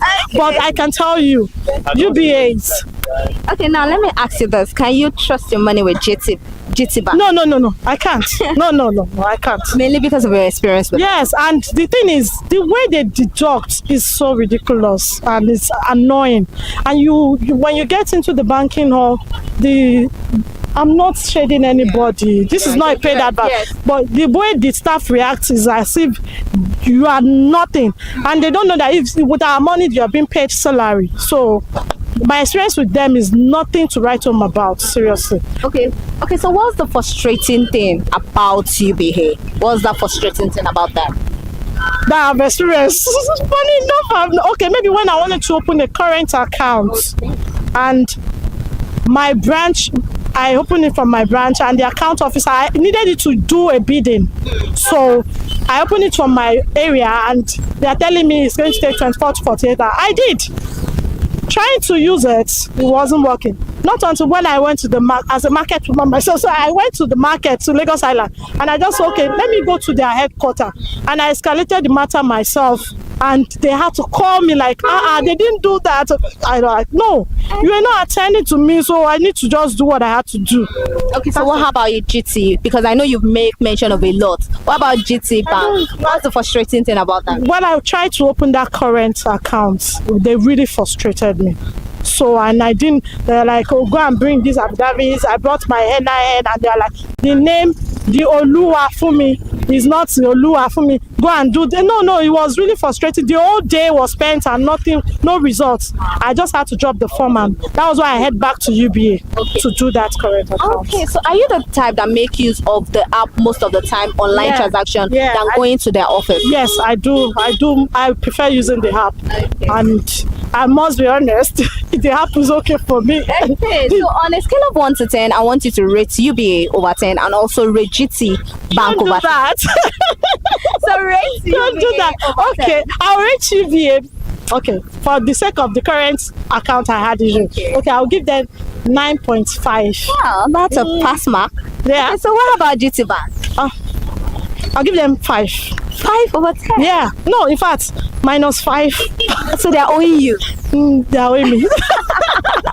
They're owing me. Okay, so is there anything you like these two banks to improve on? Please, for GT, I want them to work on their customer service. It's very, very poor. It's not encouraging. I have a friend now that stopped using that bank because they debited money from her account and she's been going up and down to the bank in all. I had to give her my experience. Just wake up 8 a.m. put a call through, just load your phone. They are going to waste your time, but you are going to get attended to. Just what is not, they should work on their customer care, please. Okay, anything for UBA? Oh. Okay. Thank you very much, Ma.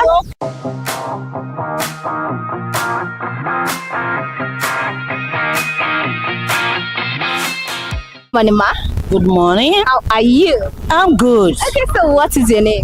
My name is Dome. Okay, so do you make use of commercial bank? Why not? I use, Which of them? I use this and UBA. So for how long have you been banking with UBA? I've been banking with UBA for more than 5 years. 5 years? More than 5 years. More than 5 years. How do you get to know about this bank? I get to know about the bank because I'm in worry.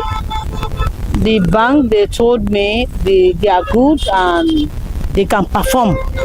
So apart from UBA, which other bank have you banked with? I'm banking with Union Bank. I bank with online banks, OPay. I have money points. Okay, so now why then do you stick with UBA? What makes UBA special? I'm still with UBA to date. And what makes UBA special that you are still banking UBA with is special because they are good. You don't have issue with them. Or you bank with them, you don't have any issue. They are good. Okay, so why then do you, because UBA is good, why then do you leave other bank to bank with I didn't leave UBA. I'm still with UBA. I'm talking about the other bank that you bank with. Because they have to express themselves that they are good. Then I have to spread my money around all the bank. Do not make me feel that UBA is bad. UBA is good. They are good bank. Okay, so how is their customer service like? Their customer service, as soon as you get there, they attend to you. So are you the type that make use of app on your phone, or you prefer going to the office? Because I like to go to office because I don't want issue. Because when you go there, if there's problem, you start using app, you start queuing up to get how they can solve your problem. I don't want such a thing. So what I do, I prefer going direct. You understand? I don't want to have say, what did you I don't want to do my things direct. Even they asked me for help for several times, I said no. I want it direct. Okay, so have there been any time whereby you were debited by mistake? When I was in Abuja, I was debited, and I asked them. I think it was my mistake. It was my mistake, but I was expecting them to support me. They are supposed to support me. They tried their best, but at the end of the day, the man who took my money, he took it just like that. Till now, I could not get the money. Even after going to the company? I went there, I was begging them to see how to help me. No help. Till now, I lost that money. 40,000 naira. I will not lie to you. That's just the truth. Okay, now, can you trust your money with UBA? Why not? I still trusted them because they never asked me to make that mistake. I made that mistake by myself. I made a mistake by myself. They tried their best to see how they can make it work. I didn't do follow-up. But if I do follow-up, I know they're going to return that money back to me. So how frustrating can your bank be? Have you have any issue whereby it was very frustrating and you were so angry? In which aspect? Maybe in your bank. Do you have any issue whereby something happened? UBA. Anyone, maybe UBA or other bank? I'm not getting frustrated with UBA. What about other banks? Just that I do not follow up. Finish. What about other banks? Do you have other any banks? I've never gotten any frustration because my frustration started when I made a mistake. Instead of adding one number, I added another number. I sent the money to another person. Bringing the money back was not a problem for me. Okay, now I want you to rate UBA over 10. How will you rate them over 10? I can rate them, they are good. UBA, let me tell you, UBA, they are good people. UBA, even if you have 1,000 naira, you can take 900 naira. 900 naira out of that 1,000. They will still end, you can still collect that money. Some banks, they might say, no, 5,000, 10,000, you cannot withdraw. UBA, even if it's 500 naira, they will give you. I don't know how they do it, I don't know. But I notice even when I have 1,000, even when I go, I press, they will still release the money for me. Wow. I begin to wonder how they're doing it. But that aspect of where I made a mistake, that was my fault. I will not condemn that. It was my fault. UBA is good. It dates my money. If it's 1 naira, it remains there. That's all. Thank you very much, ma. God bless you.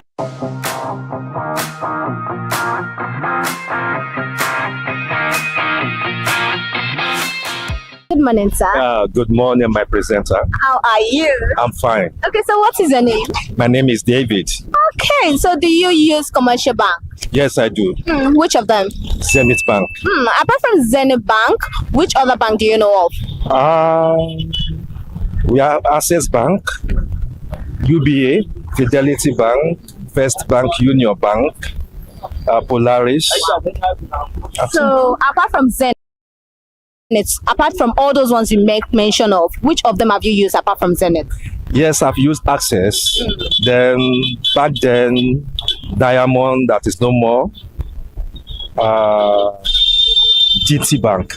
Okay, so why then do you now stick to Zenith? From the onset, it has been Zenith I've been using, and every other ones that I use came later.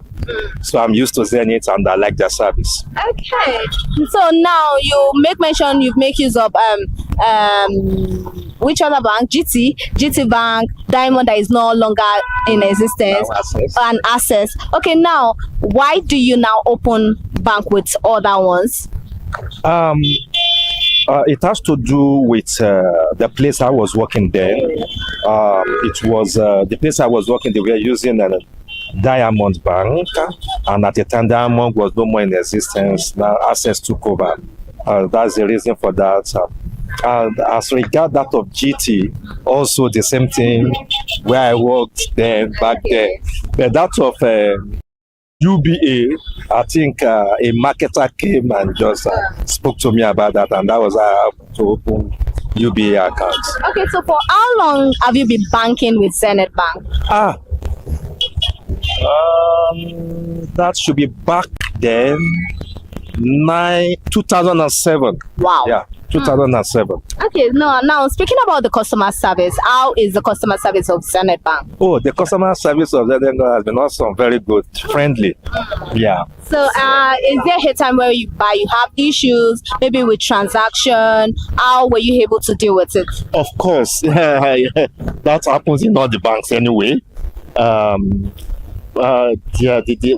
Whenever such thing occurs, I just be patient about it, because I know that in no time they will fix it up.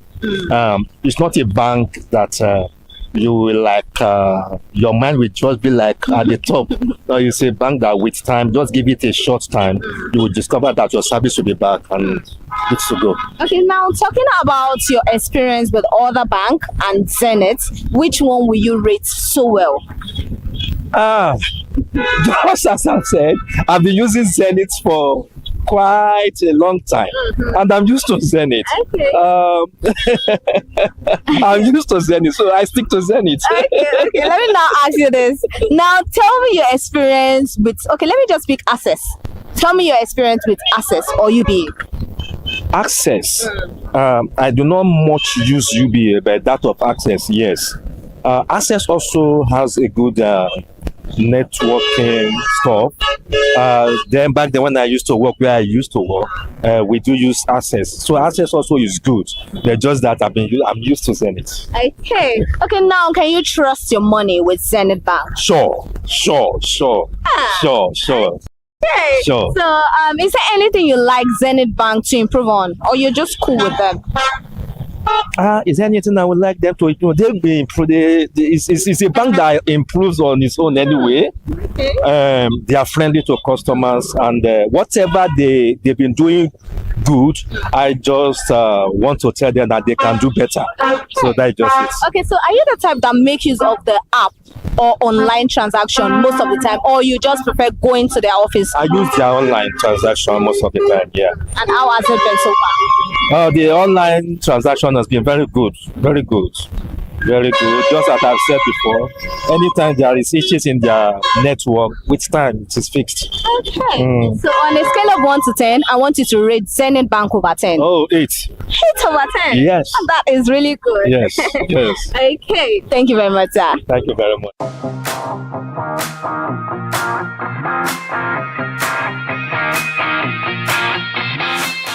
My name, sir.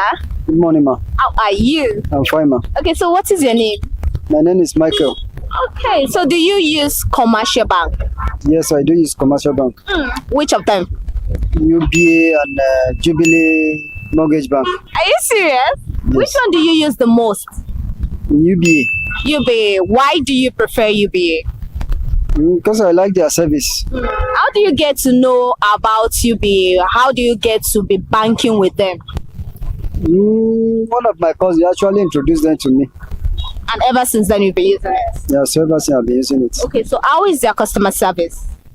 Oh, it has been nice, but the only issue that I have with them maybe sometimes is the network issue. Okay, so apart from network issue, have you had any issue like maybe transfer, reversal, and all of that with them that you had to like go to the bank? If yes, how were they able to rectify it? I think the last time I had that issue of transfer with them, I think the money was not reversed. So after some time, I used to go to the bank, but the queue is much. So when I misplaced that my phone, I was unable to go to the bank to meet the customer service to retrieve it. So the money just went like that. So you just left the money like that? Yes. Okay, so on a scale of 1 to 10, how will you rate UBA? Over 10 now. I want you to rate UBA over 10. How will you rate them? Maybe 6. Why 6 over 10? Because of the network issue and sometimes, and my major challenge with them now is I don't think I'm the one that asks for that service because my transfer limit now I cannot. It has not been upgraded. Up to 0. When you get to 7,000, I cannot make any other transaction. Yes. Okay, so that's the main reason. Based on your experience, that is why you're giving them 6 over 10. Yes. Okay, so is there anything you like this bank to improve on? The network and I think basically network. Network. Yes. Okay, thank you very much, sir. Thank you, ma'am.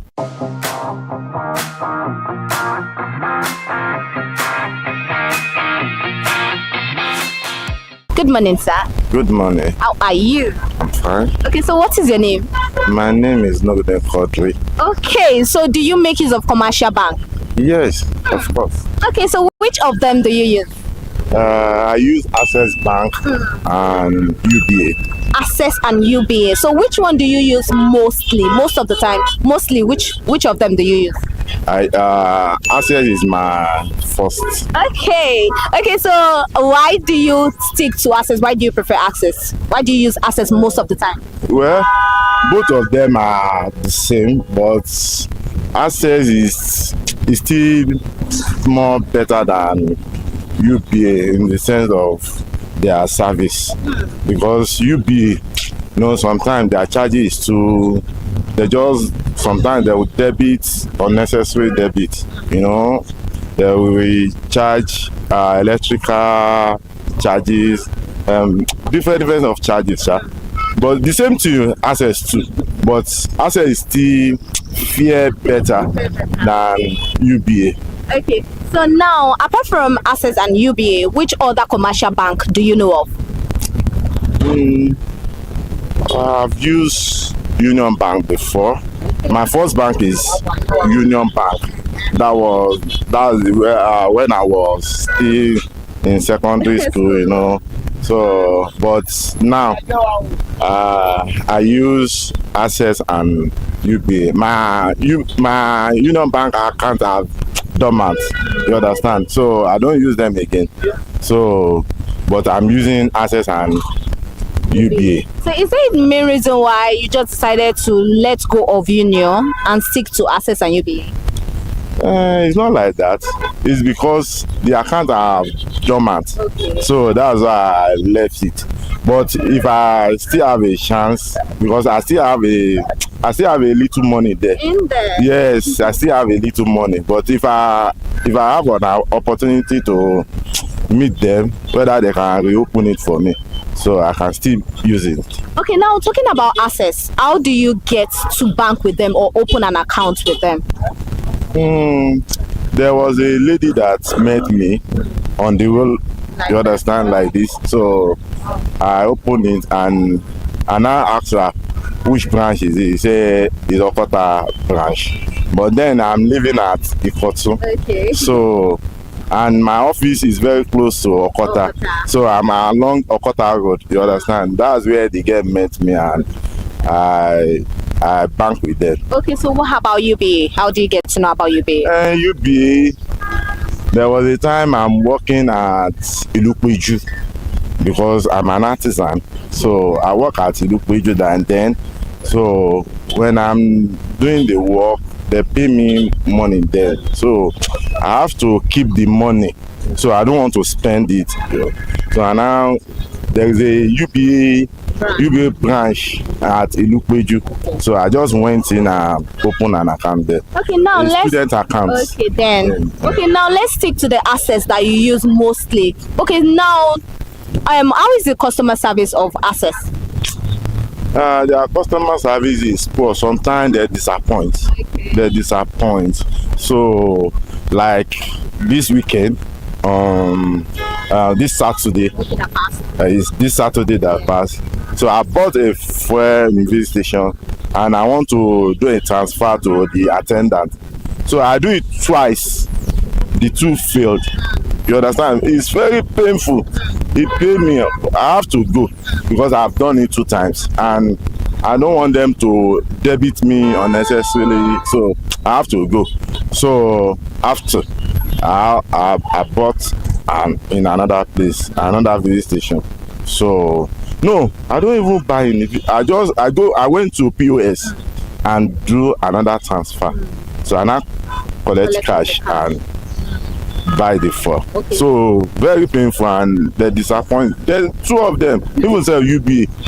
So now, have you ever been debited? That they debited, you were so shocked and it wasn't reversed? If so, how were you able to rectify it?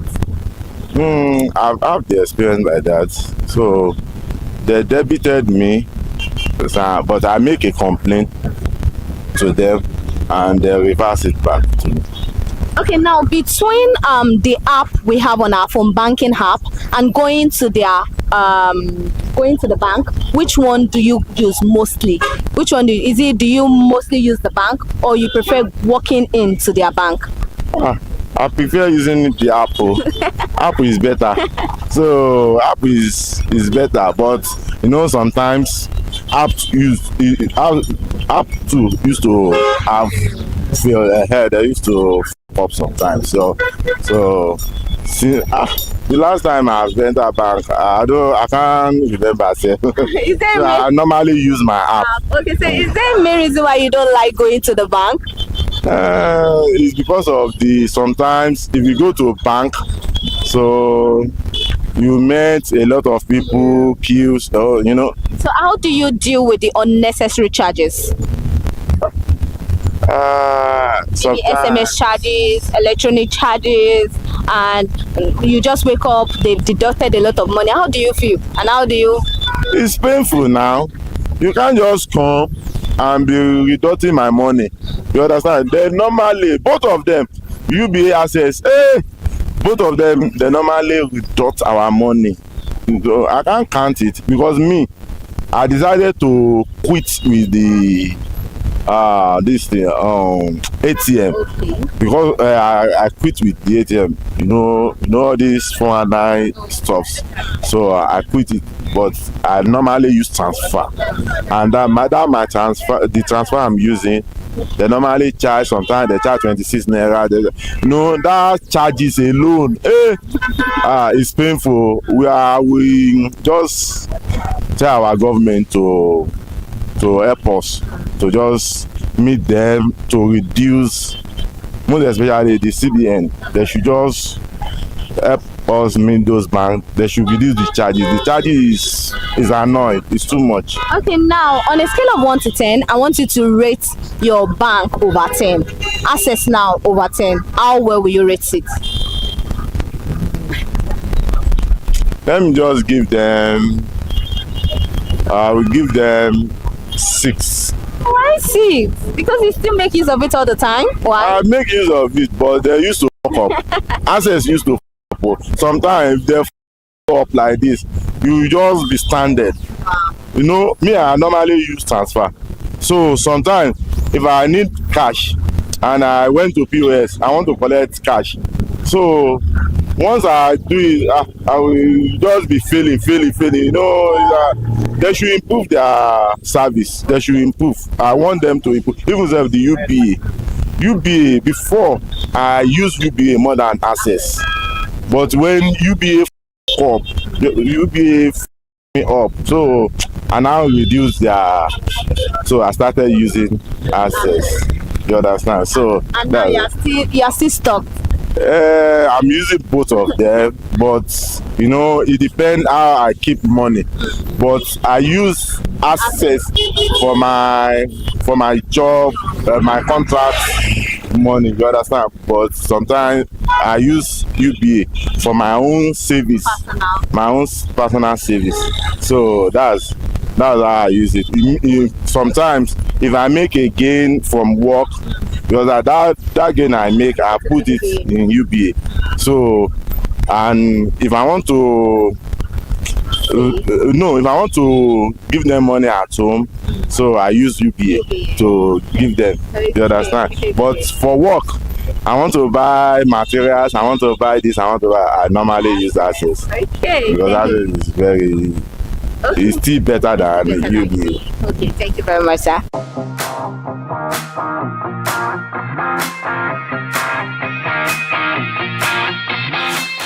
Good morning, ma.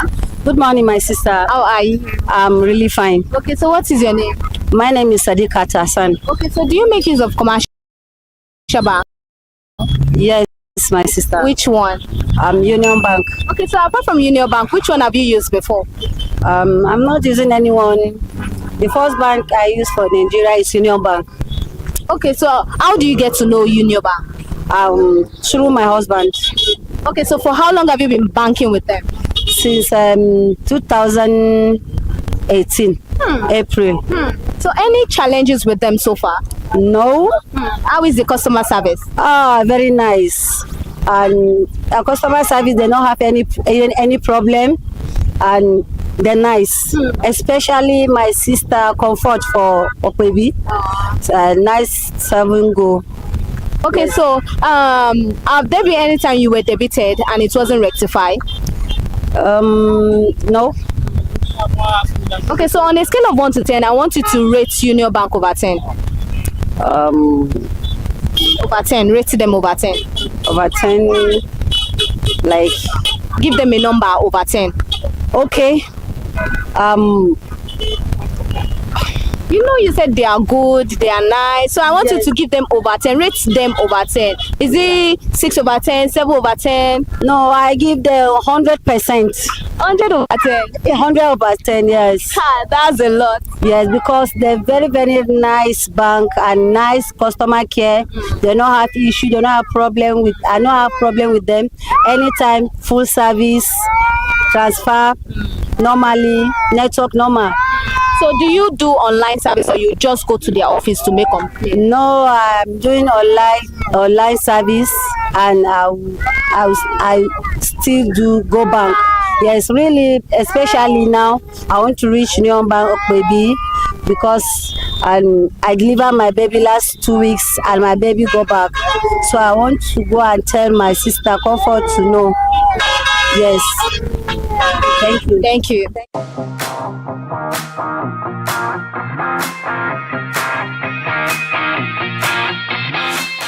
Manita. Yeah, good morning. How are you? I'm fine. Okay, so what is your name? My name is Marco Yola Mati. Okay, so do you make use of commercial bank? Yes. Which of them? I use GTB, First Bank, Access. So you are using 3 commercial banks? Yes. Which of them do you use most of the time? Which one is the one you make use mostly? I use GT Bank. GTB Bank. Okay, now I'll ask you, how do you get to be banking with GTB? How do you get to be banking with them? It's been a long time, but how I get to know about the GT Bank, it's just because I say from friends. Yes, let me say word of mouth. Okay. Yeah. Okay. So what about the other banks? How do you get to be banking with them? First Bank, First Bank is like the name implies first. Yeah. So we have been using that one for a long time. So that's how but Access, my place of work, they recommended that, okay, that's what we should be using. That was how I started using the Bank.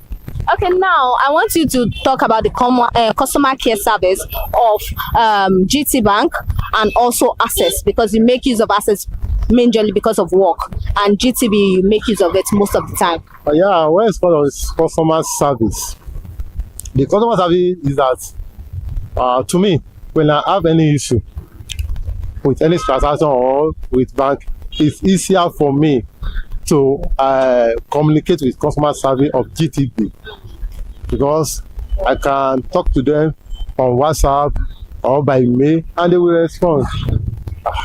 They will respond. They don't take time, unlike other banks. Yeah, unlike other banks. Yeah, sometimes like I'm using Senate as well. Sometimes in the maybe last year December, I have an issue because like me, I don't even like go and queue in bank. So anything that is not that major, I think I should be able to communicate through any means at my own comfort. Yes. So that's why I enjoy most with GTB. What about Access? Any issue? How is the customer service like? Yeah, Access. Personally, I don't have that issue with them that I need to even look for their maybe WhatsApp contact or whatsoever. No, I don't have. Okay. So is there a time whereby you were debited and you were so shocked, or maybe you made a transaction, they refused to reverse it? Have you ever have experience with any of that? With any of that, no. Because I say no that even though if they debited me and I have issue, I know that I have to hold on for at least 24 hours. So before that time, I will just see that they reverse it. The theory of the bank, even the form of the bank I'm using. So that one. So I don't really bother. I don't have issue with that. So apart, I can remember there was a time that with my first bank that I will use ATM to collect. So, and these days for like 3 years now, I don't even use ATM. Even though I have it. So anything I want to do, I prefer my app. I do it. That's what I'm doing. I don't even use a USSD. I like using the app of those banks that I'm using. Okay, so now you are the type, you don't even have to go to the bank, you don't have to go to their office, you just make use of the app and lay your complaint, and instantly they will rectify it. Yes. Okay, so on a scale of 1 to 10, I want you to rate GTB Bank over 10. On a scale of 1 to 10, how well will you rate GT Bank? GT Bank, well, I can't give them 10. So I will give them 8. Hey. Yes. 8 is fair. What about Access? Access, I will give that a 7. 7. Okay, so now I know it's understandable that you use Access mainly because you have to open it for work, and GT you use it most of the time. Why is it that you make use of 4 banks all at the same time, at the same time? Because you mentioned that you make use of Zenith 2 and First Bank and GTB. Yeah, when I want to rate, I rate GTB higher because I don't have issue with them. And when somebody have issue with one bank, maybe in time of the service surge, or maybe you have issue and you can't resolve it in time until you see how to just come and waste the whole day. Okay. So people will get tired with that bank and switch to another one. Not that they will close the account with the former one they are using, but they will not making use of that one more, most of them. Okay. So that is why for that my GTB. But the any other one, I said that Access, that is more for my office. But if I'm to use a bank regularly, I'm using my GTB. For me, regularly. Okay, so now you are trying to say you have issues with that other bank. You were making use of them before, but because of the issues and queuing of banks, that was why you now switch to other banks. The remaining theory, I'm making use of them. But the one I'm making use most often, frequently, is GTB. Okay. So, thank you very much, sir. Hello,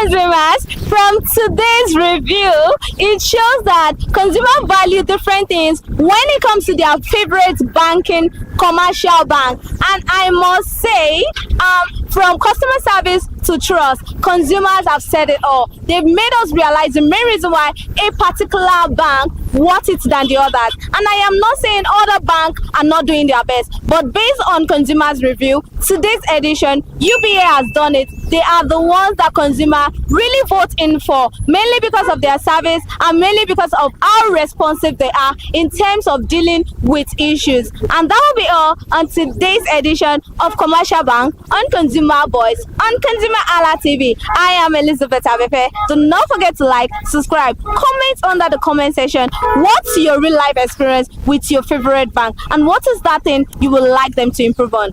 Bye for now.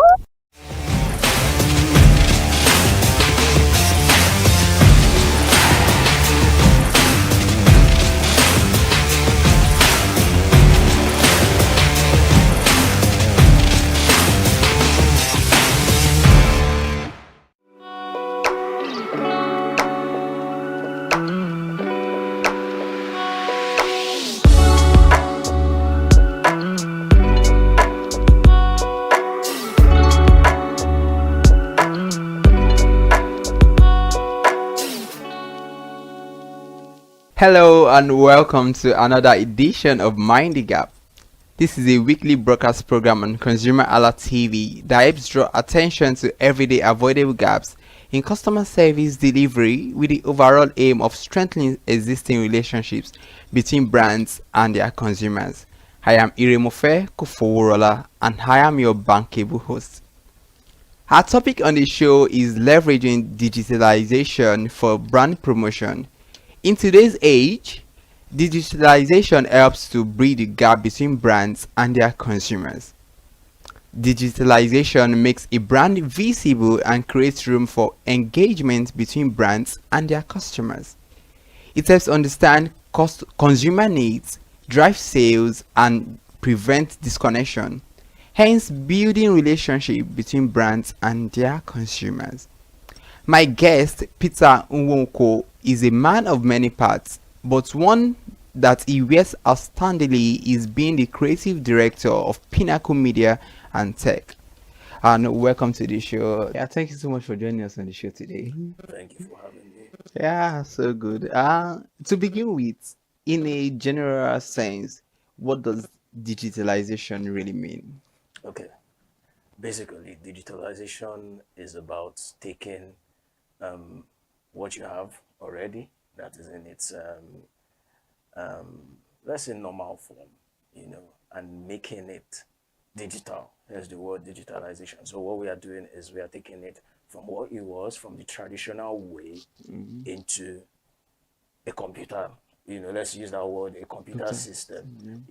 Where you use the internet, you use your computer, you use softwares and all of those things and applications to now make what was in traditional form into a collection of binary stuff, like your I/O devices and all of that.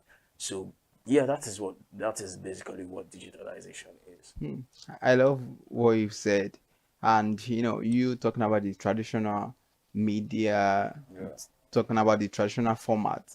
I'm now looking at it because I believe everybody, in a way, we understand what digitalization means, just to like break it down. That was why there was need for that. Now let's look at it in the practical sense. Now we are talking about leveraging digitalization for brand promotion. How has digitalization helped in brand promotion and awareness? All right. So before, what we had with traditional media was television, radios, newspapers, and billboards. Well, maybe we can throw in flyers too. But now we have gone beyond that, thanks to the internet, thanks to computers. We are in the fourth industrial revolution.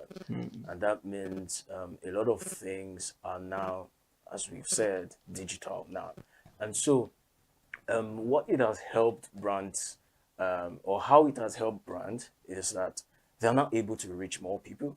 They're now able to target their consumers or their audience. They are now able to be flexible about the kind of content that they are creating.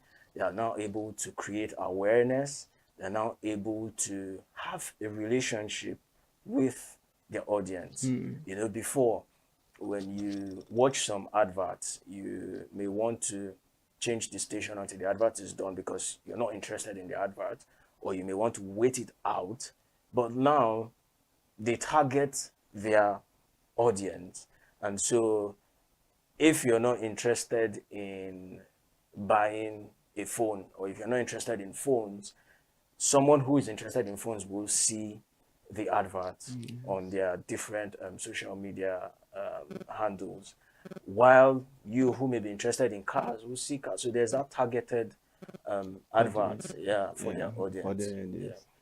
I love that, the targeted adverts for their audience, and in a way it helps for connectivity, building relationships, between brands, between brands.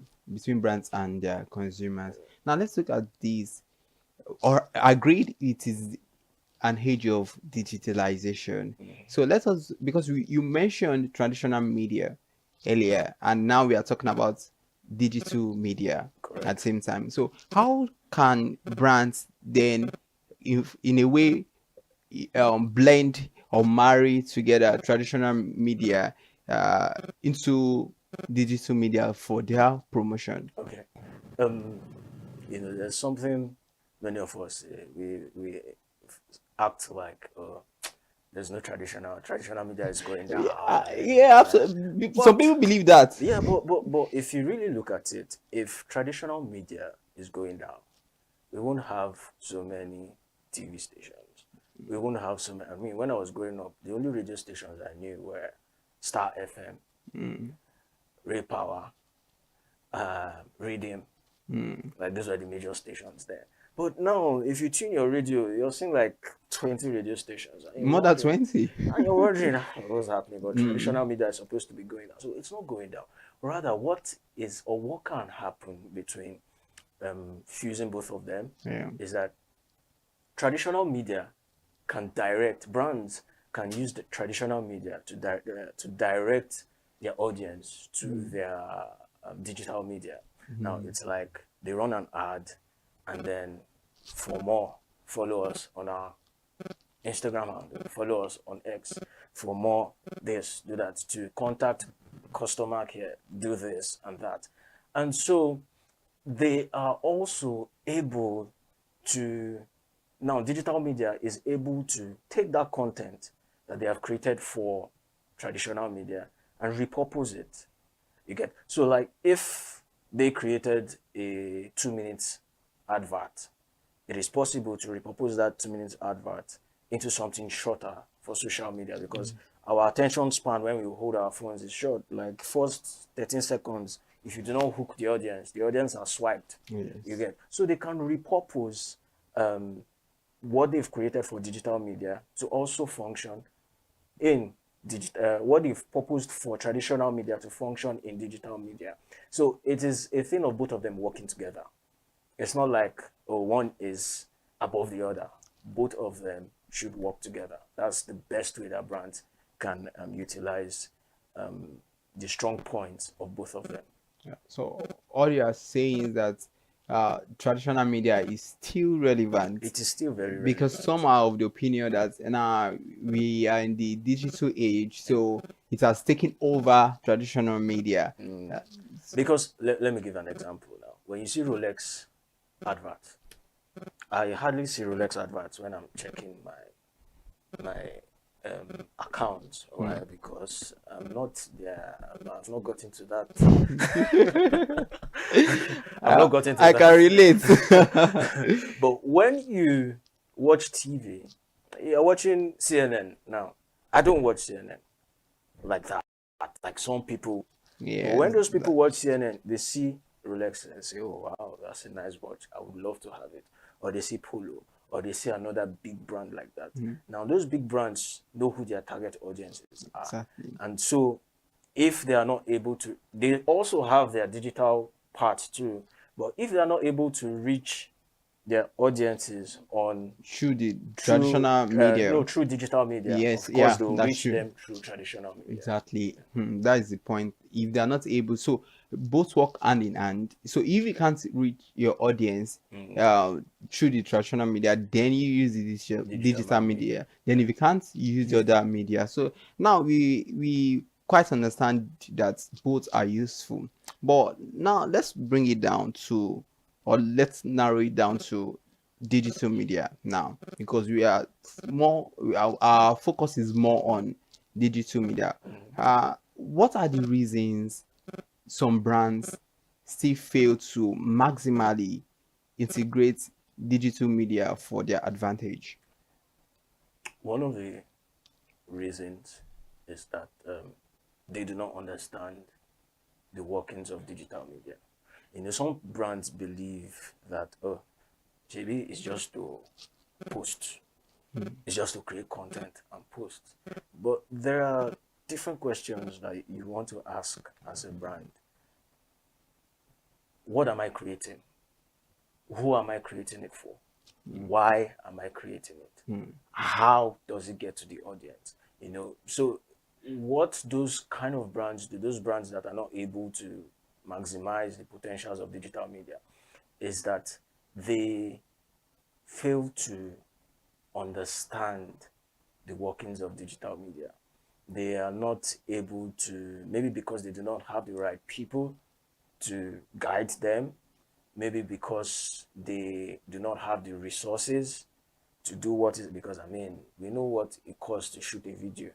You know, if you do not have your equipment, by the time you rent your equipment, by the time you get the guys that will shoot, by the time you edit, now they may not have the resources for all of those things. So they just say, let me just get online and post. And then another thing is they are not sure about who their target audience is. They do not know who their target. They just believe that they just have this like general view. Oh, I just want to sell this thing. But who are you selling it to? No demographics. No demographics, nothing. Who are you selling it to?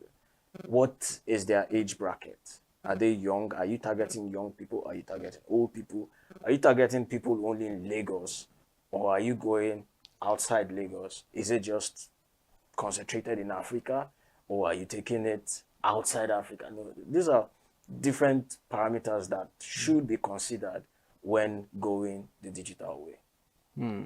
So it's because they do not understand what it entails. What it entails, the why, the how, the what, then the what. So all of these factors are important when you want to maximally use the digital media for your competitive advantage, because we live in a highly competitive age, and if you just, like you said, the attention span is just very short. It's very short. Few seconds.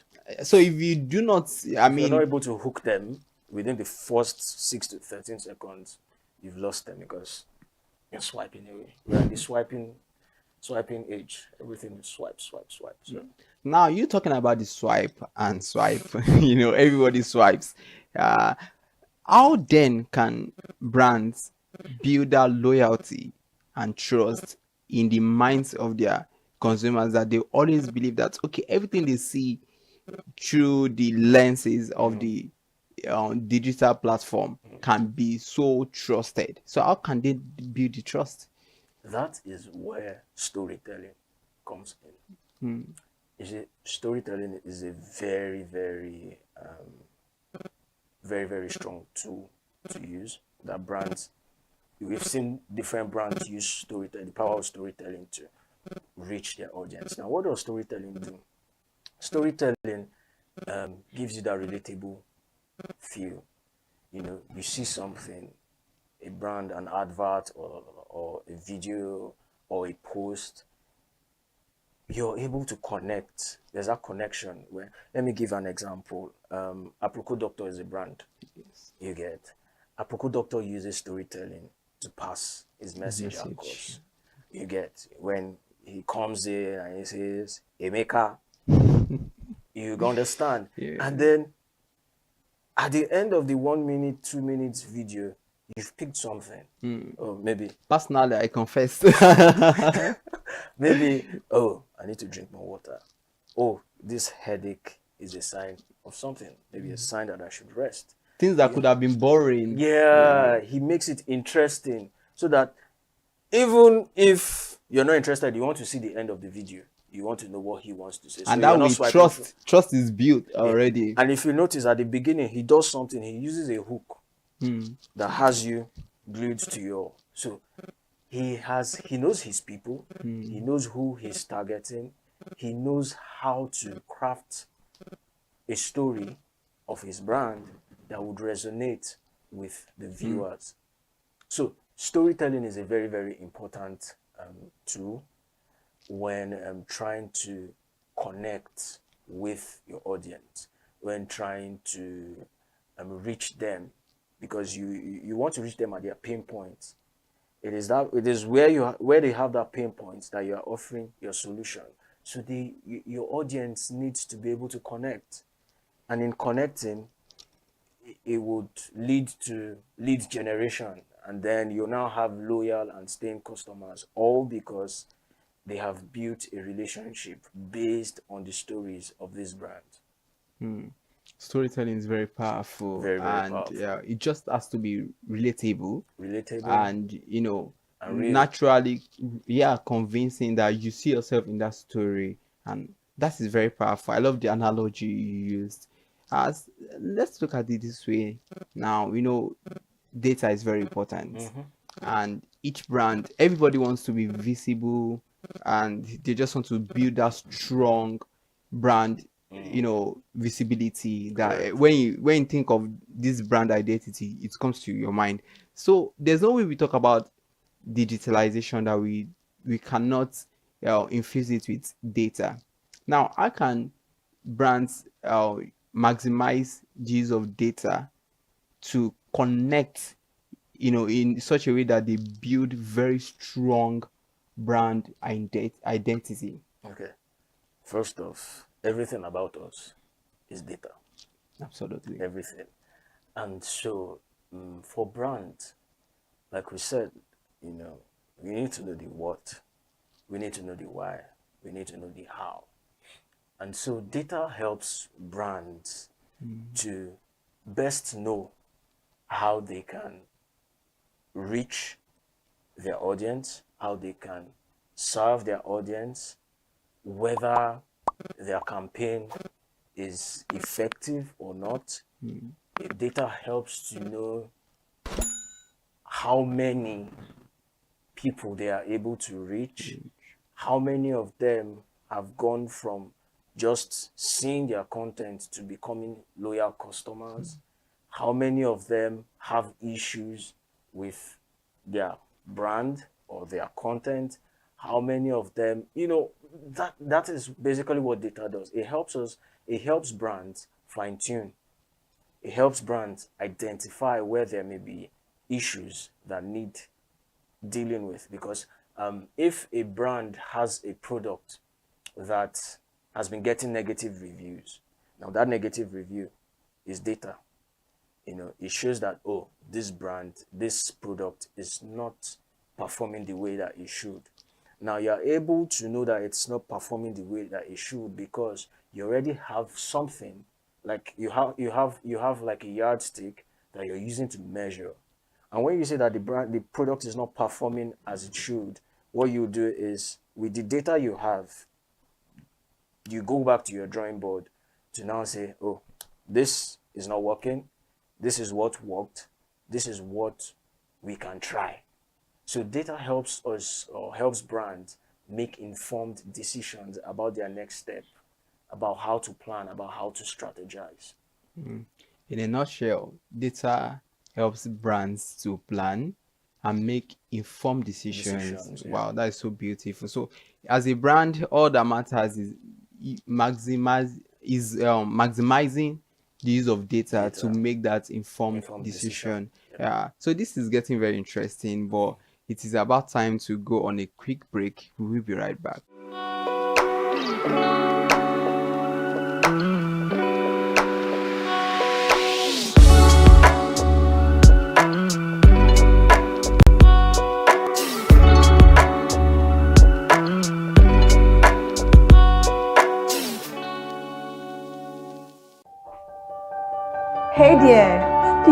in the world today, everyone is a consumer, and as consumers, we all have the right to be heard. In Nigeria today, as a consumer, you have all right to product information, right to fair pricing, right to return goods, right to product labeling, right to fair dealings, and a lot more. Well then, have you heard about the new media channel? ConsumerHalla TV. ConsumerHallaTV. ConsumerHalla TV. At ConsumerHalla TV, our goal is to inform and educate consumers in Nigeria with insightful news alongside development within the fast-paced world of consumers through well-researched, specialized, and analytical content. Our vision at ConsumerHallaTV is to create an engaging platform that provides right connections for meaningful brands in Nigeria, thus creating a more caring world for consumers where business thrive. And guess what? Our ConsumerHalla brand is the first consumer complaint resolution portal in Nigeria, powered by a 72-hour feedback mechanism. We offer consumer advocacy, informative talk shows, branding promotions, advertising, and a lot more. Connect with us via our YouTube channel at ConsumerHallaTV. Follow us on our Facebook page, ConsumerHallaTV, our Instagram page, ConsumerHallaTV, and do well to subscribe to our YouTube channel. Subscription is free. ConsumerHallaTV. At ConsumerHallaTV, you deserve to be heard. At ConsumerHallaTV, you deserve to be heard.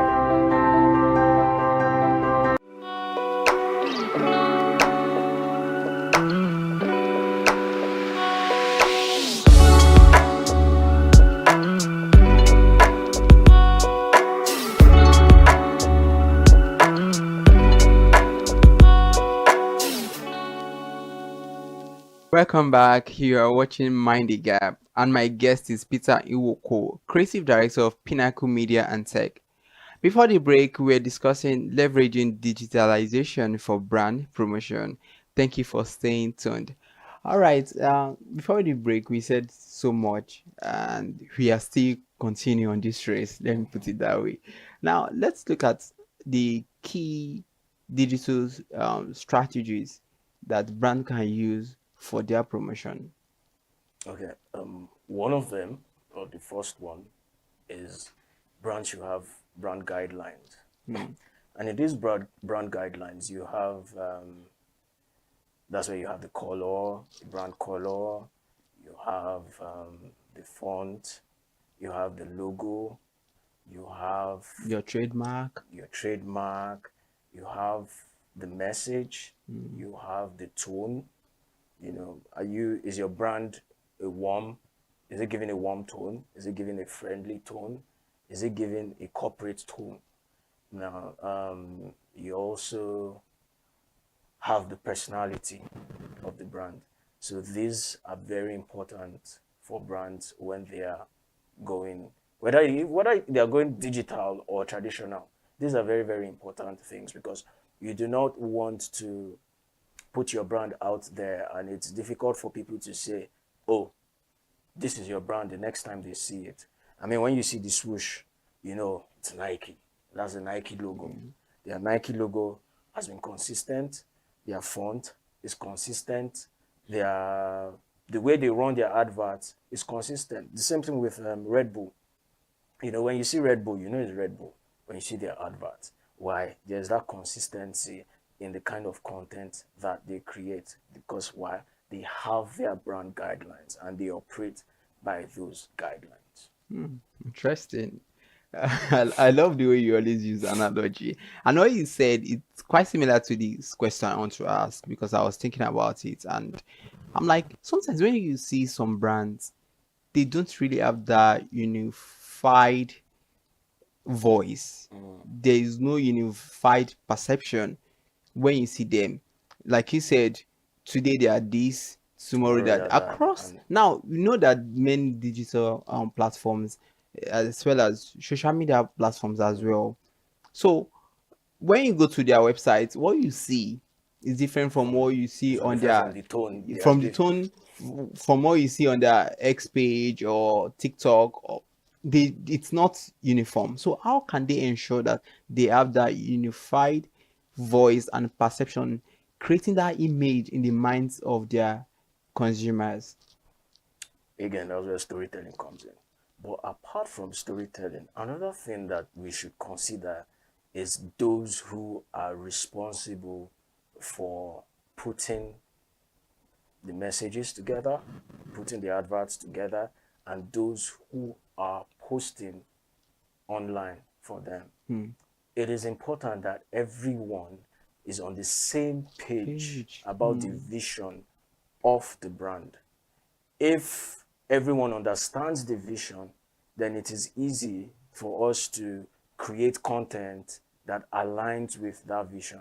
But when the videographer or the cinematographer doesn't really understand the vision, the script writer will write a script, the cinematographer will do a different thing, and then when they come on, I'm just using that as an example, and then when they come online, you're saying, wait, I thought this brand is supposed to be cool, yet, or you see that on their homepage they have the Facebook blue color, but when you're seeing their content on like Instagram, you're seeing this color, and you're wondering, do they have two colors?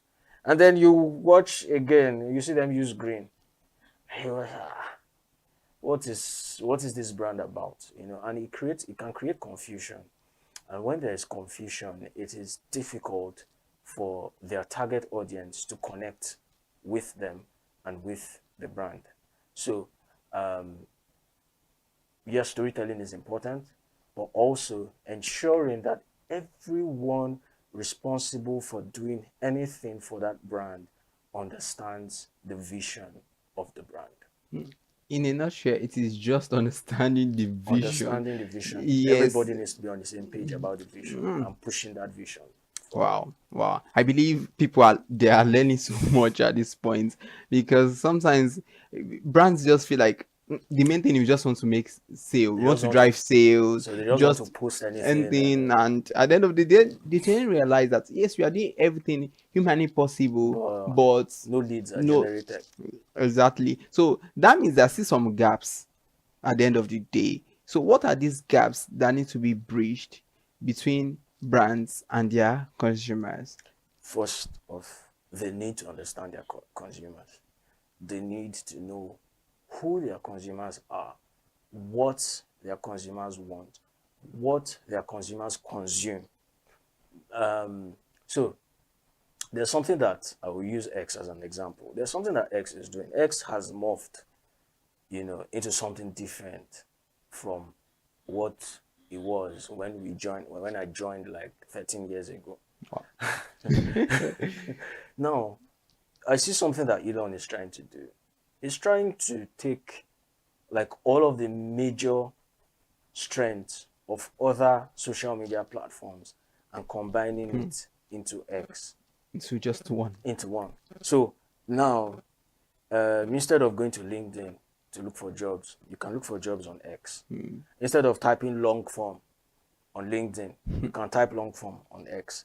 Instead of posting reels on TikTok, you can post on X to the swipe thing. You just swipe through different videos. Instead of doing what you would do on Facebook, you can do it on X. So what he's doing is he's paying attention to what people on X love.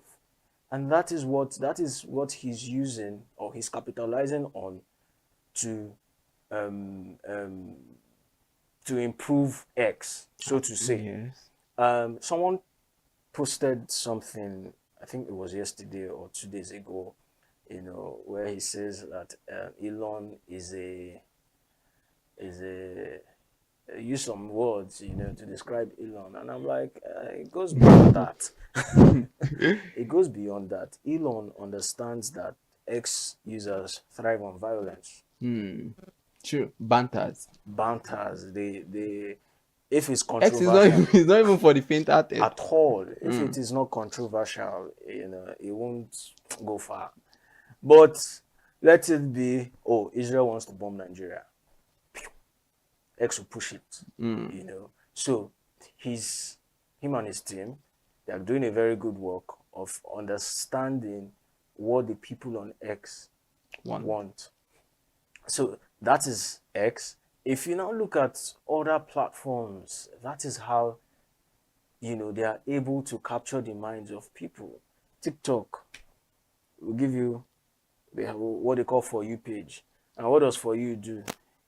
Whatever content you consume on TikTok, it starts bringing those kind of content, and you start watch, and you get carried away. And so they are studying their users. Now, a lot of brands, like we said earlier, it's for them. It's just about I just want to sell. You know, I just want my market to. You don't even know how to reach your target audience. People just feel Shibi is just to post every day, you know, and they are posting every day. They are posting every day, and no sales, no sales. What did happen? You get so you need to know who your audience is. You need to know where your audience are, your target audience are. You need to know what they want, what they like, and that is where the For You page comes in. It gives you what you like, kind of content you like to consume. Like if you check my Instagram and discovery page now, what you will see there is food. You will see aircraft. You will see like musical stuff, keyboards and all. You will see cameras. That's what, if I open my For You page. By the way, I saw the video. You were playing an instrument. Yeah, I play the keyboard. Yeah. So if you check my Instagram now, that's what you see my discovery page. Why? Because that is the kind of content I consume. Example we used earlier about Rolex wristwatches. You know, you hardly see Rolex adverts on your Instagram or on your TikTok because you're not following them. Yes. You get. Yes, true. But you will see other adverts that suit you because of your taste or because of where you are at. Now, the Rolex people will not create that long advert that they post on CNN for us. That's our set because we are not.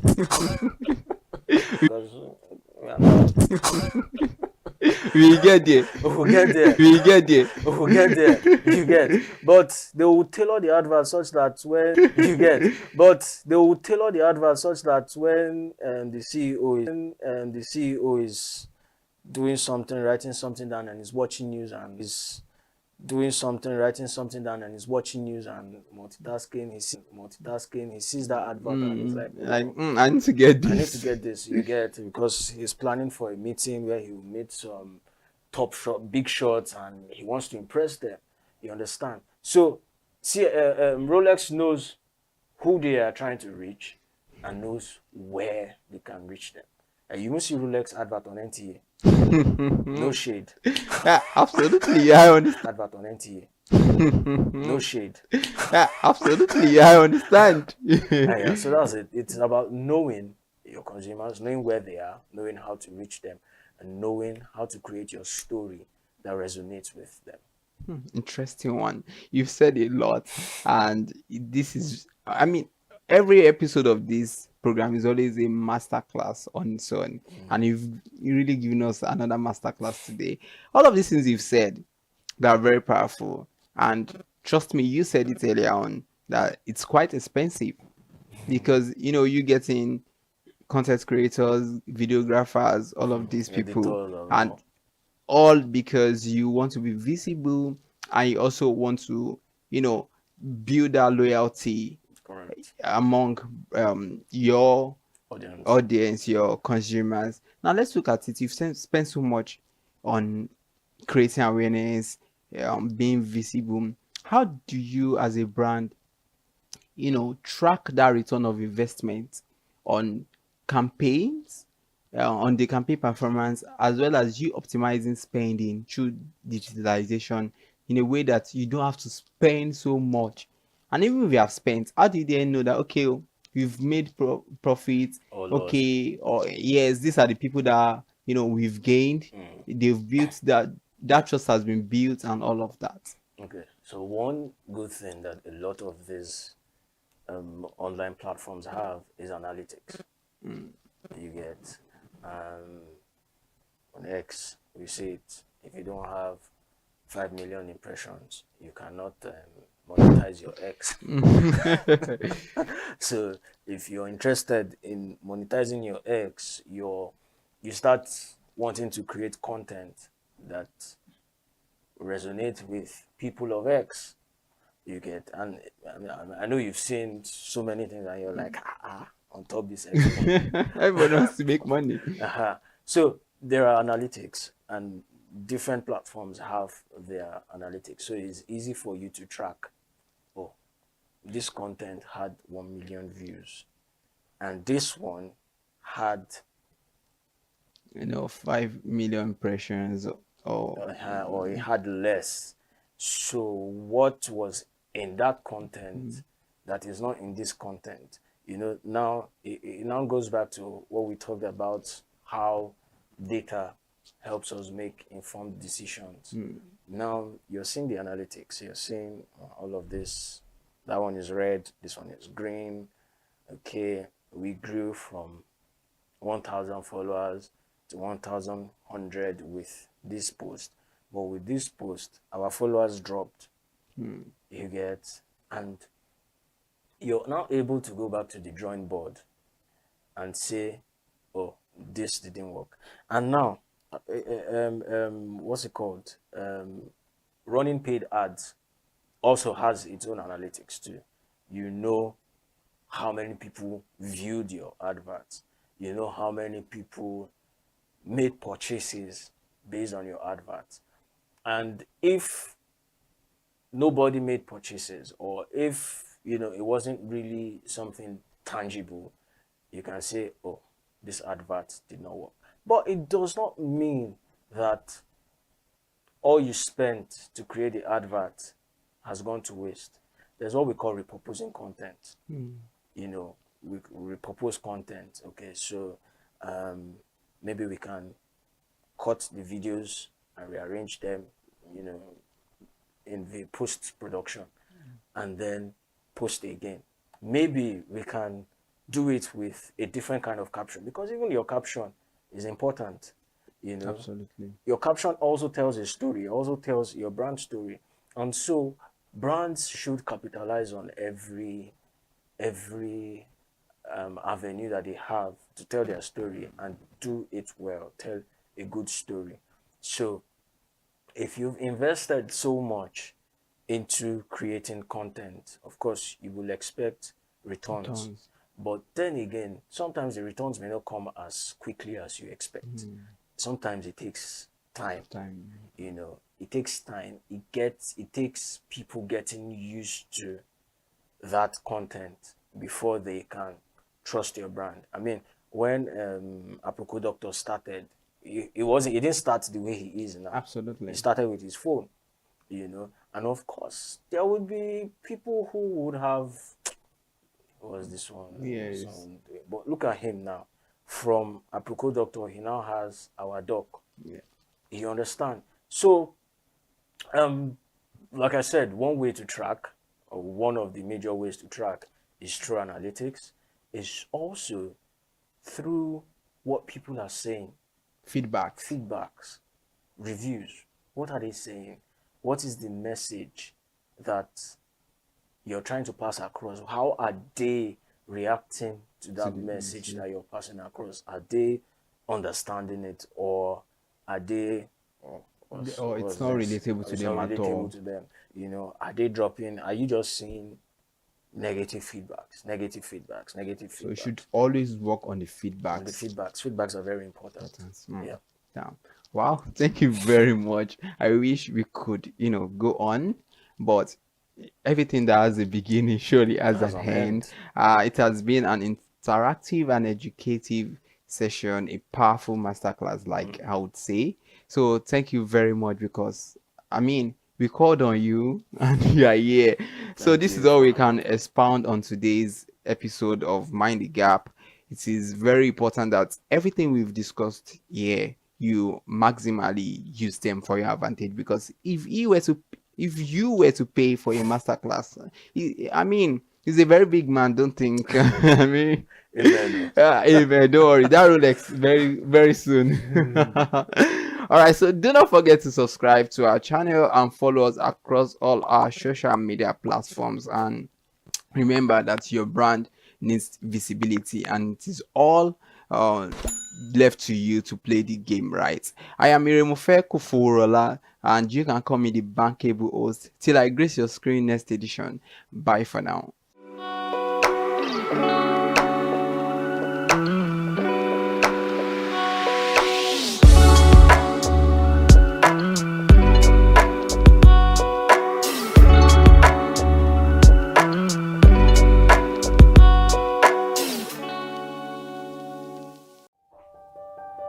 Hey there, do you know in the world today, everyone is a consumer, and as consumers, we all have the right to be heard. In Nigeria today, as a consumer, you have all right to product information, right to fair pricing, right to return goods, right to product labeling, right to fair dealings, and a lot more. Well then, have you heard about the new media channel? ConsumerHalla TV. ConsumerHallaTV. ConsumerHalla TV. At ConsumerHalla TV, our goal is to inform and educate consumers in Nigeria with insightful news alongside development within the fast-paced world of consumers through well-researched, specialized, and analytical content. Our vision at ConsumerHallaTV is to create an engaging platform that provides right connections for meaningful brands in Nigeria, thus creating a more caring world for consumers where business thrive. And guess what? Our ConsumerHalla brand is the first consumer complaint resolution portal in Nigeria, powered by a 72-hour feedback mechanism. We offer consumer advocacy, informative talk shows, branding promotions, advertising, and lots more. Connect with us via our YouTube channel at ConsumerHallaTV. Follow us on our Facebook page, ConsumerHallaTV, our Instagram page, ConsumerHallaTV, and do well to subscribe to our YouTube channel. Subscription is free. ConsumerHallaTV. At ConsumerHallaTV, you deserve to be heard. At ConsumerHallaTV, you deserve to be heard.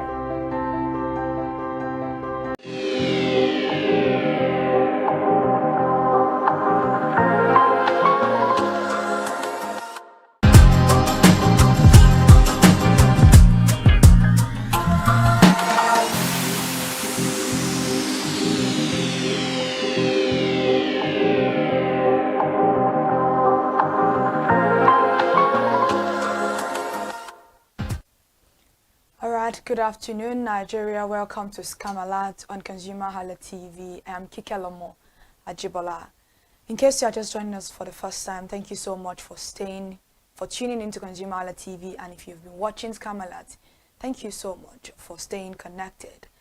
This particular program is designed solely for all of us as individuals and as society as a whole. Scam Alert is that particular program that discusses the dubious ways and the various ways these scammers use or attempt to take our belongings financially, emotionally, and psychologically away from us. Falling victim of scam is something that is a bitter experience. It is never sweet for anybody that has fallen victim of a scam. And this morning, as I was coming from home to work, I came across a video of a young girl that was talking about not helping people on the street of Lagos because most of them are scammers. And while she was narrating the story, it felt so sad that people on the street, some of them are very much in need of this money, but because a lot of scammers are using this avenue to collect money, to scalp money from people, then it has now become an awareness for her to pick up her phone and tell people and say, you see what,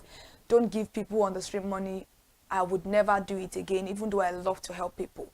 What was her story? She spoke about the fact that there was a man between 60 years old to around 70 years old. She couldn't say the exact date, the year of the age of the man.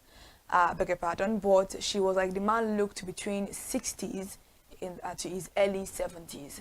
And he came to our workplace. She was working at our office. And he was like, oh, my daughter, I came here to drop my CV, you know, but I've not gotten back to me. And she was like, where did you drop your CV to? Because she felt so sad for the man because he looked helpless, according to her. So when she asked him that, who did you drop your CV to? He was like, somebody on the counter, but that person looks like you. Was like, she looked back and she was like, a lot of people are on the counter, but it was definitely not me that you dropped your CV to, because if it was me, I'll have tried as much as possible to, you know, help you out with the employment that you're seeking for. The man went and came back, and he was like, I don't have any money to go home, you know, stuff like that. She was like, okay, but Baba, do you have an account number? It was like, yeah, I do have an account number. And she was like, okay, I have like 5,000 naira. Let me give you. It wasn't as if she doesn't have cash, but it was just that those cash was already meant for something else. We were like, okay, let me just do transfer of the money to you, and then she transferred 5,000 naira to the man, and he left. People at our office were like, oh, what's going on? You know, she explained. They were like, why did you not tell us so that we can even help the man? And she was like, in her head, she was like, you know what? I feel like if you give him too much, he might likely come back. Not knowing that even though she has given him something, she has opened an avenue for the man to have access to her. Then I think almost like some days, few weeks later, the man came back to that same office, and he spoke to her, and I was like, my sister, you know, I didn't get the employment, this and that. I'm looking for a security. And the girl was like, at your age, you can't be doing security, man. You're just going to enjoy yourself and so you're like, in fact, I'm going back to my village, I'm doing this, but there's no money, my child is sick. And she was like, what do you mean by your child is sick? I thought between your age you should have children already working. I was like, no, his first child is 15 years old, you know, stuff like that. And she was like, okay, how much is the money that you want to, that is remaining for you to go to your village? According to him, he already had some money with him, but he needed more money to complete the money for them all to travel to his village so they can start farming. And then she was like, okay, no problem, let's go. She took him to the ATM POS people, and she collected 15,000 naira in his economy. She's not the owner of our office. She's also a worker. She's a 9-to-5 girlie. So it is a lot for somebody to dash you 15K as a 9-to-5 person. And then she gave the man 15,000 naira. Say, Baba, go to your village and all. And he was like, can I have your number? Another avenue for him to have access to her contact. So she gave him the number. I was like, no problem. When you get up, let me know.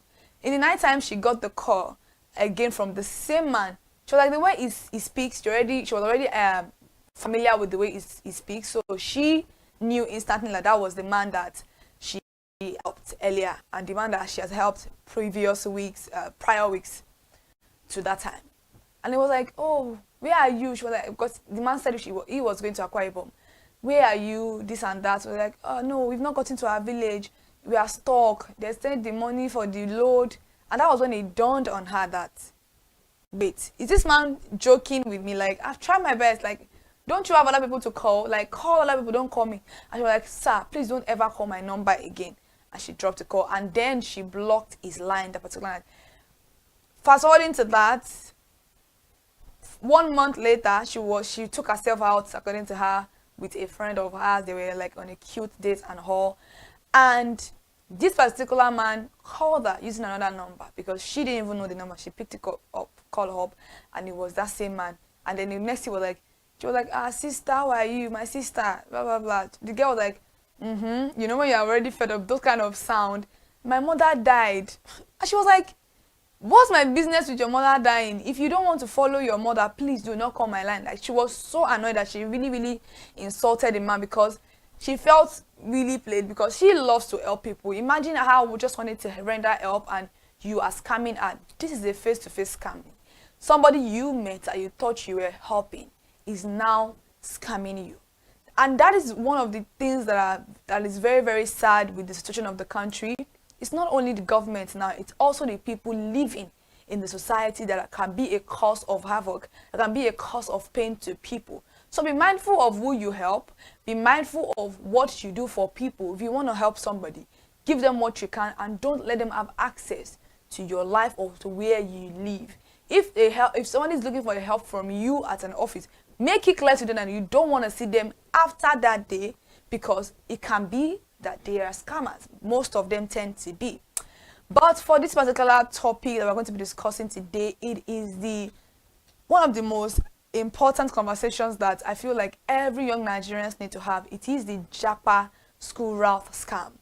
Jackpying is something that is very common with Nigerian youth, even a little bit older people, because of how the economy is. People are seeking greener pasture. It is not a bad thing to seek greener pasture, but because the school route is one of the most easiest way to travel out of the country, because you're paying your money and you're studying, and you can easily try as much as possible to get a stay where you're going to.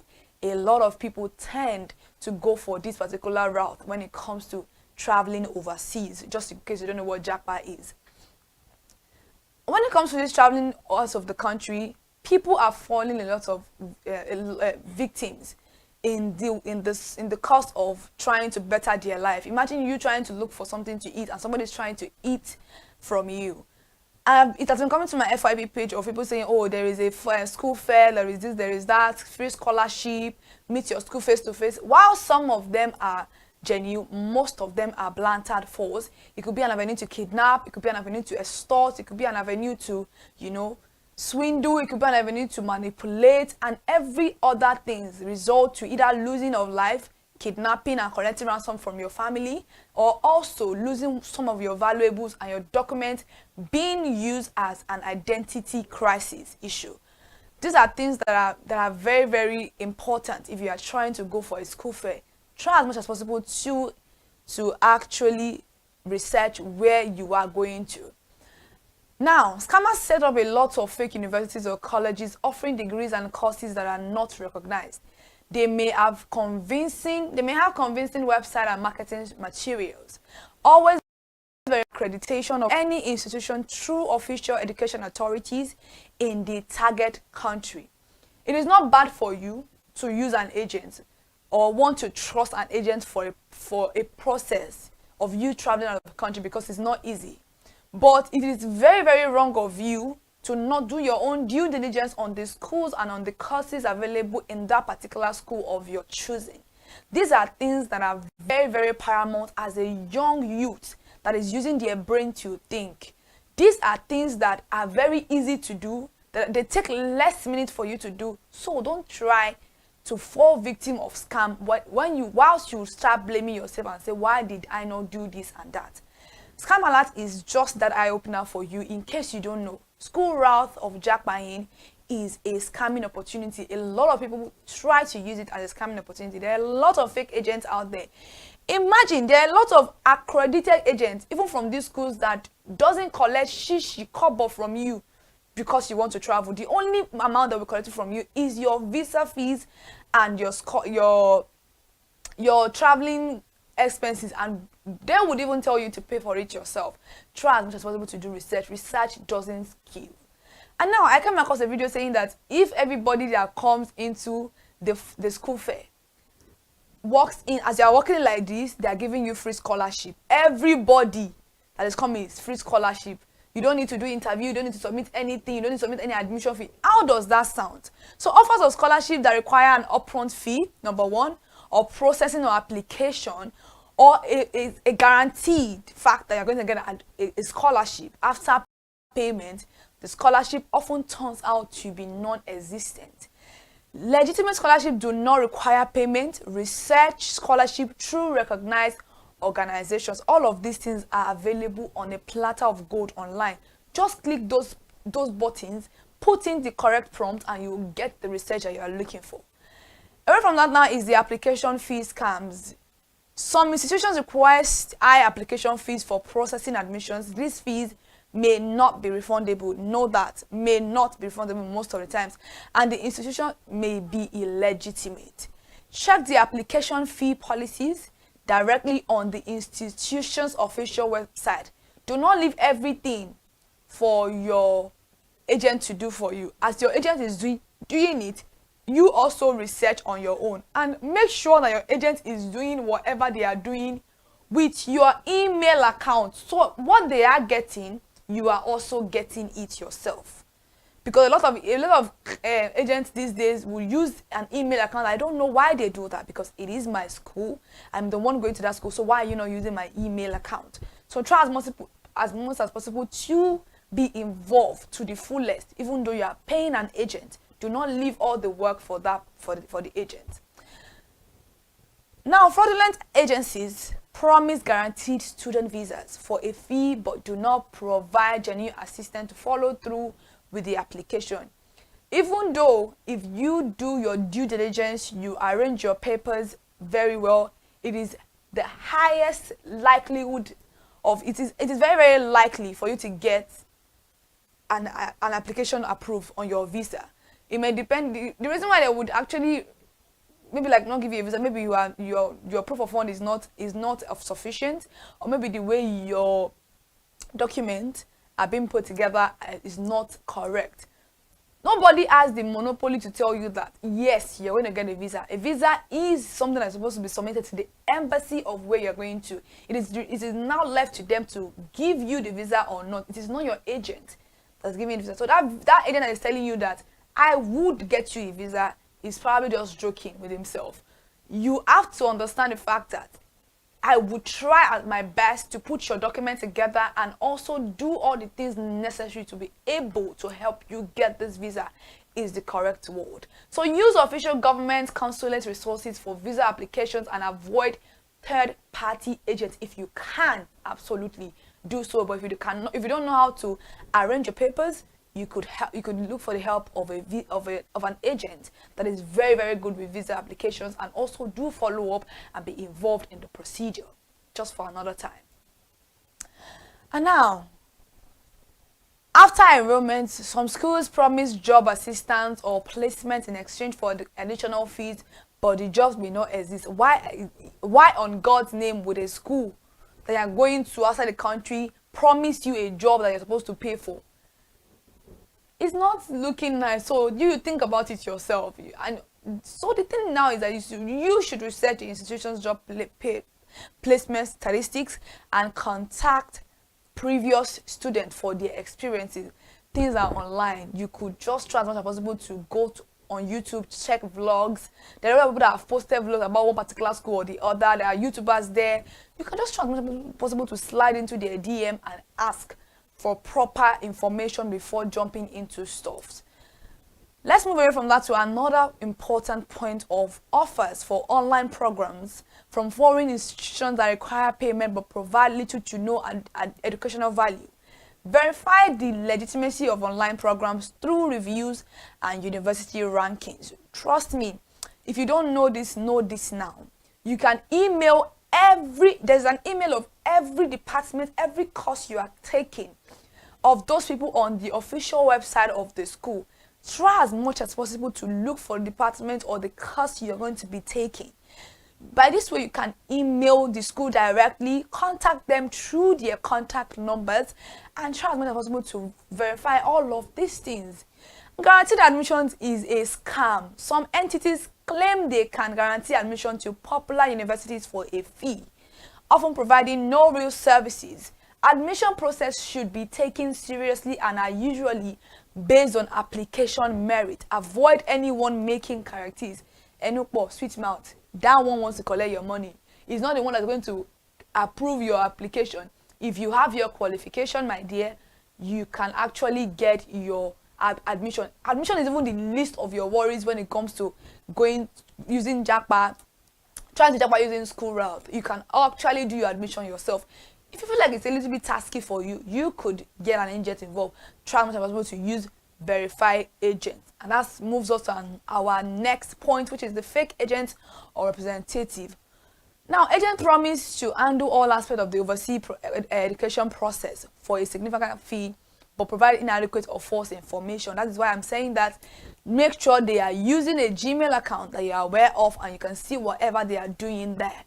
Choose education agents who are certified and have positive testimonials from other students. There are a lot of them out there that even schools would definitely tell you to choose or pick from.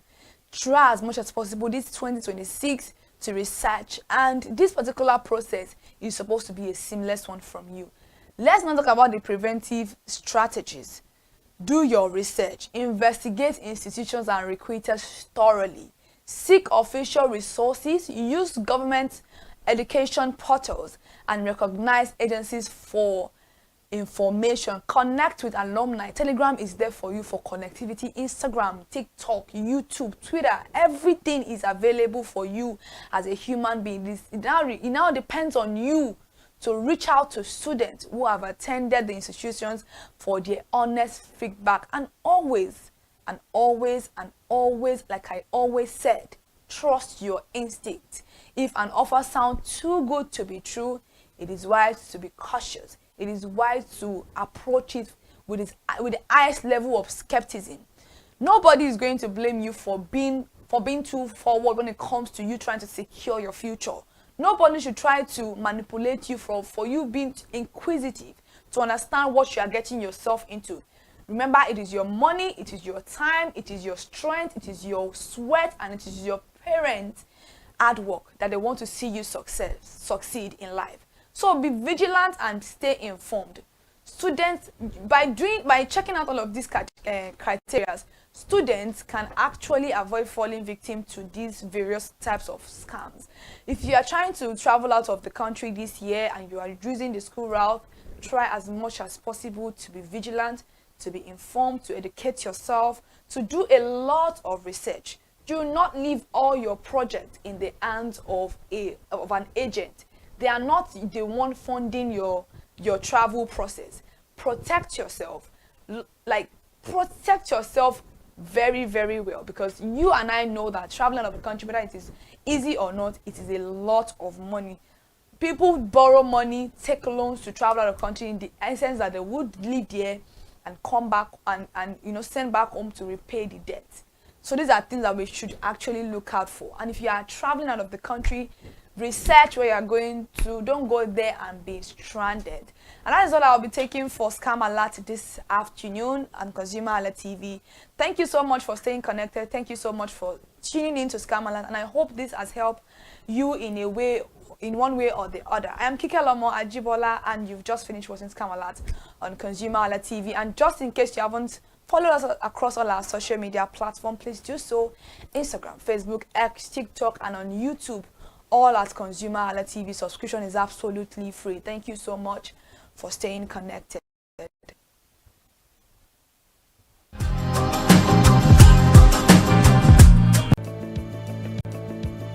And I had this unpleasant experience. It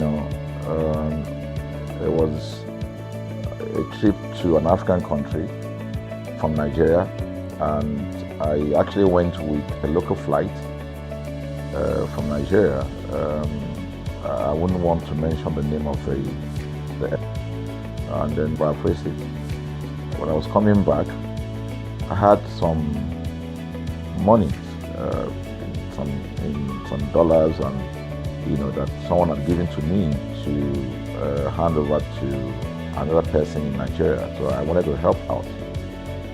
I didn't want to carry the cash on myself. So for whatever reason, I opted to. I had a small case, and I felt that it was safer for me to put the money in my luggage. So I put it in a safe place in my luggage, got everything intact, and I checked in my luggage. My arrival in Nigeria, I was standing and was waiting by the carousel just so that I could pick up my luggage, and then I was there for 1 hour and waiting for my luggage. I didn't have a 1 hour wait. I looked to my left and my right. Almost everybody had gone. I think there were just about 2 or 3 left. So I beckoned on the woman that was on my side, and I noticed she was really in tears. Madam, what happened? She said, her bag has just been torn and a lot of things stolen. So I said, well, I've also been waiting for my own. She said, mine was one of them. By the time I got it, everything inside my luggage was gone. What's the case? Okay. So the next day we went to the Victoria Island and we lodged the complaint, and that was it. And from Since that day, I'm talking a story of over 10 years ago, I didn't get a call, not even a call from that airline to talk to me about what happened to my luggage. Now, about a month after that trip, I had another opportunity to travel out of the country. This time around it was to US, and it was an official assignment. And of course, on our return from US to Nigeria, we had to do, of course, there'll be like a connecting flight, from Heathrow.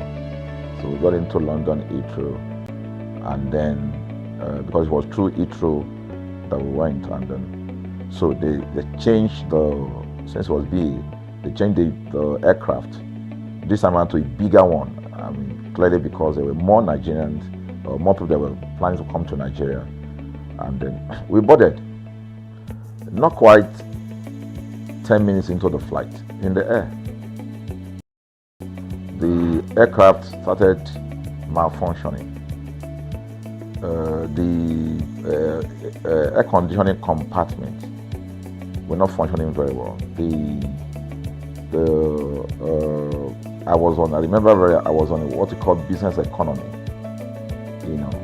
The whole of that business economy all the way to economy side, the ACs were not working well. It was hot. And then I was watching. And then from that moment till we got to Nigeria. From that moment till we got to, I'm just trying to paraphrase. From that moment till we got to Nigeria, I could remember very well how many times the pilot, broke into conversation and had to apologize and say, we're really very sorry about this. He was giving us almost every 10, I could almost say almost every 30 minutes. There's always a kind of update. So sorry, this is what we're doing now, this is what we're doing. While we were on that journey, I also remember an incident. So they came, the crew apparently couldn't resolve it. They couldn't manage the crisis or what was going on about it. They couldn't fix it. So they come up and said, we're so sorry, but for all the inconvenience, we're declaring, free lunch, free whatever it is you want, you can get. So trust Nigerians, you need to hear how everybody was jubilating, But something struck me. The experience I had just about a month before, and this experience, somehow I started comparing them. I was trying to see how this matter will be managed. Again, to cut the story short, we landed in Nigeria on a BA. Before we landed, the pilot announced and said that for the inconvenience, they will be giving a voucher of £50 to everyone that flew on that aircraft. I thought it was it.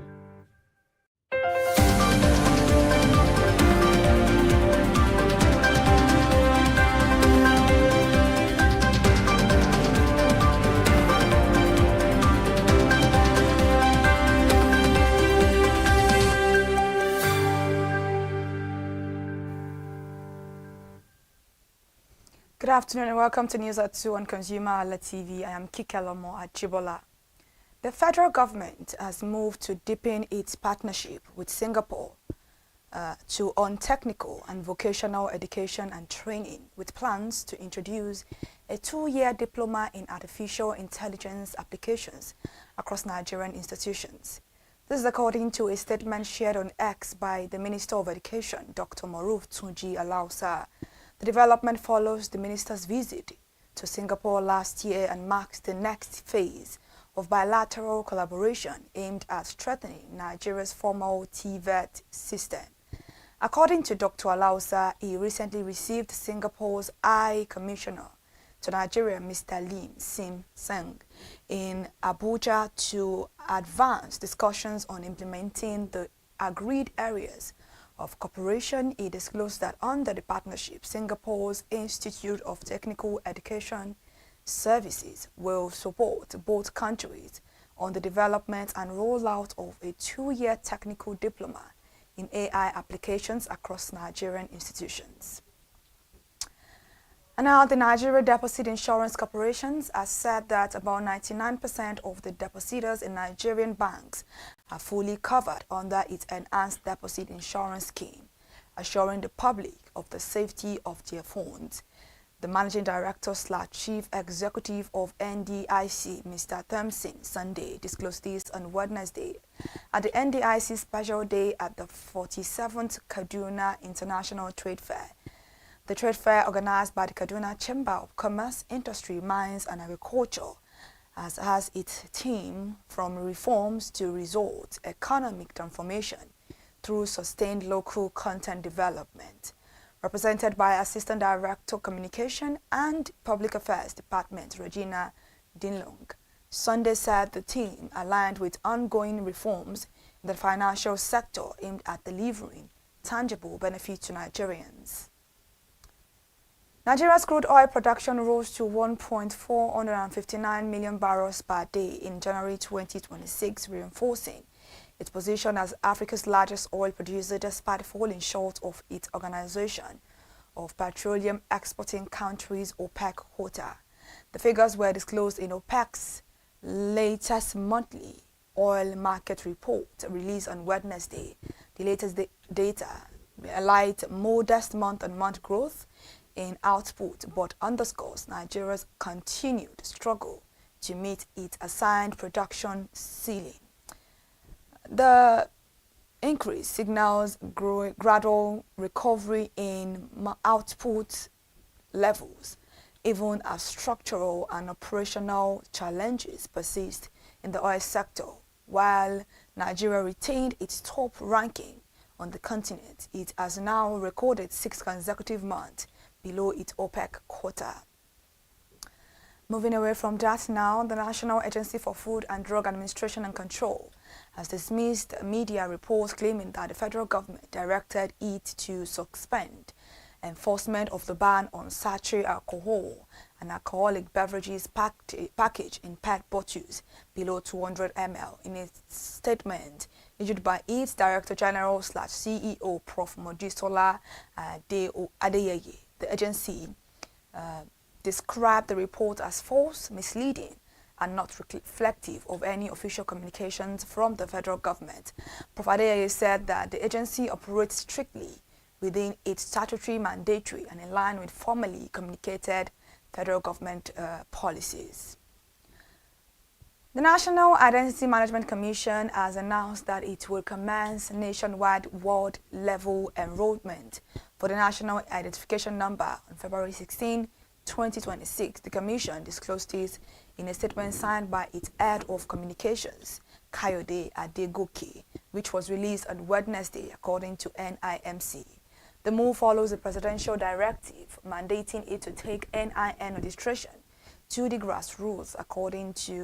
Across the country, the exercise is aimed at ensuring the comprehensive registration of every Nigerian citizen and legal resident, including children and adults, into the National Identity Database.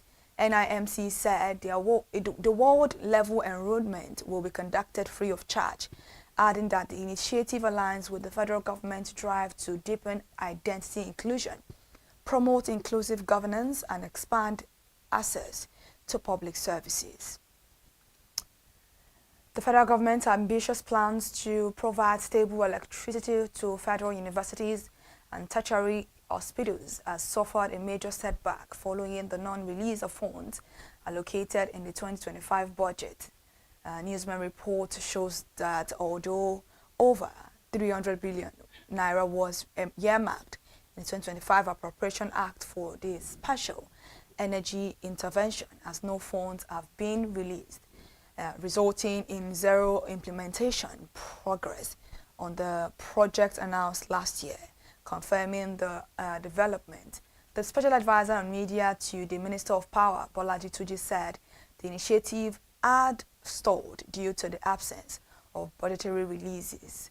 When asked about the status of the proposed special energy project for teaching hospitals and universities, Tunji said zero funding has been released for the 2025 budget for the project, so there has been no progress on the project. Meanwhile, the intervention was conceived to address persistent power shortages in critical public institutions, particularly teaching hospitals and universities, many of which depend heavily on diesel generators to sustain operations.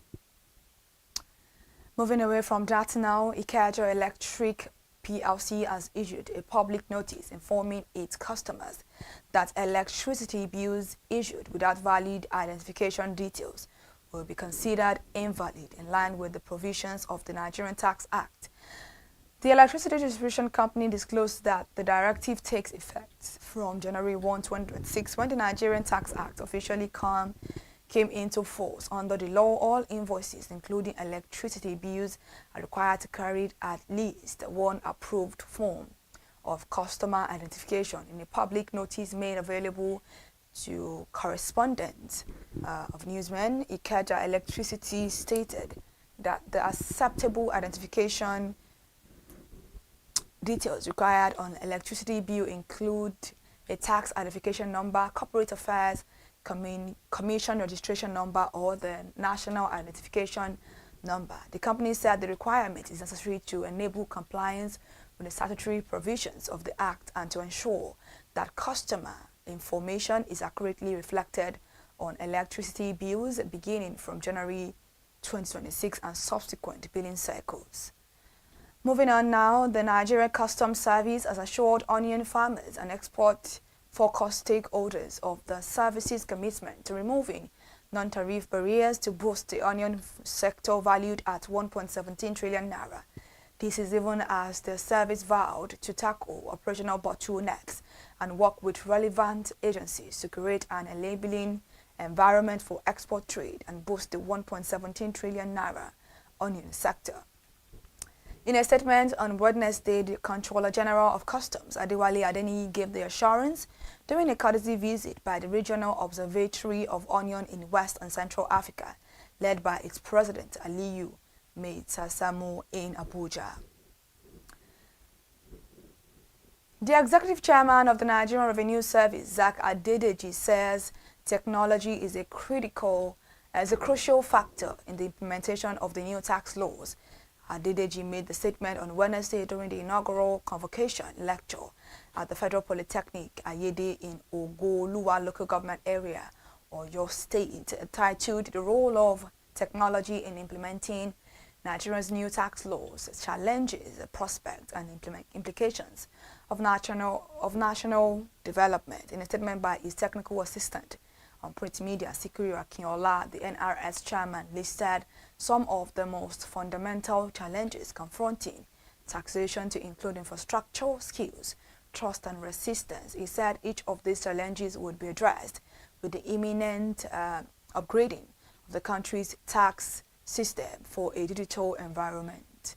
And lastly, this afternoon, the United Bank for Africa PLC has introduced a new aggregator sales structure for its RedPay POS and agency banking network, aiming to strengthen its relationships with partners and promote greater financial inclusion throughout Nigeria. The newly launched multi-benefit structure was unveiled at the inaugural UBA aggregator engagement session held at the bank's head office in Lagos on Tuesday. The session themed POS Positive Impact, Connecting Agents, Merchants, and Customers, served as a collaborative platform to align strategies for scaling the UBA money agency banking ecosystem and bringing together key industry aggregator, point of sale partners, and network managers. UBA's Executive Director Designate Digital Banking, Emmanuel Lamptier, who spoke at the event, said today's session marks a pivotal step in our collective journey to democratize financial access in Nigeria. All right, thank you so much for listening to the news at 2 on ConsumerHalla TV. To stay connected and to listen to more news updates, follow us across all our social media platforms: Instagram, Facebook, X, TikTok, and on YouTube. ConsumerHalla TV. I'm Kikelomo Ajibola. Continue to have a lovely day.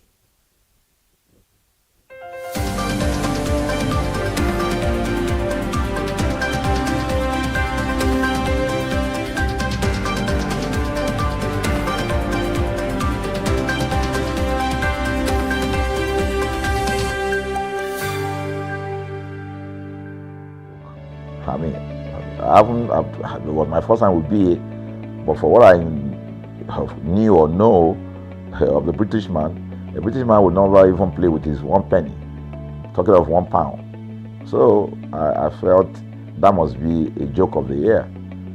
So we left. I got back to my office. I think it was just about a week after. Our guys in our meal room came up and said, "Oh, you have a parcel." So I said, "Parcel? Yeah." So they bought this parcel wrapped. I opened it and boom, I bought the document out. It was the £50 voucher from BA.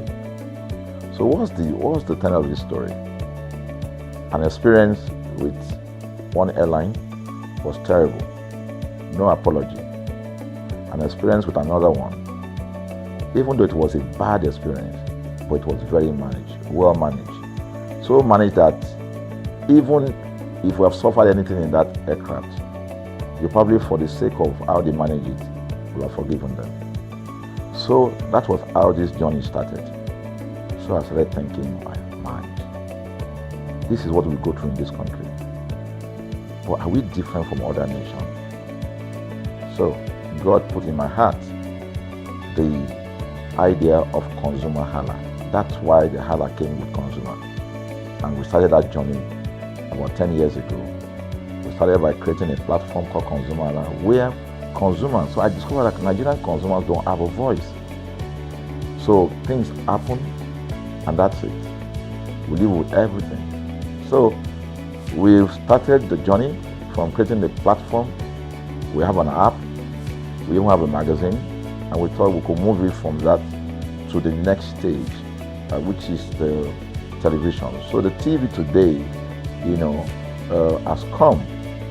So I would say precept by precept, line upon line, we have been able to build on our aspiration, to finally bring to birth this unique and exciting platform, So it's a digital telecast, and our goal is to further connect consumers in Nigeria to brands with insightful news, development within the fast-paced world of consumers. The world of consumers is growing at a very fast pace, So we want to inform Nigerians. We want to get them educated about their rights, So our role is that we're going to educate consumers in Nigeria, all right?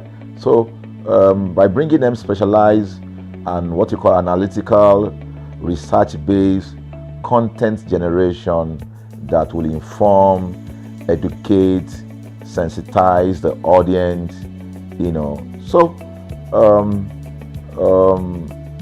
that's ConsumerHalla TV. So I call it an offshoot of our ConsumerHalla brand. ConsumerHalla brand actually was the first we call it the first complaint or consumer complaint resolution portal. When we started it about 10 years ago, or about 7 years ago, it became the first complaint resolution portal.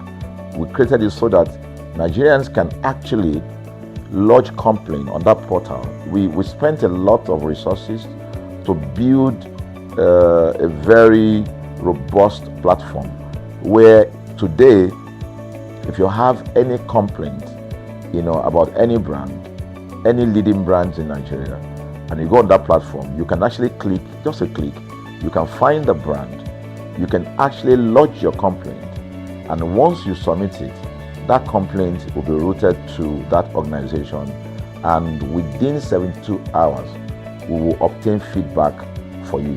We build it in such a way that we have connection to almost all the organizations, and it's been working. We've resolved several complaints for people without having to charge them any penny, because the idea is not to charge. So what we have done with ConsumerHalla TV is to take it to the next level. So we hope to change the narrative. We want to give the right direction. Nigeria has the largest consumer market in the world with a population of over 220 million people. Why should we be the one that is suffering the most? Everywhere you turn to, it's as though Nigerian consumers don't have a voice. You're traveling, you buy a ticket. For whatever reason, an airline will wake up middle of the night,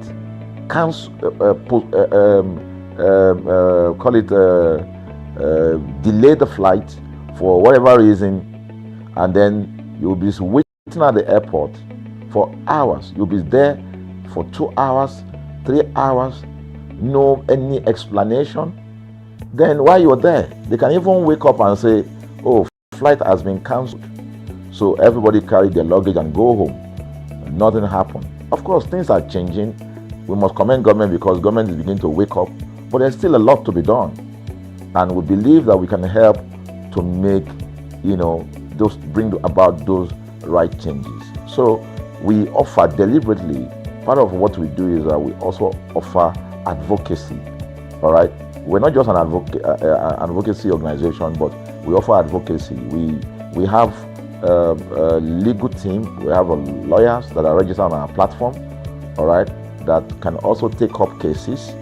Okay. So, and we've taken up many cases like that, and won those cases. So ConsumerHalla is a platform to help consumers to, we're not fighting brands, but rather we say we're bringing about an amicable, resolution of conflict, such that it will be beneficial to the consumers and also be beneficial to the brand.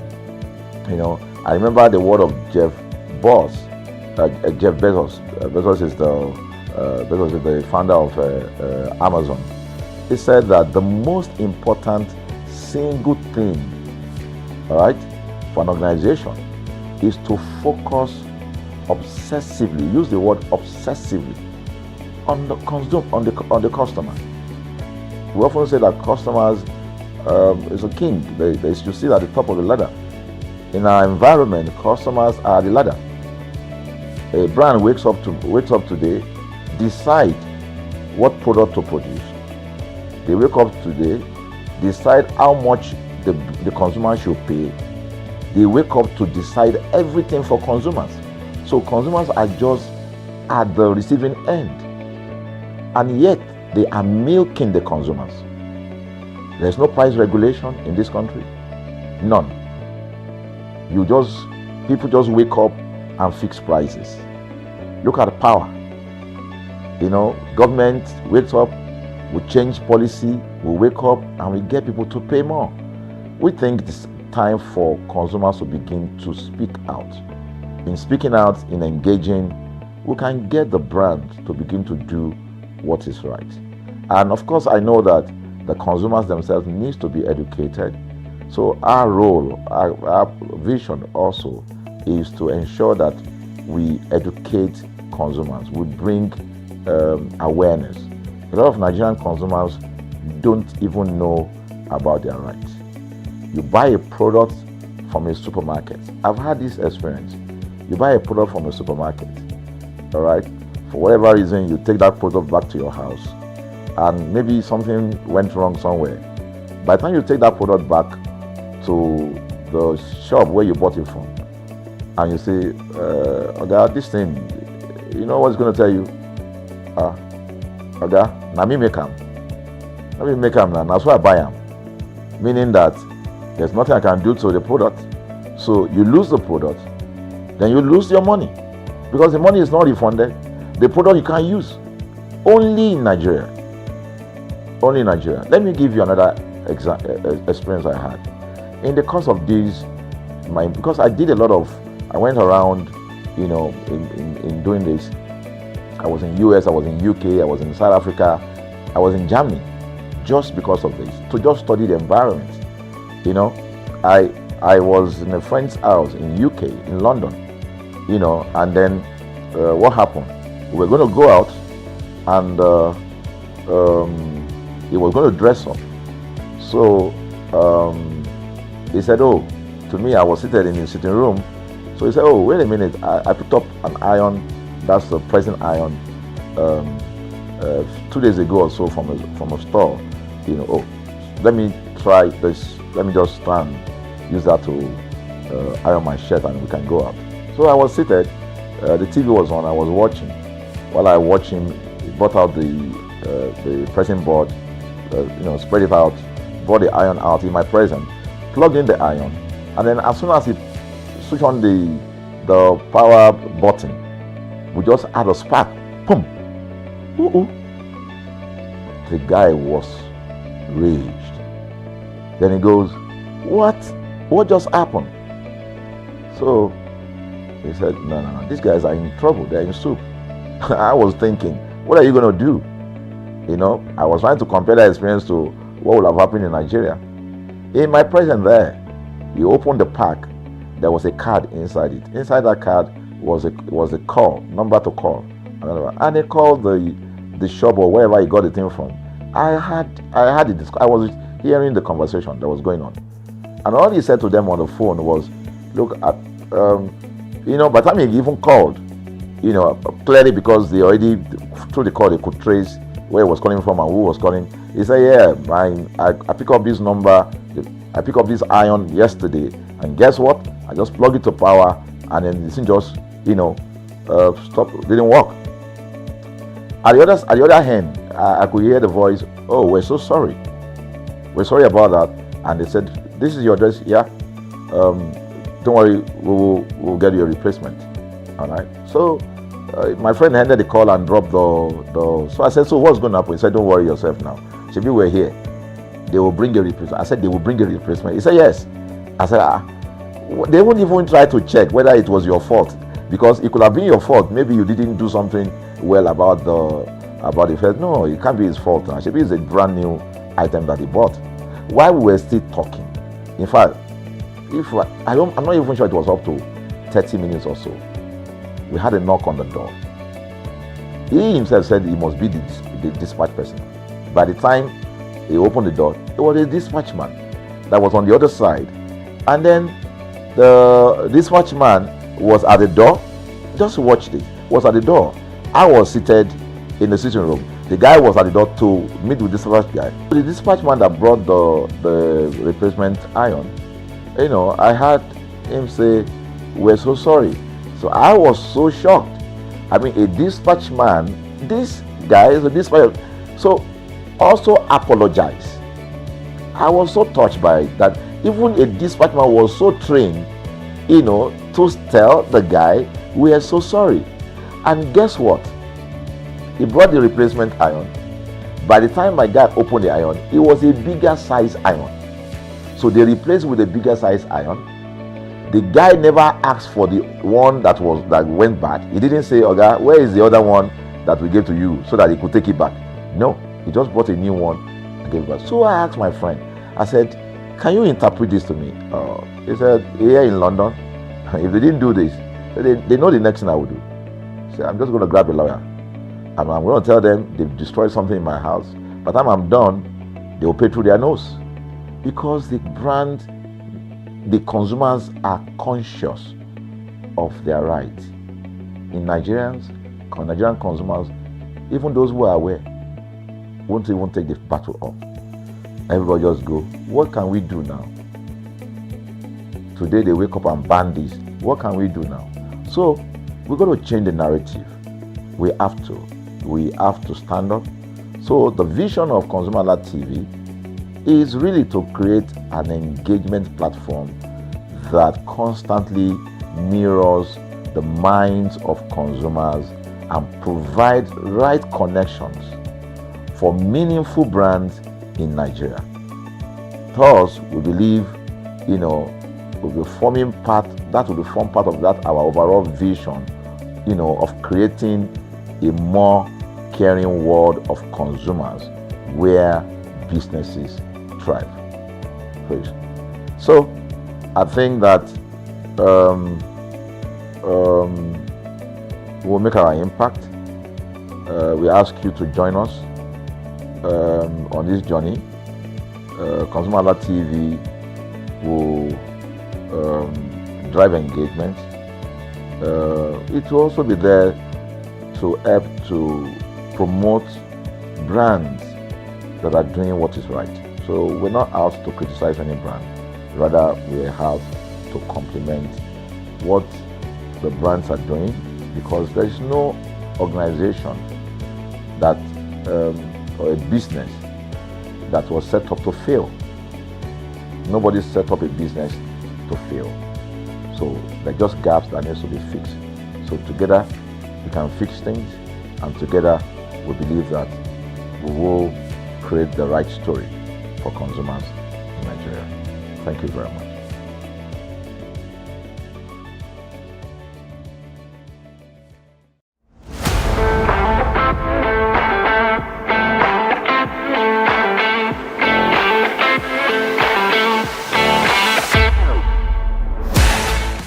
It's another beautiful day, and thank you so much for joining us on your show, Awoof, where we bring to you a lot of juicy offers, promos, and market slashes that you can benefit from. I am Iremufe Koforola, and if you have been watching in subsequent episodes, you will realize that I have not been alone.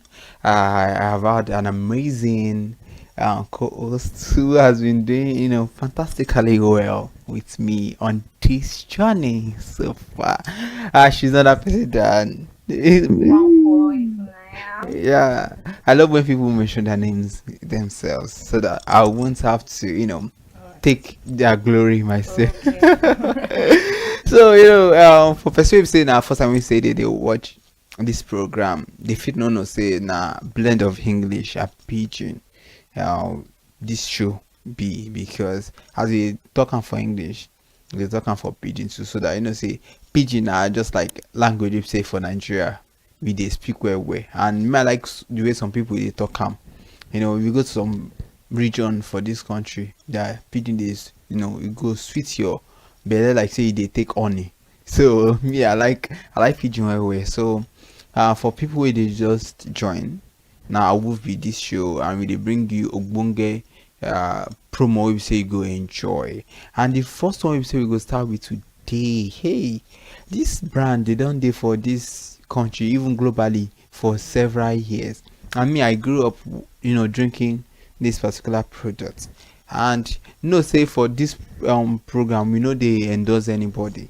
It does they bring to your notice any promo we say yes, if you fit benefit from.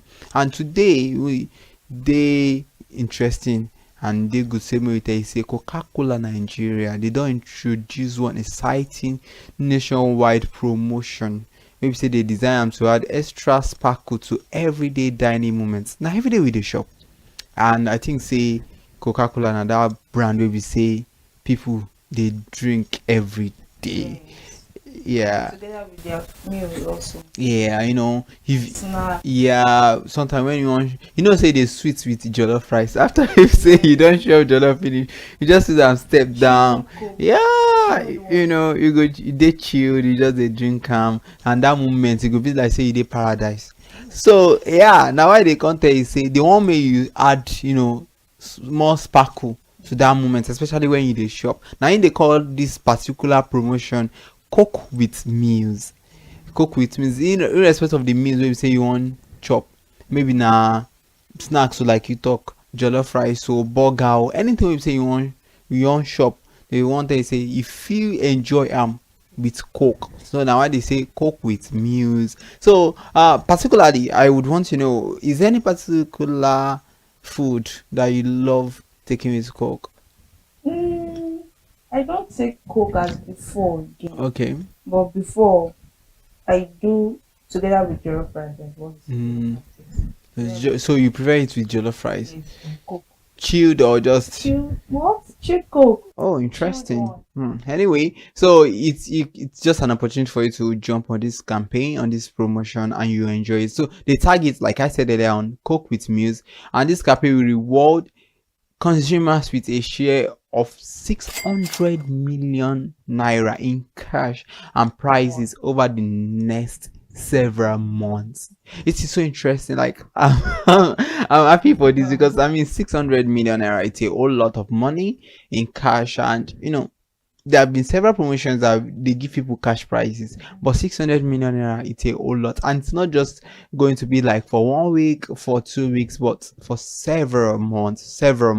So that means you can jump on this and enjoy it. Now, when you talk about several months, for how long to how long, you have to talk about the duration so that you can participate in this one. So it's running from January. It has started last month, and it's going to run through June 30th 2026. That is for 6 months, and that is a whole lot. So people can jump on this, enjoy this promo, get to win the 600 million cash. What are you waiting for? Come on.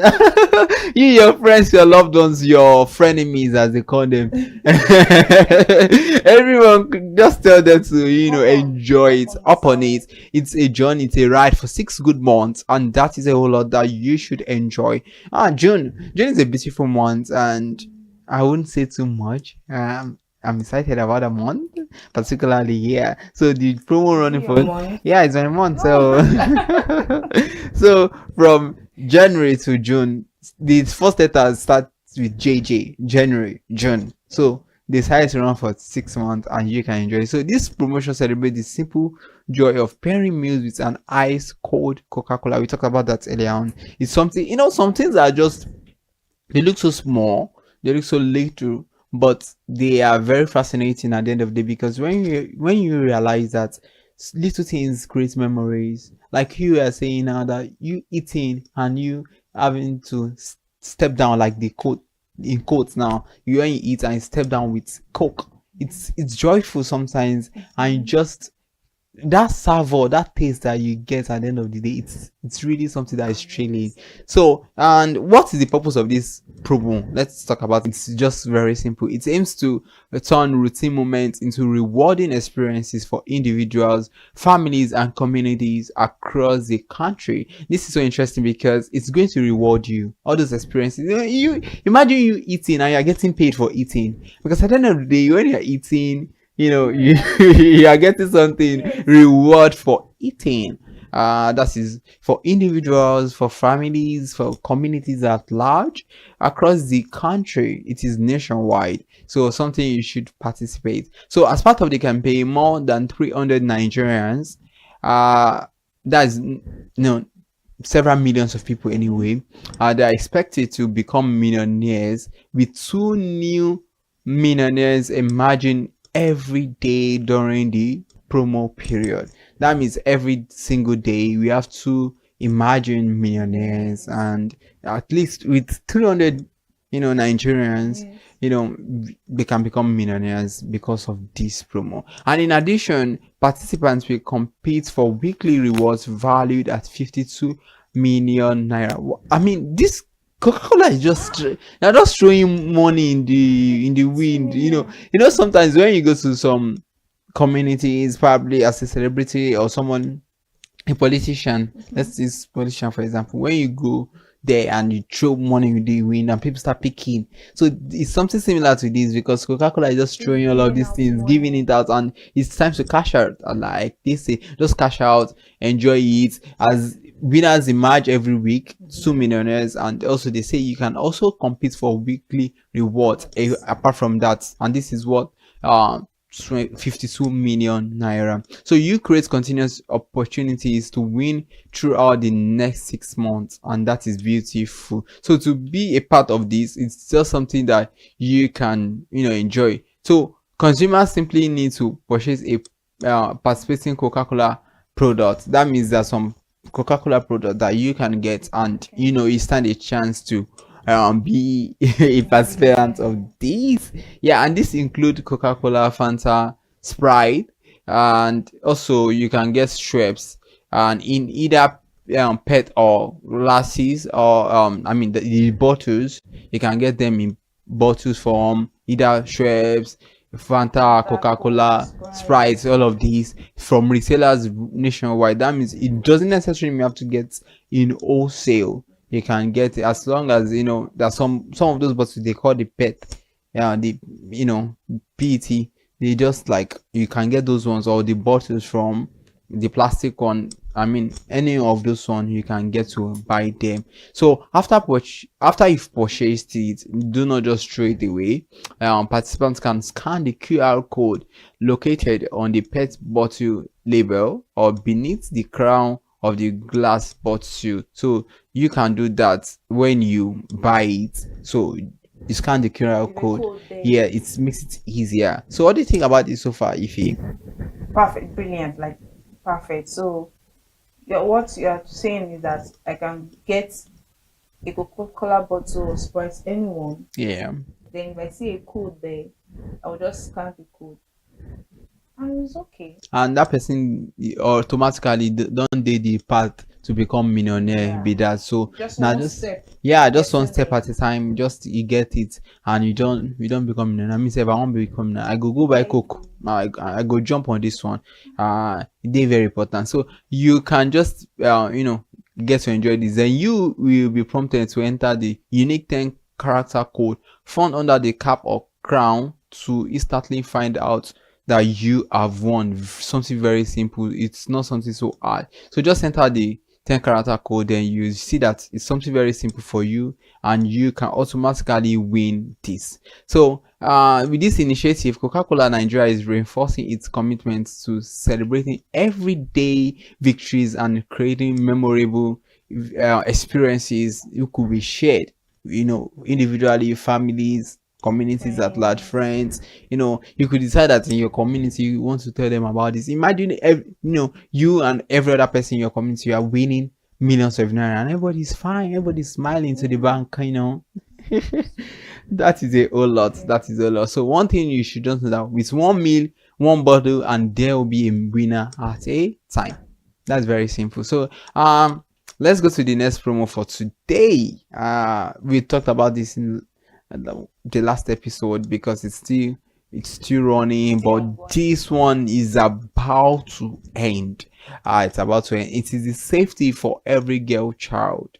It's very important because every child is important, but when it comes to female children, you know that they are very more sensitive, and there's so many things we really need to put in place for them. You see me say, when you talk about girl child, you cannot just erase the fact that they're more open to some certain things that I would say men feel, or boys they feel, just develop the skin to overlook. But no be say even as boys we may just neglect them. You're not supposed to neglect any child. For this one particularly. Yes, now for girl, because some people go come and go say, yeah, you talk about girl, you don't talk about boys. No, they talk about every pikin, because every pikin they important. So the safety for every girl, that is SFEG, is currently calling on young females for the application of the national social media competition with the launch of the 2026 Art Safety at Par campaign. This is a campaign. It's another promotion, but I love this because it's quite different in a way, and it's talking about the girl child. You, in a way, whereby you talk about your safety and your power. As a girl, your safety is very paramount. Very, very important. Yeah, and any country. Sharing what we live, the society we live in, these things, like nowhere it's safe anymore. So this campaign is to help those female child who things that no one actually heard them, but people out there are willing to hear their story. Let them share their story, because their safety matters. The campaign is actually good. Yeah, it's a very good one. Thank you, Ify, for that one, because the campaign is very important. And this initiative is just to drive a safer nation for Nigerian women and girls. And this way, their voices won't be stifled. Yes, it's very important, like you said. Sometimes we need to be heard. And like as ConsumerHalla TV, you deserve to be heard. So I love this campaign. It's something that we are very happy about. Personally, I love it because I'm surrounded by a lot of girls, women, and I know how powerful they could be, and I know that sometimes it's a whole lot to be a woman in this society. So sometimes you need that safety, and one of the ways you can be guaranteed of safety is to participate in this promotion, this campaign, to share your experience with us. All you just have to do to be eligible for participation is simply create about 60 to 120-second video that talks with insight about your personal experience and what is that experience. If you may tell us the experience, maybe they go right about. The day I felt unsafe as a Nigerian female. Yeah, I believe say one way or the other, certain times, girl child or ladies generally, there are times you just feel unsafe because you are prone to open to several dangers, and you just have to be very careful. Yeah, it could be even your family, your school, in the market, in the bank, anywhere sometimes. So has there been any point in time whereby you felt unsafe? One time like that, we say I go Yaba. I know the way the place they be now, how rough it be, and yeah, this lady they go, she just dey go, and this guy is, let me say she won't buy anything, she just go, they just they call her, they touch her, the lady just hits the hand of one of those guys and talks say, what's in they cause for this thing now? She they just say, alert, they para for them, say why they touch me like that. So one again one can defend the other guy, and so she just give him punch. So that one can draw people attention, say yes, you too as a man, why you go they touch him anyhow, even if they wear provocative wear, because some people go say na excuse be that. You don't get any excuse to they harass anybody. You don't have any excuse. No excuse. You understand? So many ladies, they don't suffer from this kind of experience before, and the kind of men, not twice. So countless times. Exactly. So which day have you felt unsafe as a Nigerian female? Please let us know, and you just have to create an original video of yours and post on Instagram while you tag the following as safety for every girl child, and you use the hashtag as safety apart. So it's very important that you do that. It must be an original video. Then grand prize is there for you when you win. First one for 750k, 750,000 naira. For the first runner up with 350,000 and 150,000, and for both second and third runner up. So you know that it is very important you get to participate. And interestingly, they go shortlist ladies. People say they go feature for the summit where they come for March.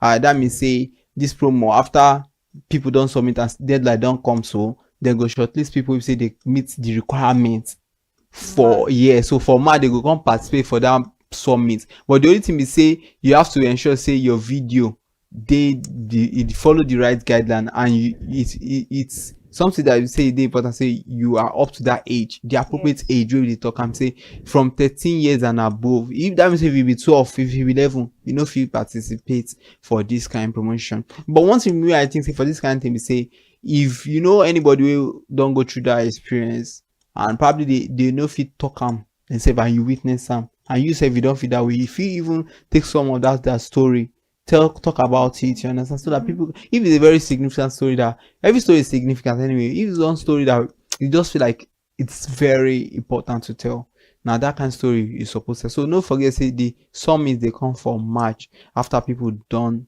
they don't shortlist some people. So the headline sponsor are MTN. Now maybe we can talk about this one really very important. And I know say somebody like if you go this smile for this kind of promotion, because it involve flowers, involve chocolates, it involve wine, perfume, cake, different package. I don't talk different things, and I know say you be lady, and this season a season of LOVE, love, and say they very important. Say may person they do this kind of thing. So as a lady, let's be something say like I don't mention flour, chocolates, wine. So I don't ask you before, but this season maybe your taste don't change. You say maybe you don't see one bubble if you give you all this package. So which of it do you like the most? I love chocolate and ice cream also. Ice cream, okay, but you can't break my heart. Say they know if you run ice cream for this one. The thing you say if you run a perfume, wine, different care package. Maybe ice cream day there. Even plant. I think say you go like plants. Why you no like plants? Plants also. Why you no mention plants? It's the list of all my. The list. Yes, interesting. Okay. Anyway, me, if you don't give me anything, just give me khaki. I believe say if you run this one. Yeah. Me, I don't need chocolate. I don't need flour. Anything. So custom journals. I love journals, and you can give me that to any care package that you believe that it's very good for a very good man like me. because you can't. It's not easy to come by, a very good man. So surprise me this season. Buy flower, I don't mind. You can buy flower, you can buy anything. I don't care. Why are you laughing? It's something that you should appreciate me. You should appreciate me. Come on. Oh yeah, we all appreciate it. All right. So you can buy flowers, and how do you get to buy? Just go to flowers.ng. It's so interesting. Yes, buyflowers.ng. Yes. Thank you for that, because they want you to buy flowers. People need to buy flowers. And I think that when you say you give people their flowers, I know it is figurative, but this time around, it is something you can see physically used to your eyes. It's not something that is virtual. So people go send you flower virtually. They say, okay, take this one. Maybe they chat to them and say, take your flowers. No. And as men, so if they give you flower, collect them. This season that they talk, say, waiting they made to buy for men. You don't want flowers. Flowers, they good now. Flowers. We eat flowers. I want something I'm able to eat. You eat and you forget. But flowers, anytime you wake up in the morning, you see the flowers, you remember the person who has given you. It's a show of love. Don't give me flowers. Okay, if he doesn't want flowers. Anyway, you go to buyflowers.ng and they give you the desire of your heart as you get discounts on your first order or purchase. This is very interesting that you can order from the comfort of your home. Anywhere you are, you can order, and interestingly, they give you what? Discounts. And it is so interesting, and that is why you talk about these things on this show. Anytime there's a discount or anything you can benefit from, as long as it's what you want. So if you intend to buy any love item or gift for anyone you love this season, for their anniversary, weddings, birthdays, corporate events, apology, maybe you don't offend somebody and you don't apologize, you can get them flowers, or you want to surprise them, or proposals, date nights, or even funeral.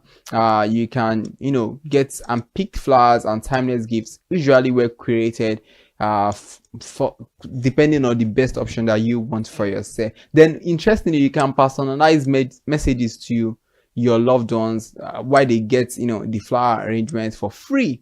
You get the flower arrangement for free, and this one, the personalized message too, is for free. You understand? So while and another thing, we say na handwritten message. You don't need to do any special thing. They go just handwrite them to the person, and you can deliver your gifts anywhere in the world, in Port Harcourt, in Lagos, Abuja, Tanzania, Ghana, or across anywhere in Africa. If Africa safe now, anywhere in the world. So Africa, anywhere you can, get to deliver them. Yes, anywhere they are, and all you just have to do is to download the Buy Flowers mobile app, and you are good to go. Then you can use the receiver's WhatsApp number, Instagram username, X or TikTok handles, using Apple Pay or any international payment options anywhere in the world. So Buy Flowers is a floral company that helps with your gifts items. And lastly, before we go on this show, this is very important. We talk about this premier code in partnership with PalmPay. But before we talk more about this, let's go on a quick break. We will be right back. Hey there, do you know in the world today, everyone is a consumer, and as consumers, we all have the right to be heard. In Nigeria today, as a consumer, you have all right to product information, right to fair pricing, right to return goods, right to product labeling, right to fair dealings, and a lot more. Well then, have you heard about the new media channel? ConsumerHallaTV. ConsumerHallaTV. ConsumerHallaTV. At ConsumerHallaTV, our goal is to inform and educate consumers in Nigeria with insightful news alongside development within the fast-paced world of consumers through well-researched, specialized, and analytical content. Our vision at ConsumerHallaTV is to create an engaging platform that provides right connections for meaningful brands in Nigeria, thus creating a more caring world for consumers where business thrive.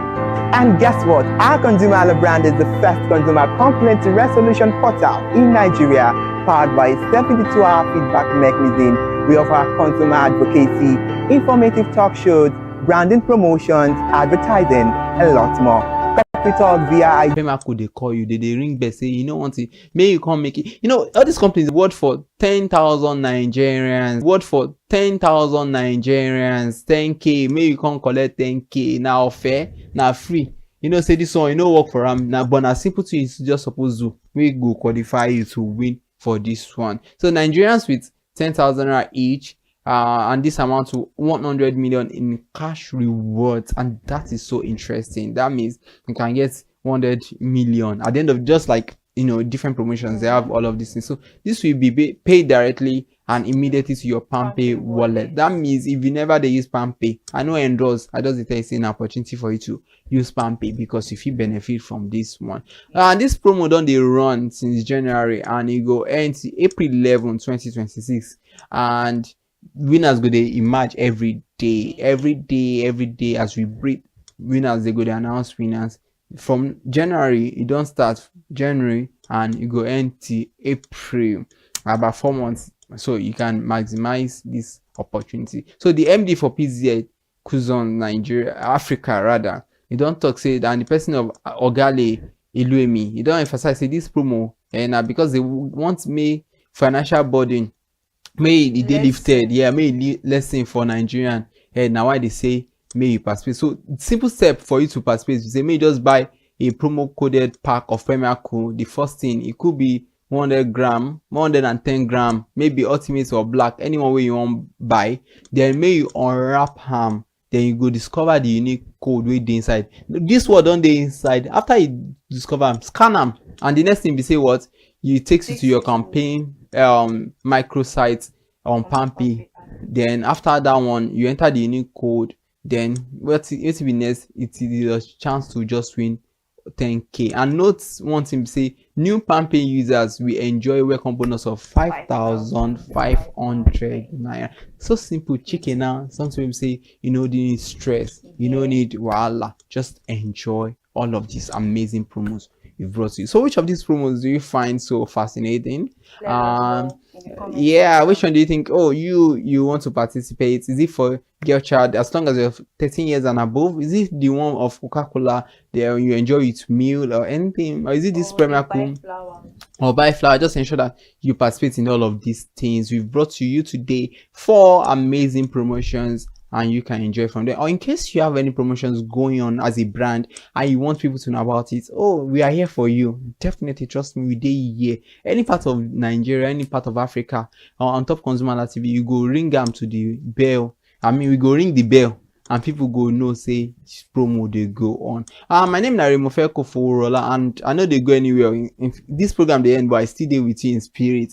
So anything you want me, you know, go to the comment section. If you never subscribe to our channel, opportunity, yeah, may click that subscription button and you go get notification anytime we drop any new content whatsoever. And follow us across social media platform, Facebook or Instagram, IG, or we did there. If you anything you want to say. No, I just hope that you guys should help them on this hour and keep us updated on how the promotion is doing well for you. So my name is Wanko Ifonaya, and thank you for joining us on our team. The next episode. Yeah, and we still say happy Valentine's Day because it's season of love. Yeah, it's this season of love. Keep enjoying love, keep spreading the love, keep showing love. Everybody deserves love, irrespective of everybody. As you deserve to be heard, you deserve to be loved. Goodbye.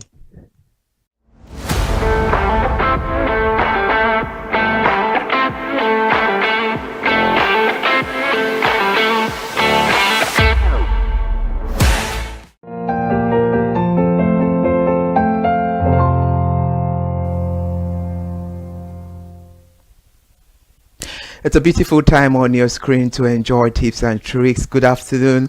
We appreciate you for watching. This is Tips and Tricks, where we give you all the tips and tricks that you need to live and maintain a healthy lifestyle.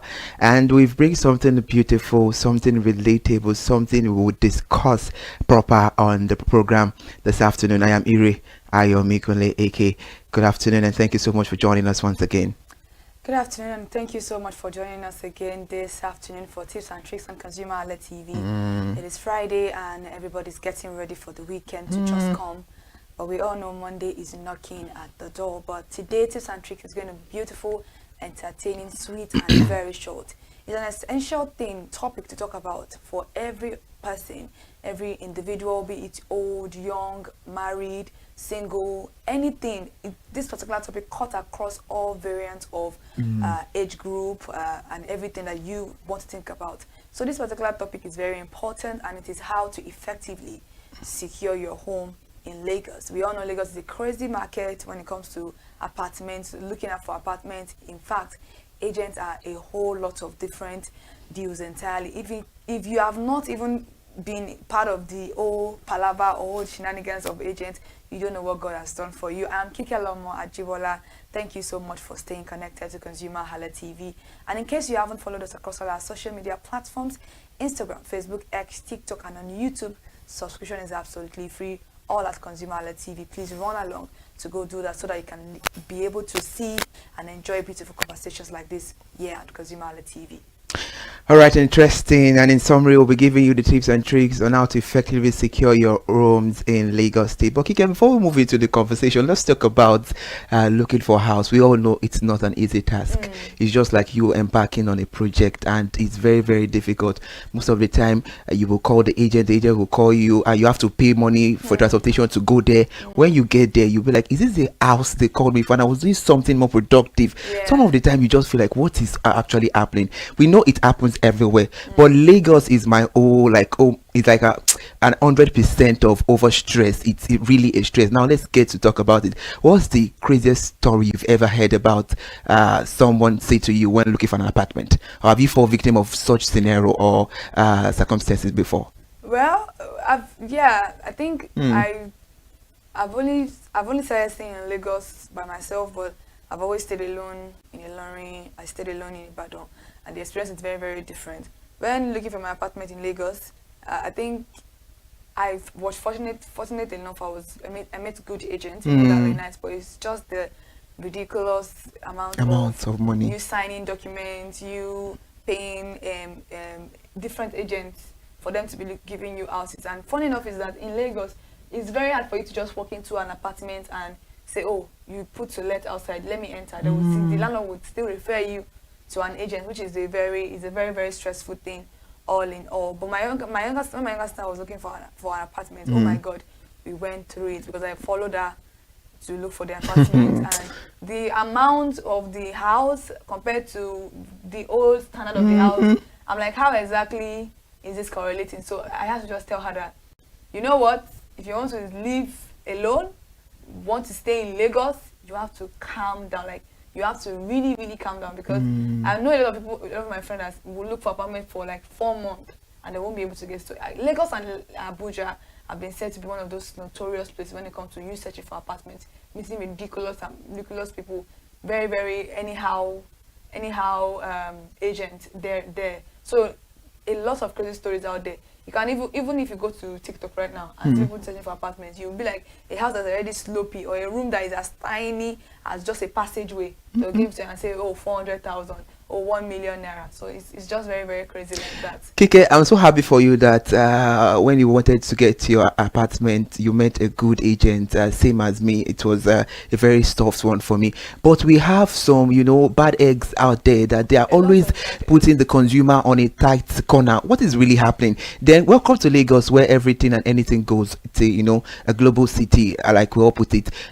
There's something that they're always saying that 70, the ratio 60-30. 70-40. How does that work? So maybe 50-20 30. I don't understand that ratio. Can you please ponder on it? The landlord's money, the caretaker, the agent fee, and then the agreement and commission.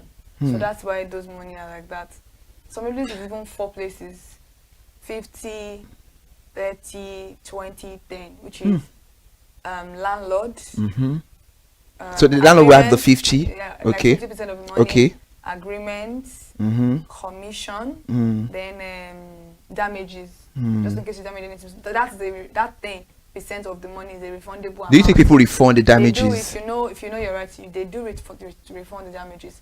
Yeah, they do refund. But why is it that most of the time a lot of people complain that the money, the agent, tax? I would say it's just a tax on this amount is very, very cumbersome. What happened? Don't you think this is high time government needs to do a whole lot of regulations? We've always heard it that there was a time we heard that the government wants to look into it, but they've not yet gotten to a very mutual conclusion about this issue, and it's becoming worrisome. So what can we say about this agent fee? Because most of the time, if we look into it, the house rent kike is not the problem, but the agent fee, people are always having they're always afraid, panicking, and all of that. The agent fee is not as much as the money for the house. Honestly, yeah, because if you are taking an apartment, maybe you're taking an apartment of 350,000 naira, it's not even the agent fee. It's still all going to the landlord. It's just that it's a fee particularly for the agent in that money. So agreement and commission, probably you are taking a house of 400,000 naira. Agreement and commission may likely be 140 or 120 or 130 thereabout, and then the old damages is 50, so you're paying around 600,000 naira. So the money is not most likely from the agent. I just feel like if that money can be left out, it will be better for a lot of people. We have to really talk about this, and that is what we are doing on this program, because most time agents will even treat consumer, this house is good, there's always light 247, and the consumer will pack into the house 2-3 months, you will not see light. That is why we will be giving you these tips and tricks so that you can be on your toes when you want to search an apartment, because searching for an apartment in Lagos can be exciting yet challenging experience, and here are some tips and tricks to help you navigate the process effectively. You have to set a budget, and I think this is one thing. When you call an agent, they will ask you, what's your budget? So that budget is very, very important, for you to determine your maximum rental budget, considering additional expenses like utilities and maintenance, which is very, very important. And for the tricks about that, use the chart to visualize how different rent amounts impact your overall monthly finances, which is very, very important. And also, you have to actually choose the very right neighborhood. It's very important to know that your safety, your peace of mind is very, very important. That's why it is very good to research the neighborhood you want to live based on your lifestyle, how close it is to school, how close is it to work, how close is it to social amenities, maybe a relaxing place, maybe a market, maybe anywhere. So it always, and also is that the trick about it is to visit the neighbor at different times of the day to gauge traffic, noise level, and overall vibe. You don't just want to move into an apartment because you like it. Trust me, supposed to know the vicinity where you're going to be residing is very, very important. Kike, I have a funny question before we move on to the conversation, because let's use Lagos as a landscape, for example. We know some areas that we know that, this area is kind of a slum area, or this area is, we know it's a bad area, bad boys are always there. If consumers are, opting away, moving away from all these bad places, who are going to live in this place? Well, I feel like it's just about it's just your own preference, because not a lot of people can navigate that kind of life. But if you know you can, why not? And things are very, very cheaper on that side. You just know that you have to be very, very high on alert, because anything can happen. Your phone could go missing, you could get robbed and stuff like that. So that's why it's always good to stay in a very gated and a well-secured environment, especially in Lagos State, because even in a gated and well-secured environment, your security is not still guaranteed. I can't agree less with you, and that is why most people will say God Almighty is the highest security. Now, she made mention about something, and that is where I'm headed to, that when you go to TikTok looking for houses and stuff like that, this is where our online resources come in. Use online resources, utilize a reputable real estate website and apps for listing and reviews. Set up alerts for new listing within your criteria for timely notifications. And about that, real estate today is always on Monday, where you meet our colleague in the studio, where you get some tips and highlights that will help you as well. It's very beautiful tips and tricks I just dished out. Another one is to inspect the property thoroughly. Always visit the apartment in person. Don't let them just show you pictures. Trust me, in Lagos State, a lot of what I ordered was what I get. It's exactly what you'll be getting. Check for the plumbing, electrical issues, and overall cleanliness. And the trick is that to bring a checklist to ensure that you don't miss any important details during your inspections. It is very, very important to know that when you are visiting the apartment, if it has a running tap, check all of the taps. Trust me, you wouldn't even know. Check the flush, check the electricity, check everything. It's always important to do this, because you wouldn't know what you're actually getting yourself into Once you've paid, there is no refund. They don't refund you. So shine your eyes. Then ask the right questions. Of course, Yoruba will say "Biru Kim Fajad." I mean, you asking question, of course, does not lead to fight or chaos. The tip is inquire about the lease terms, maintenance policies, and included utilities.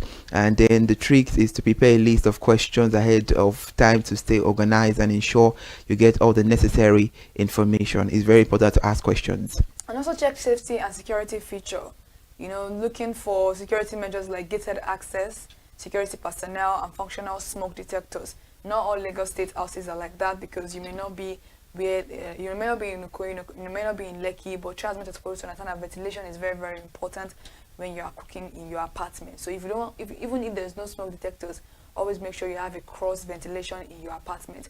And also talk to current residents about the experiences regarding safety in the environment. Don't be shy. Try as much as possible to actually talk to them. Even if you don't get to talk to your neighbor, try as much as possible to talk to someone that is living beside your house or 3 places away from your house. They may know 1 or 2 things about the house. Then negotiate the rent. Negotiation is very, very important. Don't hesitate to negotiate the rental price, especially if the property has been on the market for a while. So the research you made mentioned earlier on, you have to research similar listings to strengthen your negotiation position. And also understanding the terms of lease is very, very important. You need to read the lease agreement carefully before signing.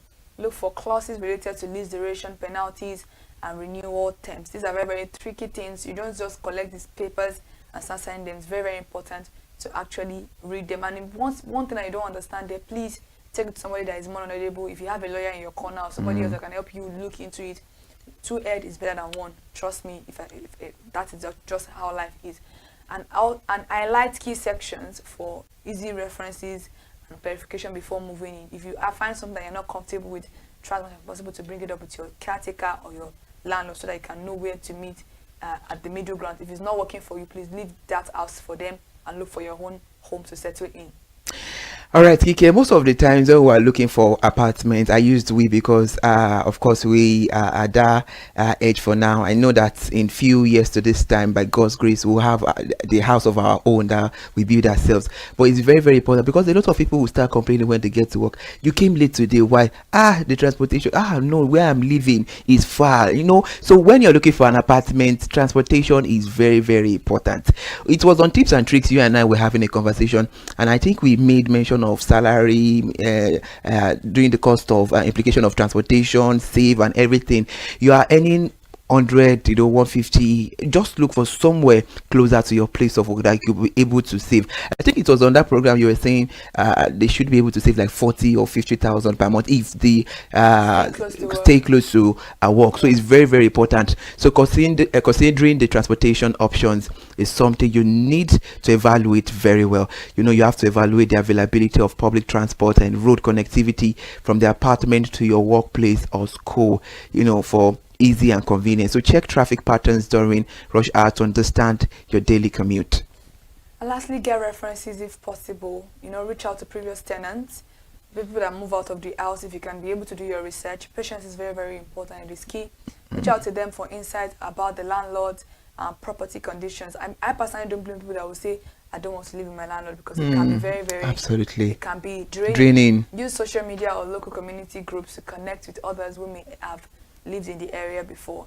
It is very, very important that when inspecting an apartment in Lagos, being vigilant about red flags can save you from future headaches, and there are a lot of red flags that you should actually watch out for. We'll be talking about them very, very shortly. Kike, I believe and everything we want to do, surely put it in good hands. Now, do you think when we want to start renting an apartment now, if you're a Muslim, you should go on your mat and pray? If you're a Christian, go to church, that God please. Do you think we should put this as prayer point with the way things stands right now? Yeah, because that's going to be your home for the next 2-3 years. So you need the prayer, honestly. Especially when you're looking for apartments in Lagos. There's a lot of craziness. All right, prayer is the key. Please let us pray where we are looking for accommodation or we are looking for apartments in Lagos State. So let's give you the red flag you should always, side. Talking about water strains or mold indicators, signs of water damage on walls or ceilings and concern. This could indicate plumbing issues or poor ventilations. Kike, we have to talk about this. Because when it's raining season now, we see people, most especially people living in the island, they will start doing a whole lot of video. Look at my kitchen, look at my bedroom. A whole lot of stuff is happening. They will come online to, scream, to just let people know what is really happening. How can we cite this red flag? Because most of the time, you might not even go to look for the apartments during rainy season. It might be dry season when there is no rain. And very, very bad. I feel like the best time to look for apartment in Lagos is during rainy season, so that you can see all the things that you need to see. During rainy season is the best time of anywhere, of any time to look for apartments. And when we talk about mold is a silent killer. Mold is something that we need to be very, very to understand. If you see these things in your house or in yours and want to rent, I would advise you not to even rent it at all, because these are medical. It can cause a medical issue, and it can cause anything. And death is something that can come from this particular mold issue. So if you know that this is something that you are looking at in a home that you have not moved or paid for, please try as much as possible to avoid a particular apartment. All right, then pest infections, signs of insect or rodents such as dropping or nest is very, very important. Pest problem can be difficult and costly to resolve, so please make sure you adhere and see to all these things. It's very, very important. Then poor electrical wiring, exposed wires, flickering lights or overloaded circuits. This poses safety hazard and could lead to electrical fire. So please, let's be very, very careful. Because number one is that some people may live in an apartment and maybe the landlord offend them. They dismantle, like they actually do everything anyhow. And if you are moving into, I feel like it's a responsible thing for the landlord to affix it before you coming in. But a lot of landlords don't do that. In Lagos, they will ask you to do it yourself. So you should be able to put your foot down and tell them that this is not something that it is your problem. It is their problem because you made the house like that. Another thing is to have to understand that appliances that don't work, like stoves, refrigerator, leaky faucet, or malfunctioning electronic, repairing them may not be promptly addressed by the landlord. If you have issues with your plumbing, if you have issues with your pumping machine, all of these things, landlord will tell you that no, it's not me that's going to be repairing it and stuff like that. And some houses that come with it fully furnished, try as much as possible to test the equipment out before you actually move into your apartment. It's very, very important to do so for the peace of your own mind. Yoruba will say moto to lolo shegun. I'm talking about being clean. So unusual odor is very, very important. Strong smells such as mildew, sewage, or cooking odors. So odors can indicate underlying issues such as poor ventilation or plumbing problems. So please, we should always pay attention to all these things. We talk about noise pollution, we talk about air pollution, so make sure you do a research around that. Okay, is there any noise pollution here? Is there air pollution? Just for your safety. Health is wealth. I mean, Lagos State smells enough. There's room to now be smelling also. You have to be very, very careful. And mold can also be an indicator of a problem. You might have and I think a lot of houses in Lagos have sockaway issues. So you need to be very, very careful with the kind of apartment you are actually, getting into. And inconsistent maintenance, lack of upkeep, common areas like hallways, stairways, and landscaping. If you enter some apartments, you see that they are very, very unclean. It may actually reflect on the landlord's neglect or may indicate potential issues with the apartment itself or also the tenant living there. So you may likely not have your energy to be fighting every time. So avoid that totally. And high level of noise is very, very important. Like you said, noise pollution. Lagos is a busy environment entirely. You're on the road coming back from work, and then you're still in your house. You're still listening to noise. It can be very, very mentally. It can be mentally draining, and it can affect your quality of life and comfort in your apartment. I can't imagine me coming back from work and I'm entering my house and I'm still hearing all the noises. It would actually be very, very exactly. So it's always okay then. It's always like that. Okay, vague lease terms. The indicator is that the lease agreement that lack clarity or have vague terms. So ambiguities can lead to misunderstanding regarding recent increases or maintenance responsibilities. So please be very careful. Read the terms and condition very, very well. Review it. Review it very, very well. And now, security concerns. A lack of functional locked security guards or gated access can lead to insufficient security. Measures can compromise your own safety. Trust me, you will get to some apartments and the lock is paused because of a tenant is angry with the landlord and the landlord will not fix it. And you yourself, you are moving into an environment such as that is not even gated in the first place, and then you are not doing as much as possible to protect yourself. So run away from that particular apartment. It's very, very, very unsafe. This one I want to say, I will have to think. Okay, face to face is another way of life for this country.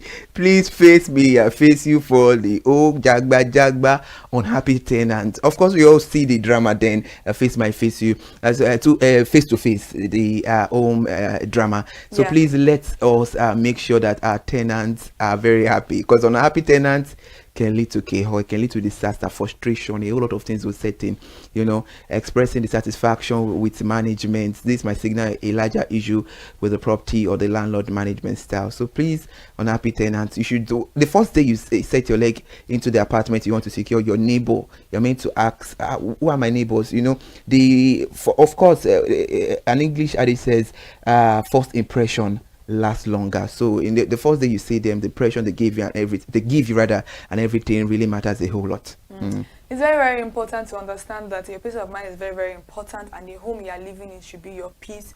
You should not be should be a safe haven. Yeah, it should be that particular place that is just for you and you alone.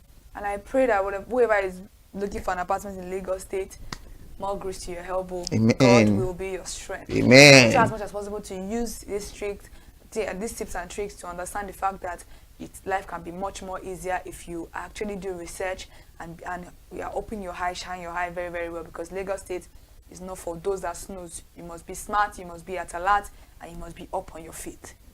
If there is anything I love about tips and tricks, it's because we give you that information that is well needed for you to be able to live a healthy lifestyle. Looking at all these things said on this program and you following them daily, of course you have a healthy life. There is not going to be any headache, nothing will disturb you from your sleep, everything will be sound and peaceful. So definitely you have to adhere to everything we've said on the program. It's a very good conversation, and now we have to draw the curtain on tips and tricks, the last edition of the month of January 2026, and next one we'll be seeing on the show, it will be the first Friday of February. Happy new month in advance, and please do well to enjoy the rest of your weekend. See you next month by the grace of God.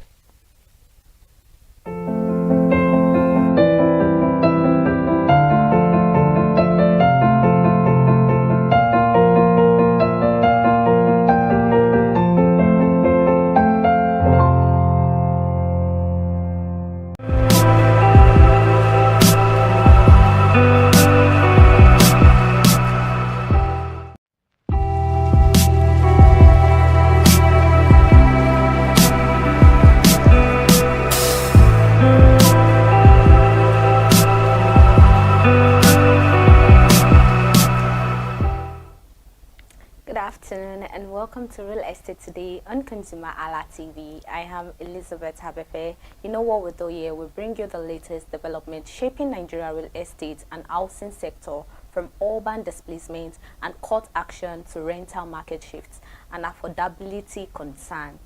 And today, you know how we do it. When you see me, you get to see Irimufe on the show, whereby we bring you updates. So Irimufe, say hi to the viewers at home. Hello, how are you doing today? It's another beautiful week. Yeah. And it's time to talk about real estate. And I'm quite sure you're as happy as I am, because you know one thing, when it's real estate, we are talking about data, we are talking about updates, we are talking about housing development and everything you need to know about real estate today. Okay, so now let's move on. Makoko demolition spark fresh housing concern. According to tension item in Makoko, Lagos following ongoing demolition that have left thousands of residents displaced, raising renewed concern around urban redevelopment, housing rights and resettlement plans. Residents say the demolition, which began last week, were carried out without adequate notice or alternative housing arrangements how they would relocate. Protests erupted as affected families demanded clarity on relocation and compensation, while authorities maintained that the actions were part of border safety and environmental measure. This development has once again placed the spotlight on waterfront housing, informal settlements, and the human cost of urban renewal in Lagos. Why does it matter for consumers? It means it highlights the risk of living in high-risk or unplanned areas. It also signals the need to verify housing security and relocation plans. It encourages renter and buyers to consider safer regulated housing options. This is a whole lot, in as much as the government is trying to, consider some housing redevelopment. My concern is leaving residents in a state of confusion, in a state of what is next. Because when demolitions happen in these cases, government sometimes just overlook the safety and well-being of these people. Fine, demolitions happen, and that is why people need to have foresight into the future. Okay, this area, does it have any high risk of possible demolition in future? But Mr. Femi Falana, human rights activist, was saying on Arise TV, and he said that the Supreme Court has ordered or made decisions that no state government should have control over inland waterways, that any housing issue related to waterways, state governments don't have any control over it. So if the Lagos state government should just, wake up one morning, because they were like, people were tear gassed, and because people were trying to protest. So it's, in as much as you are considering development, look at it from the human angle, because every human has the right to housing and dignity. You've taken away their dignity by demolishing their houses. If there were prior notice to that time, okay, there will be some demolition, 1 month, 2 months, people would be aware of it. But in a situation where you just come, you begin to, tear gas people are confused and all that. Where do we put the human dignity at the end of the day? So that is one thing that it is more of concern to me as a Nigerian. Because in this way, at the end of the day, it could happen to anybody, and it's not if these people will be compensated. Most of them have known this environment for their entire lives. So why just come and do that? I think I love the parts that you said. They don't look at human side of the story and just wake up one day and all of that. Well, I think most of the time, it is. I don't think it is necessary whereby government will wake up one day and decide to demolish. Most of the time, there are always warnings and pyro notice, but people don't really take it to heed. They don't listen. They'll be like, oh, this is my home. Where do they want us to start from? They're always waiting. I'm not stating the fact that what happened is a good thing and all of that, at least looking at human angle, because I could remember a production I went out to do for in the marketplace and all of that, and a particular market that I went to, they were clamoring on Makoko being their largest customers and all of that, but due to the fact that their own Lagos is demolishing their building and all of that, they themselves, they didn't see their largest customers in the market to come and buy something, and that is due to the fact that the demolition and all of that. Because the person that is not actually fine, that is not okay, that is going through all this, will the person be thinking about going to the market to get things? And that alone is affecting other people, because they feel Makoko is one big it's actually an inland area, waterfront and all that, and most community people there, it's just like a kind of communal lifestyle. Everybody, they are used to each other. I'm not against demolition. Like you said, one of the things we should consider is the fact that, okay, whenever you want to buy a property or you want to live in an area, ensure that okay, yes, you verify. But at the same time, in as much as you are doing this, you should come from the place of empathy.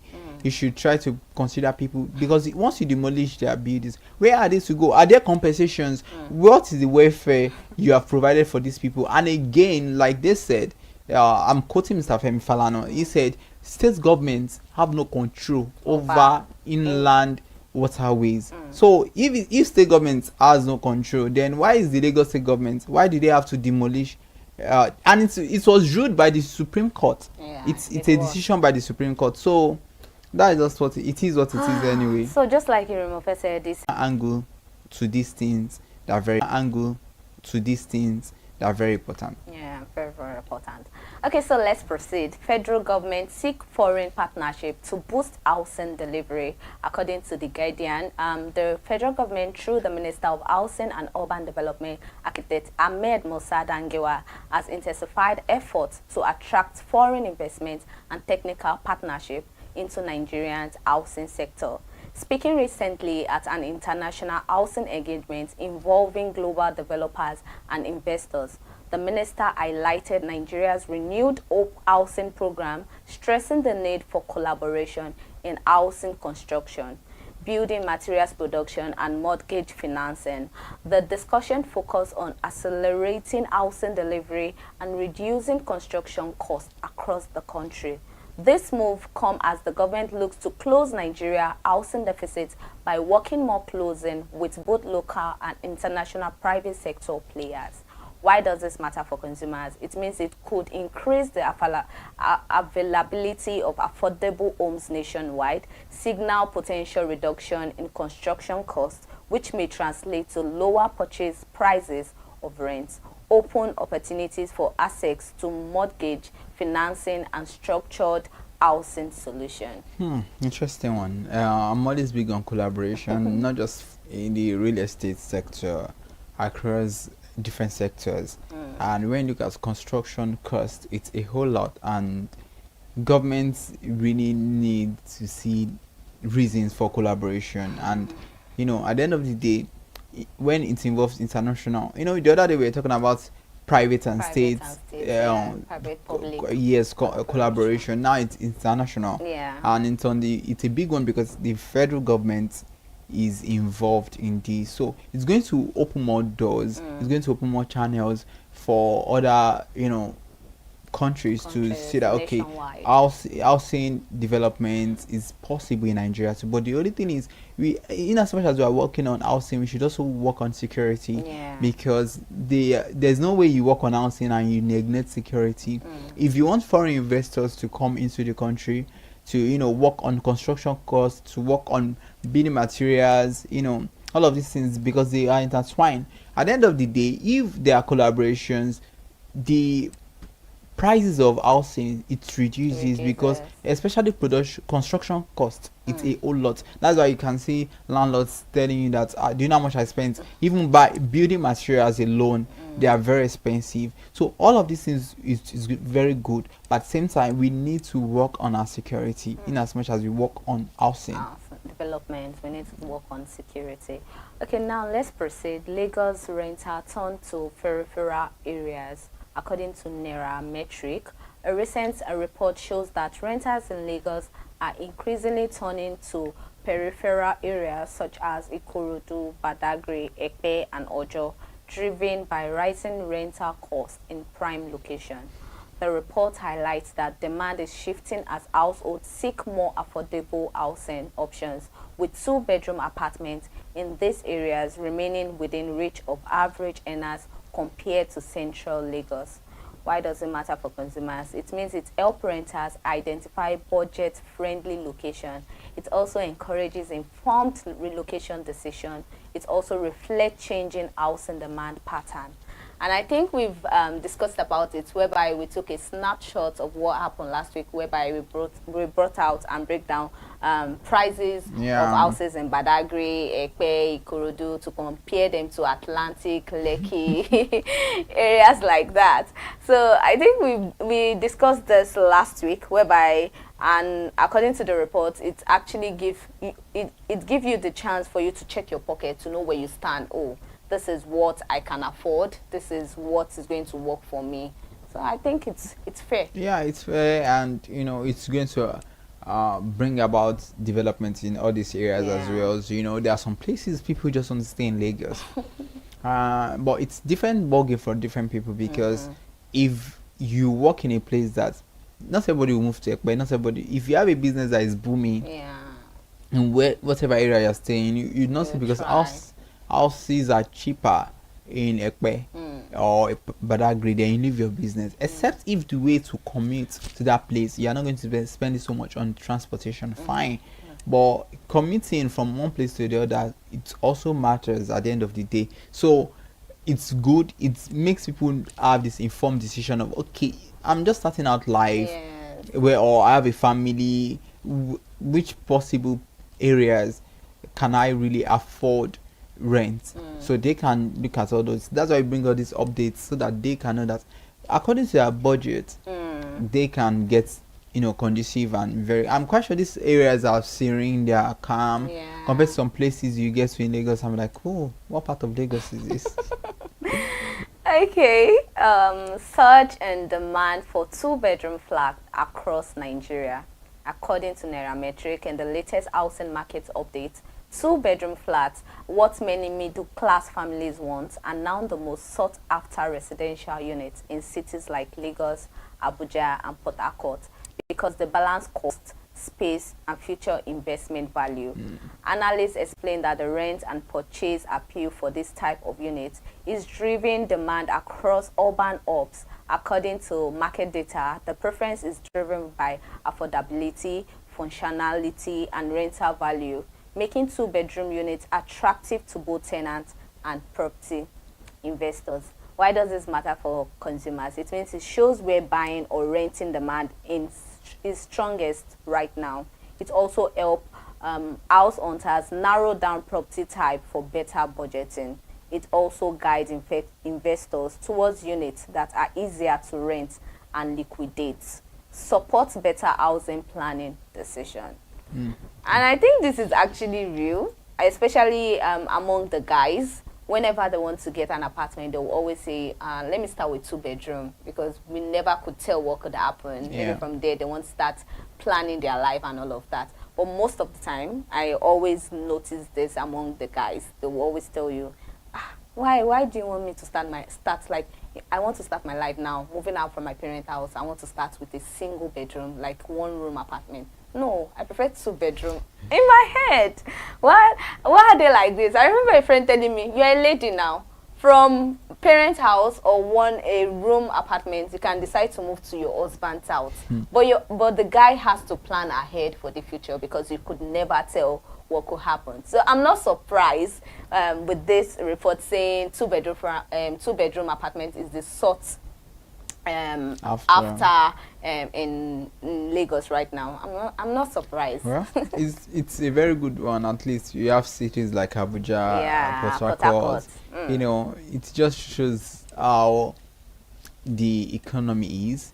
It shows what is affordable right now. It shows what people want, and it goes both ways, because people want to rent, and developers, landlords can know that, oh, if you have three-bedroom apartment or four-bedroom, whatever bedroom apartment you have, if it is not two, you might chances that before you get anyone to rent it, compared to someone who has two-bedroom apartments, they are just trying to say that two-bedroom apartment now is golden. Yes, because people just want any means to get an apartment that is budget friendly, because it's when you compare budgets, you spend over two-bedroom apartments compared to three-bedroom, four-bedrooms.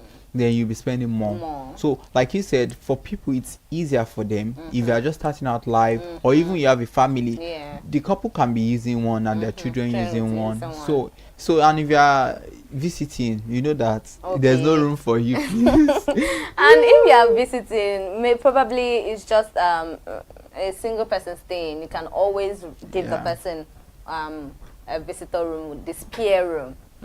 So I guess most of the time that is what people consider whenever they want to get an apartment.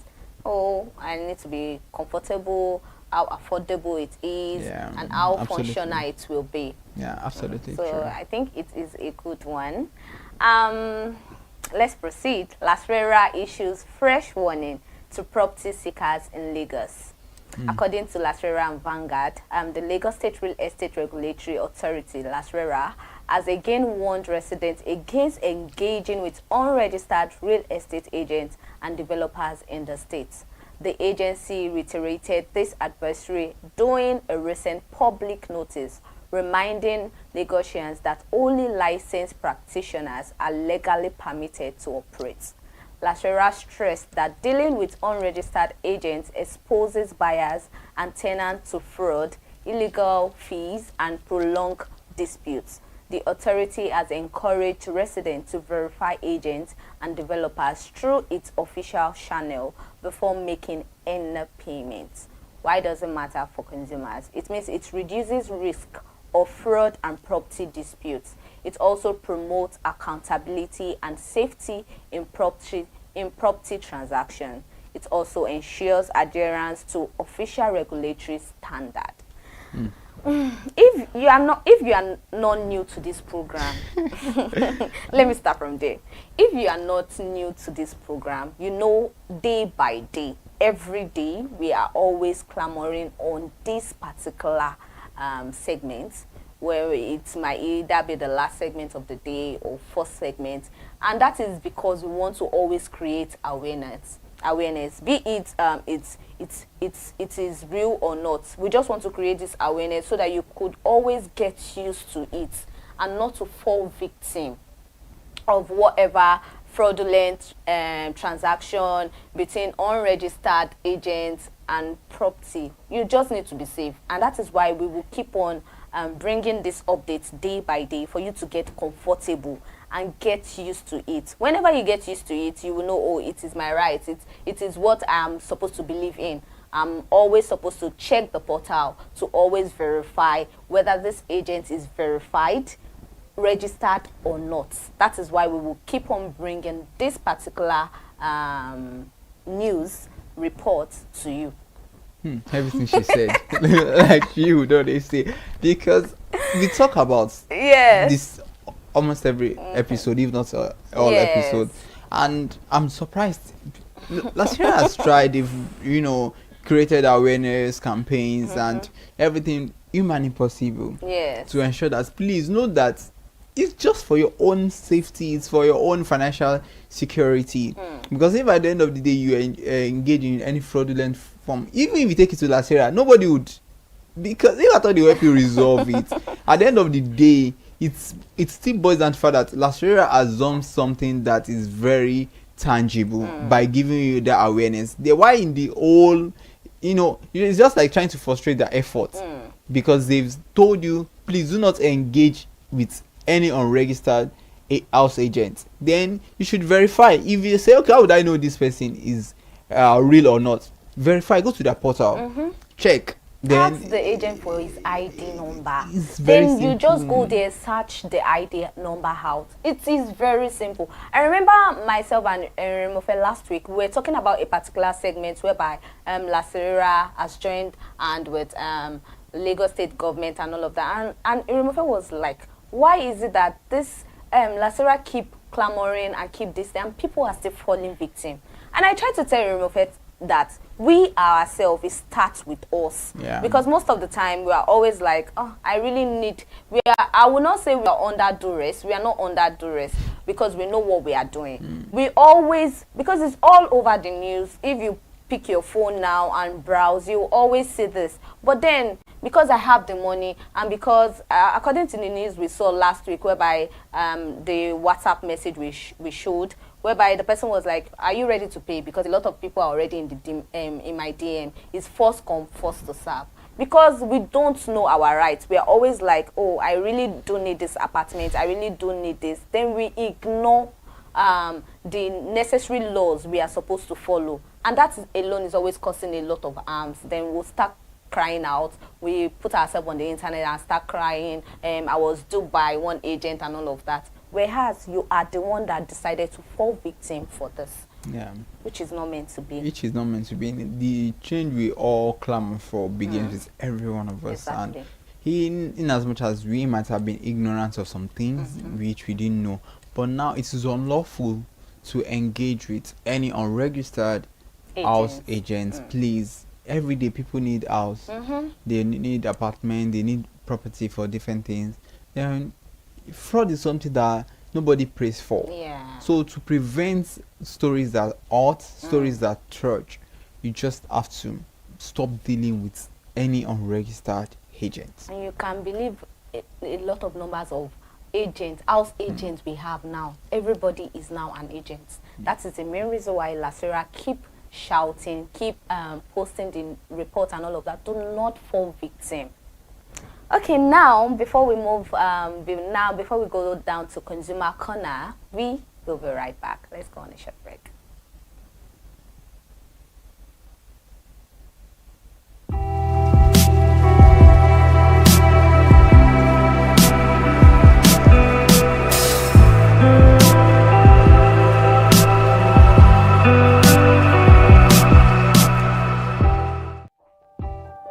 Hey there, do you know in the world today, everyone is a consumer, and as consumers, we all have the right to be heard. In Nigeria today, as a consumer, you have all right to product information, right to fair pricing, right to return goods, right to product labeling, right to fair dealings, and a lot more. Well then, have you heard about the new media channel? ConsumerHallaTV. ConsumerHallaTV. ConsumerHallaTV. At ConsumerHallaTV, our goal is to inform and educate consumers in Nigeria with insightful news alongside development within the fast-paced world of consumers through well-researched, specialized, and analytical content. Our vision at ConsumerHallaTV is to create an engaging platform that provides right connections for meaningful brands in Nigeria, thus creating a more caring world for consumers where business thrive. And guess what? Our ConsumerHalla brand is the first consumer complaint resolution portal in Nigeria, powered by a 72-hour feedback mechanism. We offer consumer advocacy, informative talk shows, branding promotions, advertising, and lots more. Connect with us via our YouTube channel at ConsumerHallaTV. Follow us on our Facebook page, ConsumerHallaTV, our Instagram page, ConsumerHallaTV, and do well to subscribe to our YouTube channel. Subscription is free. ConsumerHallaTV. At ConsumerHallaTV, you deserve to be heard. At ConsumerHallaTV, you deserve to be heard.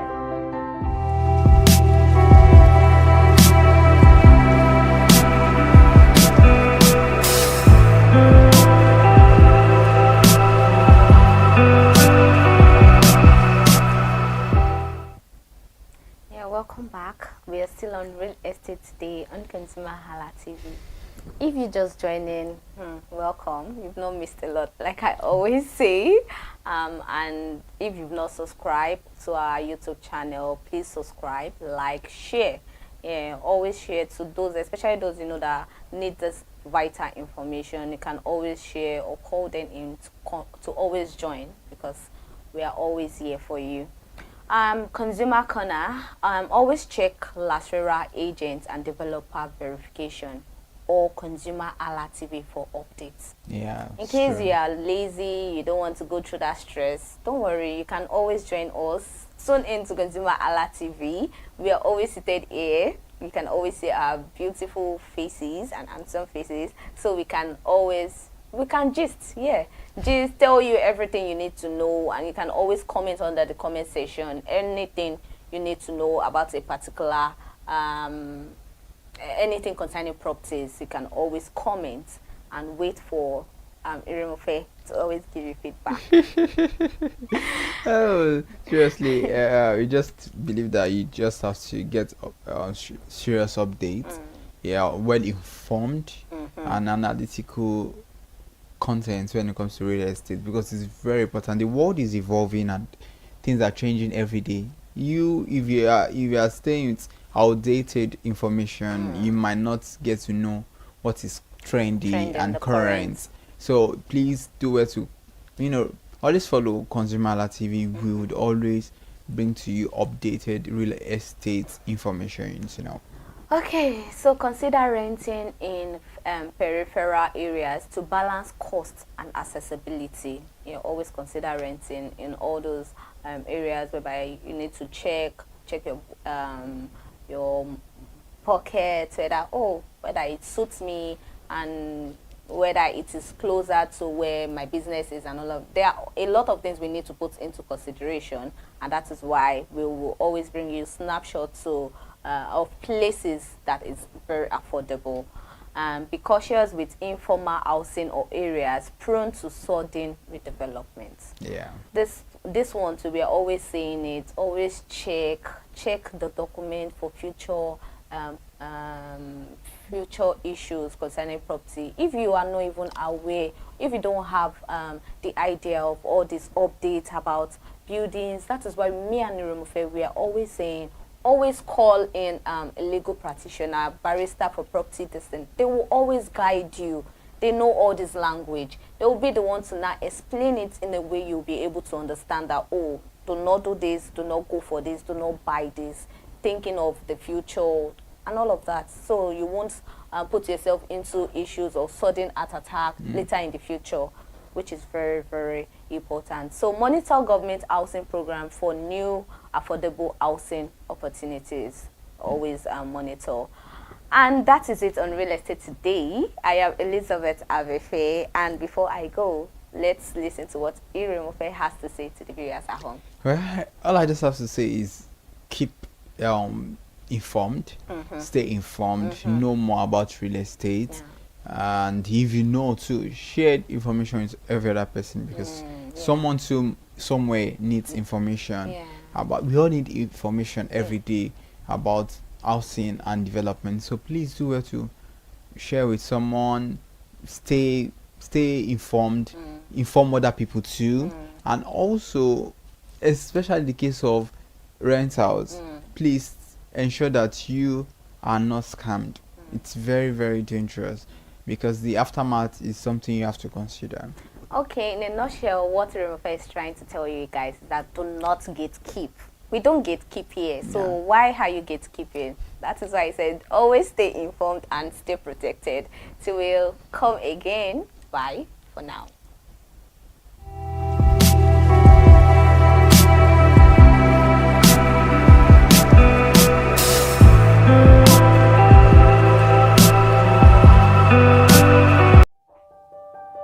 Hey there, do you know in the world today, everyone is a consumer, and as consumers, we all have the right to be heard. In Nigeria today, as a consumer, you have all right to product information, right to fair pricing, right to return goods, right to product labeling, right to fair dealings, and a lot more. Well then, have you heard about the new media channel?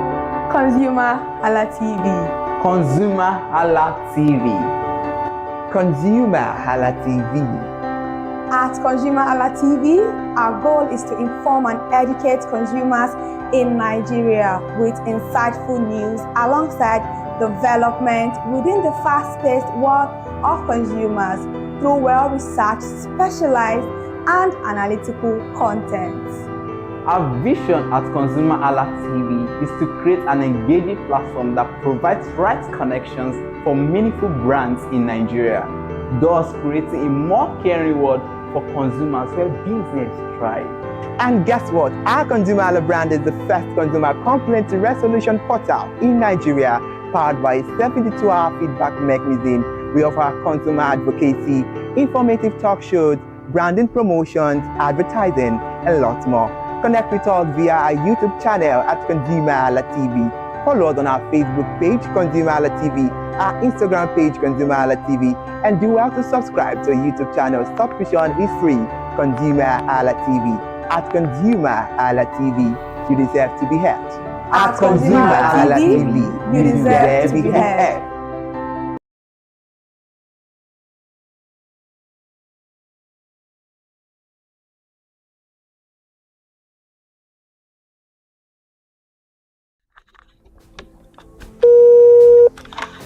Hello consumers, you have the right to be heard, absolutely. So join us on the conversation, share your brand experience, where you tell us all your experiences about brands on the outer world via our YouTube channel every Wednesday from the hour of 4:20 to 5:20. You can watch us via our YouTube channel, ConsumerHallaTV, and subscription is free. Follow us on all our social media platforms, ConsumerHallaTV. Share your brand experience. It's about storytelling.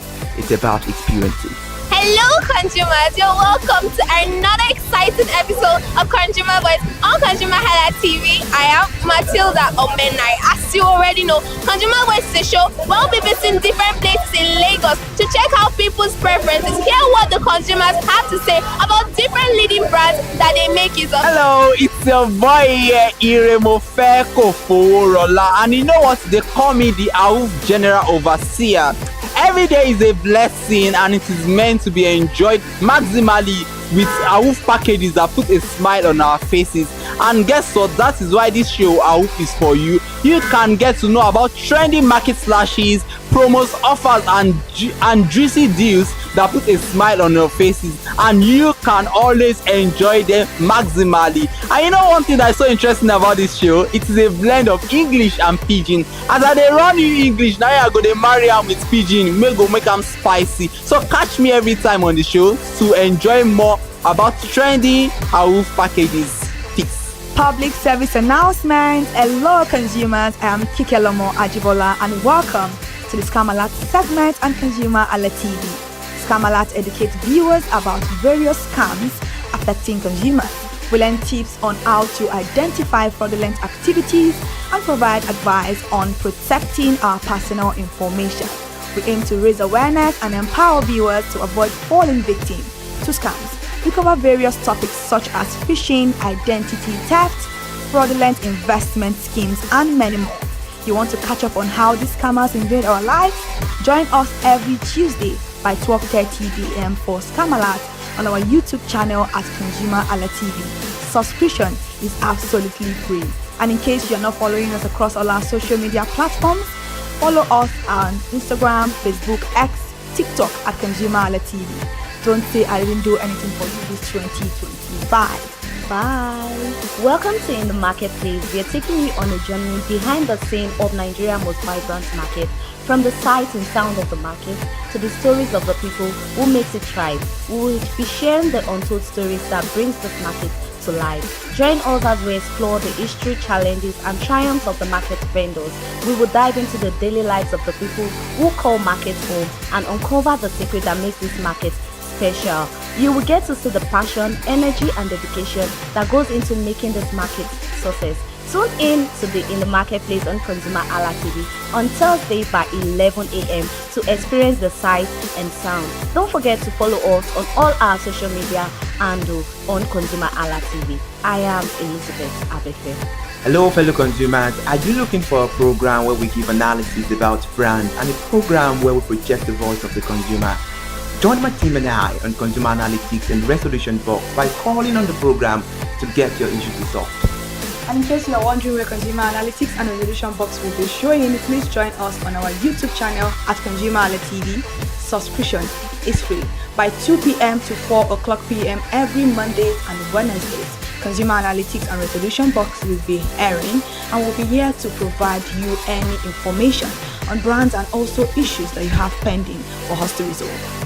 Also follow us across all our other social media platforms, Instagram, Facebook, X, TikTok at ConsumerHallaTV. And that is movie release, update and screen time. I'm going to enjoy myself because this is my favorite time on the program. I get to recommend good movie for you, and I'm also waiting for you to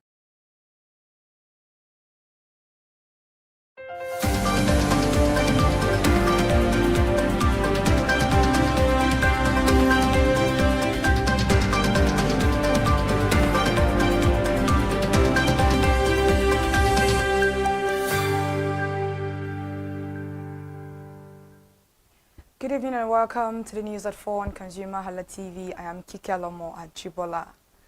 The first news this evening is President Bola Ahmed Tinubu has commended the Bank of Industry for disbursing around 36 billion naira to businesses in 2025, describing the figure as the highest annual financing volume in the institution's industry. The president, in a statement issued on Thursday by a special advisor, and according to him, the record disbursement demonstrated that ongoing economic reforms were strengthening development finance institutions and unlocking capital for productive sectors.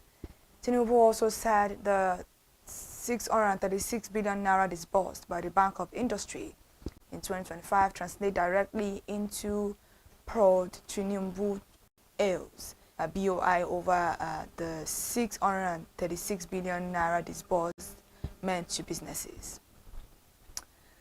Flour Mills of Nigeria, the 5th edition of its annual prize for innovation, introducing a strategic roadmap to revolutionize